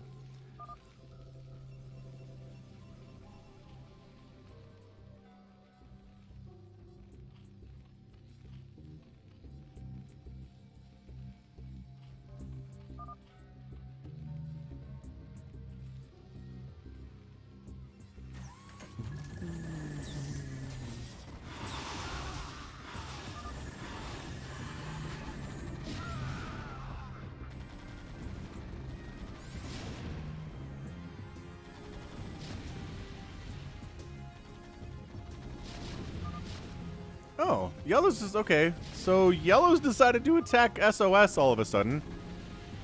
For reasons I don't understand. Who the heck is Yellow? Zero the hero!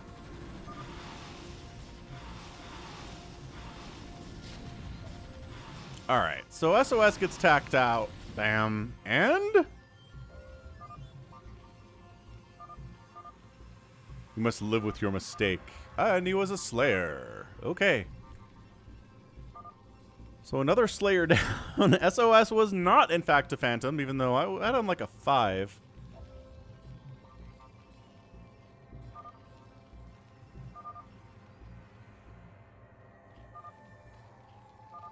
Red was a paladin? Oh, that's not good. Okay, Red being a paladin's extra terrible for the Slayers now.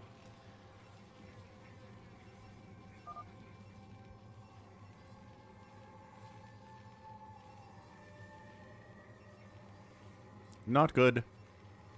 Not good.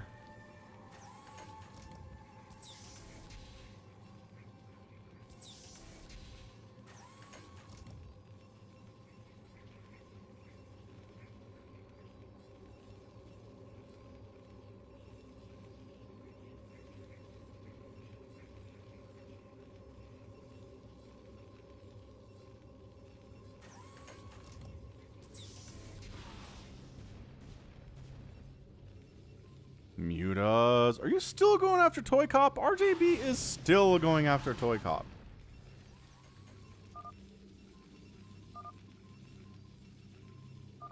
Range rebuild really quick?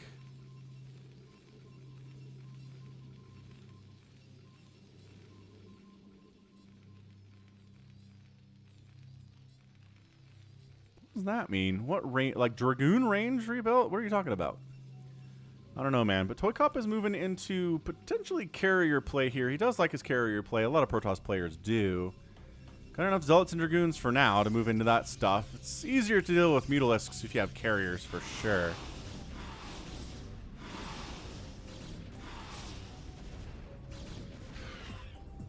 Yeah, there's enough Dragoons to really make the Mutalisks not be super happy about moving in here.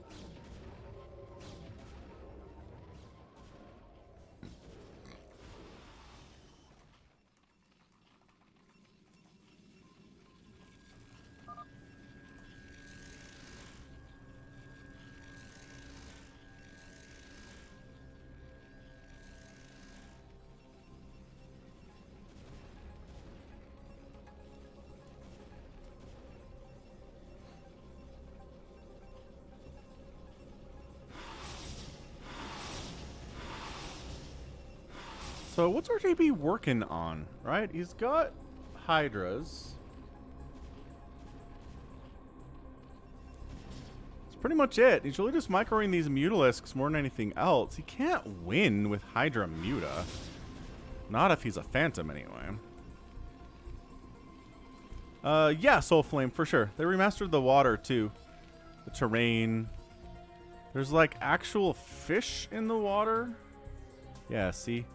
Plants. Sometimes there's fish dancing around too, but maybe not on fighting, or not on hunters. They're not.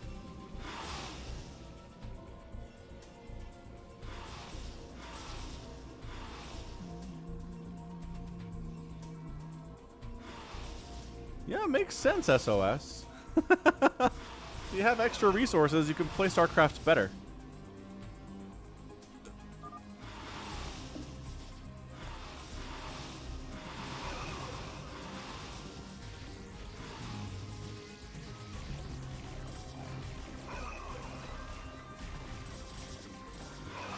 Alright, so Toycop's gotten tired of RJB. Just going to show up with a ton of Zealots, walk across the map, see what he can do about murdering him.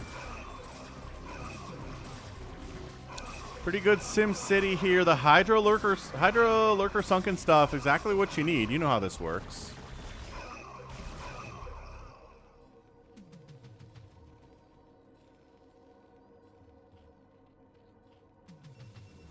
Oh, and then Tuna decides that Toycop needs to die.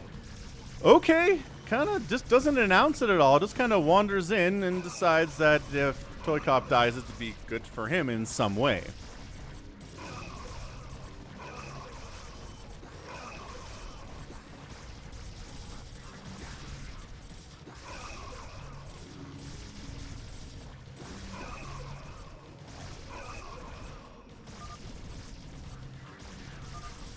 Toycop upset, taps out, and he was a something. Announce it in chat, please. You know how this works.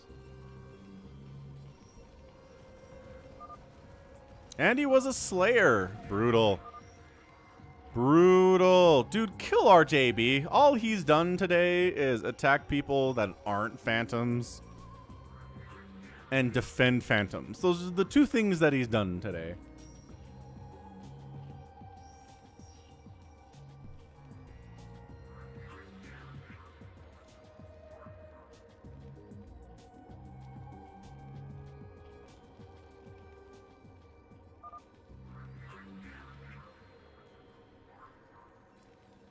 Thank you, RJB. Slayer is Toycop, yes. I think RJB just needs to be killed now. I really do. He hasn't done one thing right in this game. He hasn't killed any paladins. He's only attacked slayers and paladins. He's defended a phantom. What else do we need here, huh? What other evidence is there?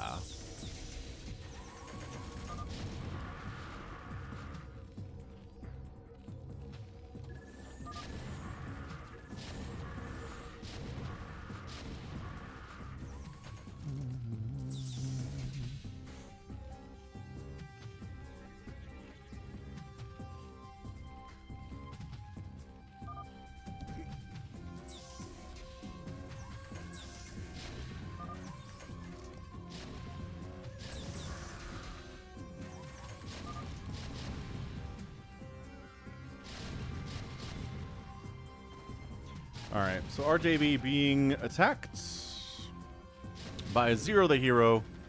Feels like it's time.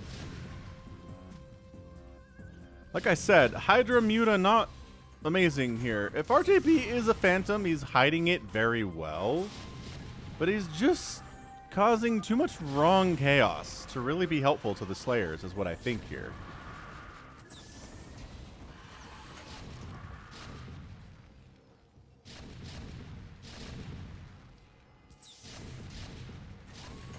Yeah, so SOS, you being a phantom makes sense. Or, well, a little bit, because, yeah, you were building stuff faster than you should have been able to.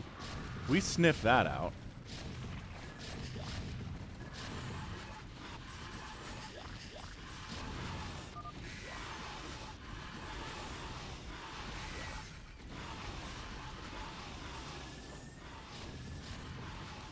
The slow death of RJB has begun. I really don't think he has a way to get out of this one.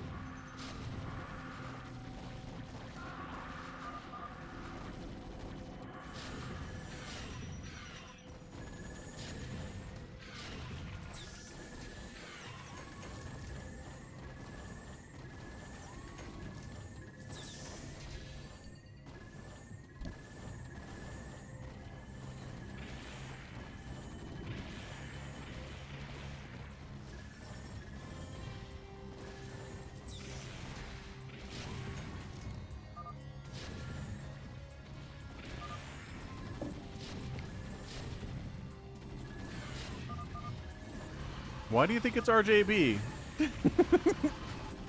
Like I said, I think I laid out the case pretty well here that RJB just needs to die because he is sus.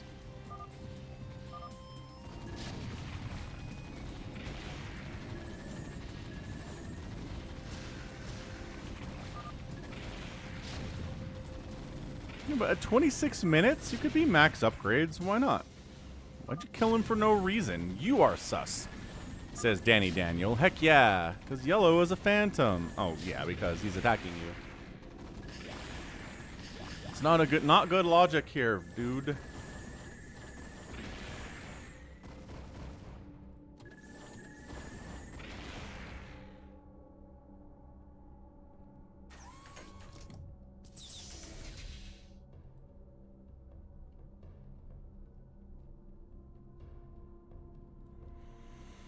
Okay, so a hush falls over the battlefield again.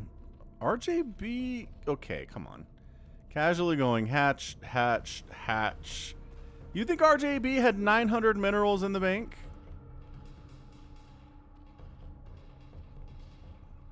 Hmm? Do we think so?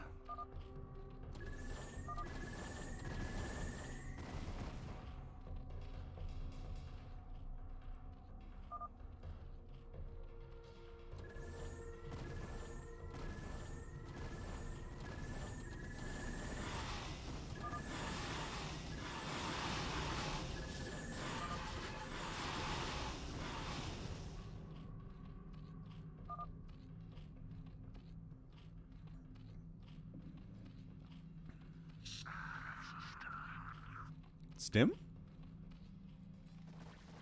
Oh, these guys just stimmed, I guess. Ah, Tuna decides, never mind. RJB needs to die. All right.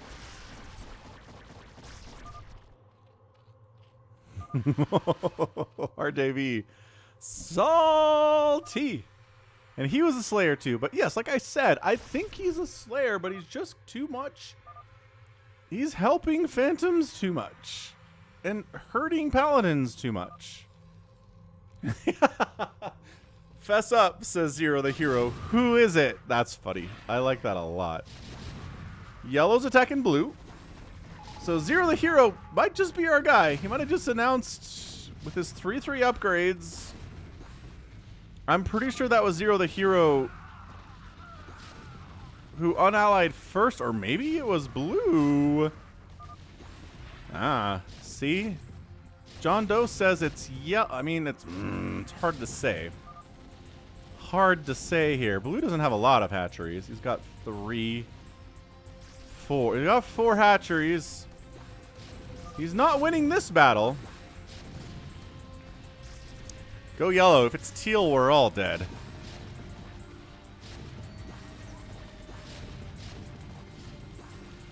Okay, so Tuna's decided it's also yellow. So fair enough. Here we go. Zero the Hero, I think, is the first one who unallied, but I'm not sure.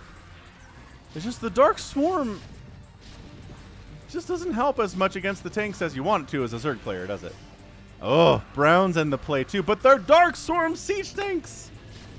They're defended siege tanks from air and from anything ranged attack. Oh, that's amazing. That's hilarious. That's really, really funny.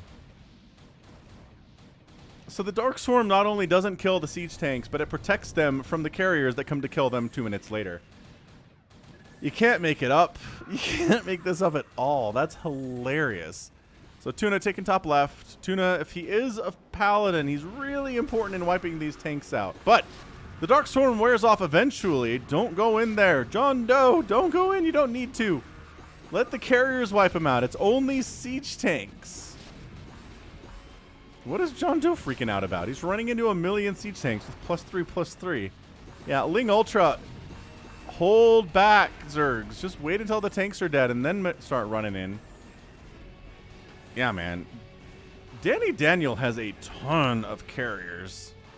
Well, it is 3 base worth. He's completely mined out of 3 bases. So, reasonable. He's got 3/3/3 upgrades. Zero the Hero only has 4 factories he's running from. So, if he's a Phantom, he's doing it poorly. He's doing it very wrong.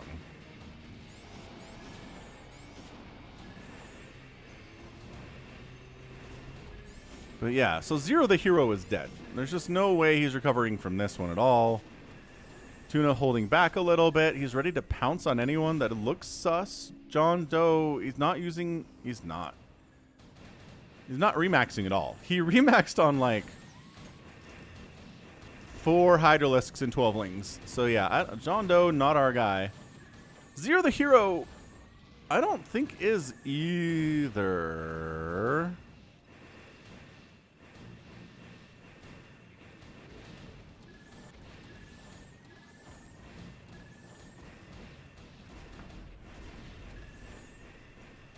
But either way, it's a slow death.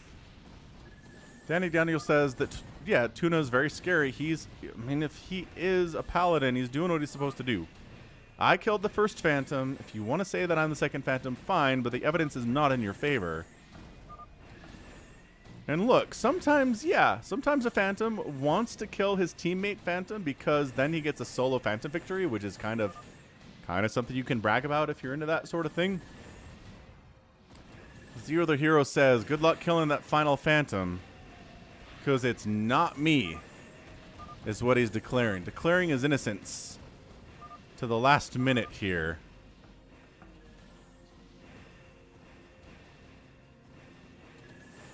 Tuna asks John Doe if he's a Slayer. I think that's what that conversation was.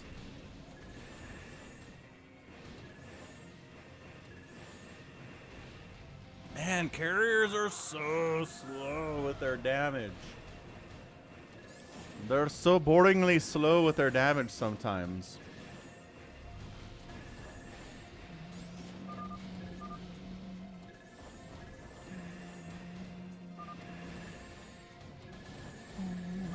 Oh, and his carriers got plagued. One of you is lion, says Tuna. If it's not yellow, you're being sus. So Tuna's like, I don't know if I could take a Phantom by myself here, so... Why'd you plague my carriers? Because if you turn on us, you're too dangerous.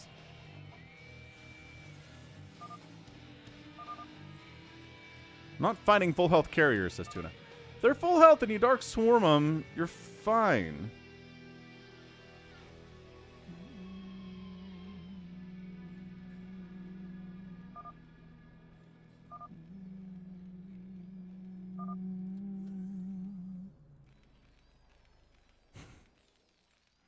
We gotta take yellow out, man.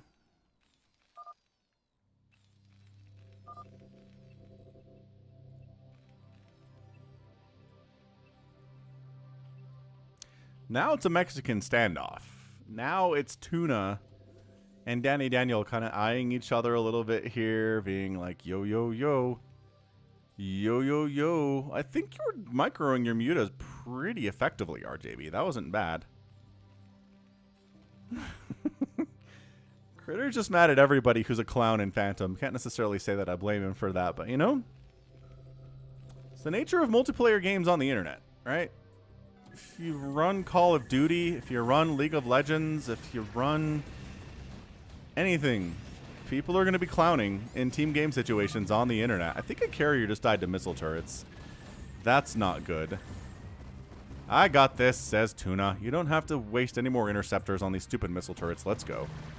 Alright, so we're executing Zero the Hero here. John Doe coming in with the... I mean... John Doe! Suddenly kind of back up to a bajillion Zerglings and Ultralisks. He's hiding if he's a Phantom. He's hiding really well. Kyralonis is here. What's up, Kai? Happy Sunday, man. Glad you could make it to the stream. We're doing some Phantom modes. And so far, what do we got left? 3 players? It's time for a poll? It's time for a poll. Who is the Phantom? We're going to say... Zero. He asks again, what are you? I'm a Slayer, he says.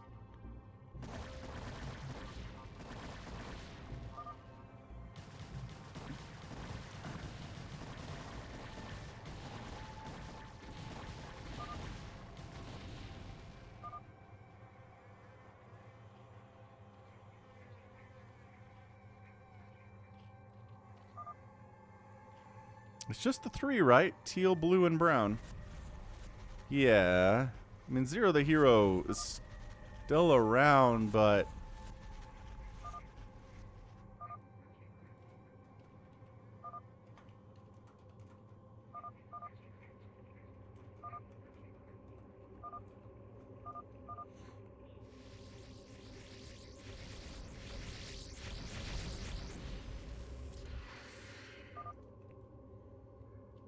Here we go. So we're finishing them off.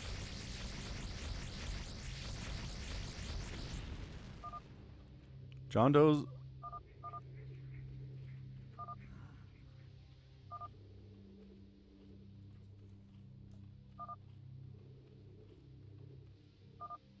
Taking a poll. Who is the remaining Phantom? Is it Tuna, who has killed another Phantom and is looking kind of scary, but also has done everything right so far? Danny Daniel with his carrier fleet, who it's been plagued. John Doe, who is a little suspicious with his Zergy stuff here. He's remaxed a couple times, and I'm a little bit sus about that. But not incredibly so. Like a 4 on the list. Digital Commander says he thinks it's blue.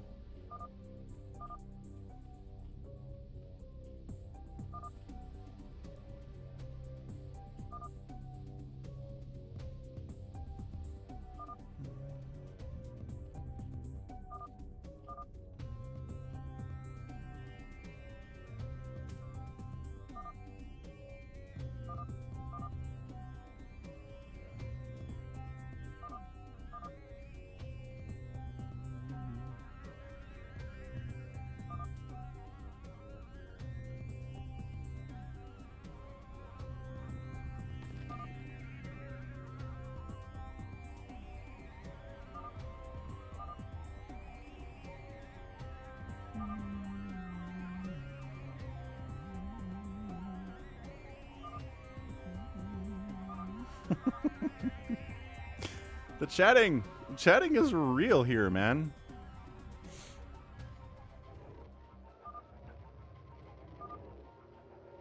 Well, if there's 2 paladins... No, that's right. We killed SOS, who was the other paladin, so there's only 1 paladin left. Correct, Felipe. You are right about that. 59% of you think that John Doe is the Phantom. Our blue Zergy player down here. Ah! Alright, it's time. Tuna's decided to straight up attack Danny Daniel here. Dark Swarm Hydra not defending himself. You're very bad, says Danny. Oh boy. So the chaos has begun. He is a Phantom, says Danny.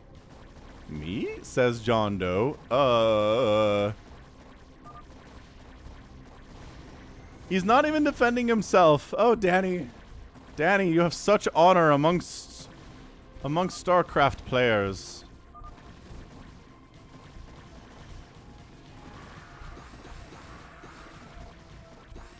Oh, John Doe's helping.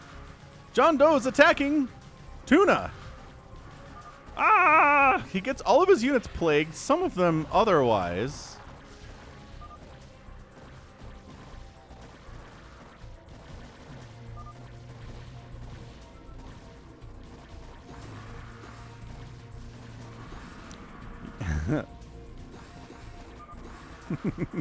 Yumi and I think it was great, but we were just watching Nidus. Trying to Nidus. Ah! Nidus Dark Swarm. Tuna killing everyone! Just to be safe, or is he the Phantom? Dun dun dun dun dun dun. It is the moment of truth, everyone. The carriers come out on top here. Danny, what are you GGing for? You got a bunch of carriers. Let's go. It's not me. Everyone's denying their phantomhood to the very end. You guys are being difficult, says Tuna. Brown, get blue. It's John Doe. It's John Doe. Hard to believe anyone, says Danny Daniel. Just untrusting in general here.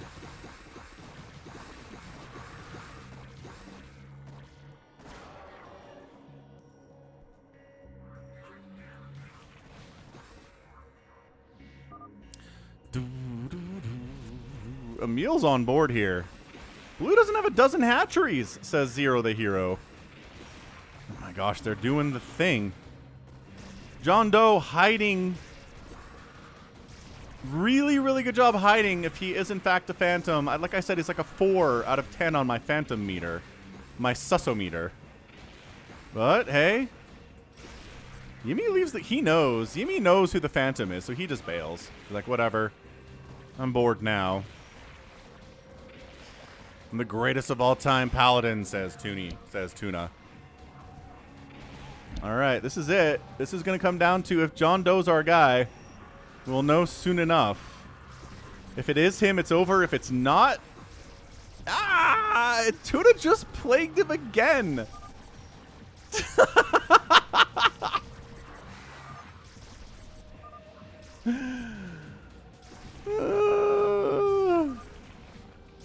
I was. No conflict. Bam! It was John Doe.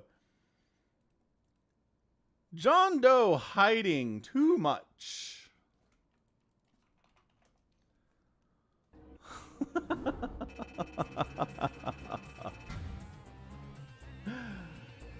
John Doe, second Phantom. Tuna, greatest paladin of all time. Dude, John Doe was hiding so well. So well. So very well, man. That was great. That was super duper duper great. There you go. Tuna outproduced everybody. Outkilled everyone but Zero the Hero, who killed 500 units, which is amazing. Lost the most Tuna did behind John Doe. Sneaky, sneaky stuff there. Way to go, man. Way to go. John Doe is just hiding and hoping, I guess, that Tuna kills our guy, kills Danny Daniel, and then he comes back around, but not enough. Not enough to be said. All right, neat. That was great. That was super, super great. All right, fun. So that's going to be it for me today. We're at 5 Eastern, so it's time to log off. But that was really, really good. Really fun stream. Thanks for the super chats from Austin. Thanks for subscribing, Tracy. Shady with the super chat. Lex with the super chat. Toycop with a €50 super chat. Boss man. Fantastic. Just thanks everybody for the support that way. Thanks for hitting that like button. And we ended with 120 likes, which is just thumbs up. Tuna's... I'm just doing my job, man. Doing my job. Great. So overall, thanks everybody again for hanging out. Love you all. Send me your replays to falconpaladin@gmail.com with the subject of Brood War. We'll get them into the next Sunday stream. Until next time, as always, thanks for hanging out. Love you all. Stay safe, stay healthy, and above all, take care of yourselves. Goodbye.